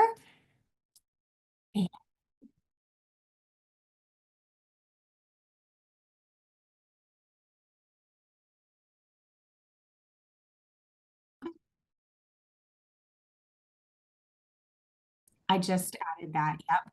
So we are at $11,641, and I feel great about that. Still short of our $21,000 goal. So if you haven't had a chance to give, truly appreciate that. Maybe we can run the give number again, Rafia, if you wouldn't mind putting that up again. So if you haven't had a chance to do that, be sure you do it. Doesn't have to be before we end the live stream, but before the end of the day would be fabulous to help us reach that $21,000 goal and to further each of the funds that we've been trying to help support today. All right, I think that's what I want to say. Jen, I'm going to turn it over to you.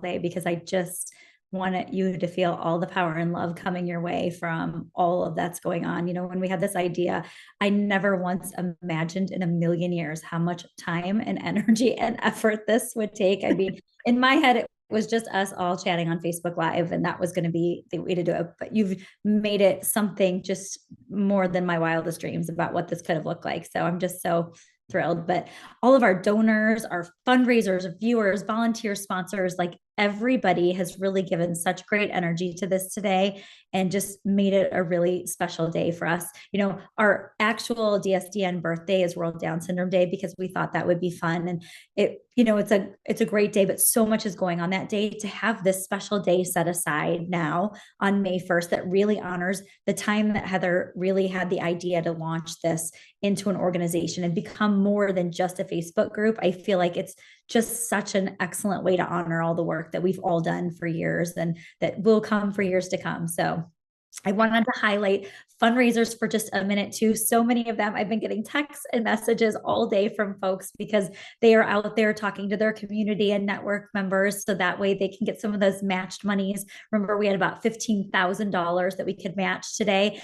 The day is not over yet, but we're just over 11,000. So that's incredible. And those fundraisers have been working since last fall, September, October, to get to their prize levels and support DSDN. We've raised almost $270,000 altogether since we started in September last year. So just to see this coming alive for them today as we reach our final days, May 31st is our last day for that. So I'm just so proud of them and the energy and effort they're giving to that as well. So, and the volunteers, I know, I think one of the ways that we've described it is that they are the heartbeat of DSDN. They are the lifeblood of this.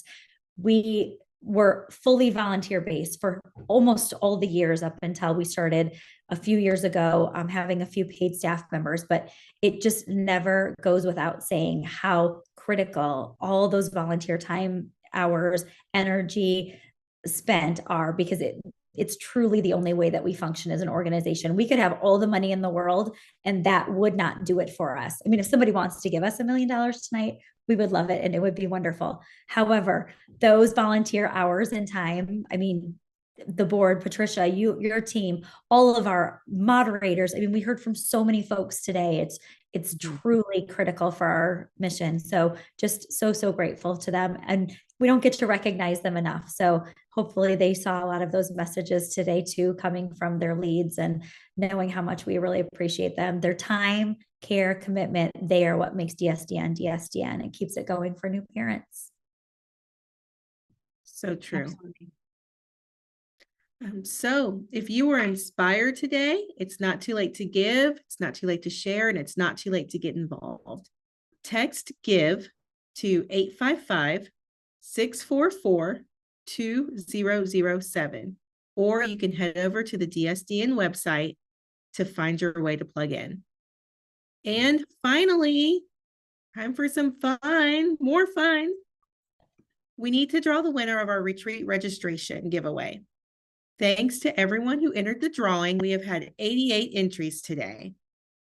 We have a list of names and everyone has been randomly assigned a number, and we are going to use a random number generator to select our winner today. So Melissa, tell me when you're ready for us to count it down.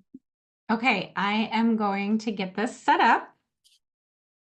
And this is for a retreat registration or staycation prize, whichever they one. get to pick. Yep, they get to pick. So it's either one. It's the staycation is $100 Visa gift card, so they don't have to use it for a staycation, but that's, just intending to ensure parents are taking care of themselves. So amazing. All right, so I am ready. We can count it. Do we want to do like a 5, 4, 3? Yeah, let's do 5. Okay. Are we doing it together? I don't know. Ready? We tried to synchronize before and we failed, but yes. I'll do a drum roll. You count. Okay. I count, you count. Who's counting? You You guys count. I'm going to do the thing. Well, I count and then Melissa says the name. General. All right, ready? Okay. 5, 4, 3, 2, 1. The winner is. Whoop. Whoop. Whoop. That was a letdown. 1 second. This is our life. We'll close out the day. The technology's tired too, you guys. It's okay.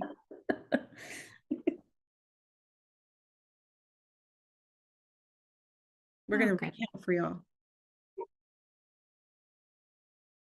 My Southern is coming out. Yeah. Okay. Count me down again because it's just not fun without it, but it worked that time. Okay, ready? 5, 4, 3, 2, 1. And the winner is. Congratulations, Melinda Gilbert. You won. Yay! So we have your contact information, so we will be in touch and to find out which of those options you want. And congratulations. And thanks for tuning in today. All right. Ladies, anything else to say before we wrap up? Just a big thank you to everyone. All right. I think my son Beckett is watching right now. So if so, hi buddy. Thanks for watching. He loves YouTube. So I was like, I'm going to be on YouTube. All right. Well, on behalf of the entire DSDN team, thank you for making this day one to remember. However you participated, viewed, contributed, whatever it looked like, thank you. Let's keep showing up for each other today, tomorrow, and every day forward. And like we always say here at DSDN, you've got this. And we've got you. Thank you, everybody. Signing off until next year.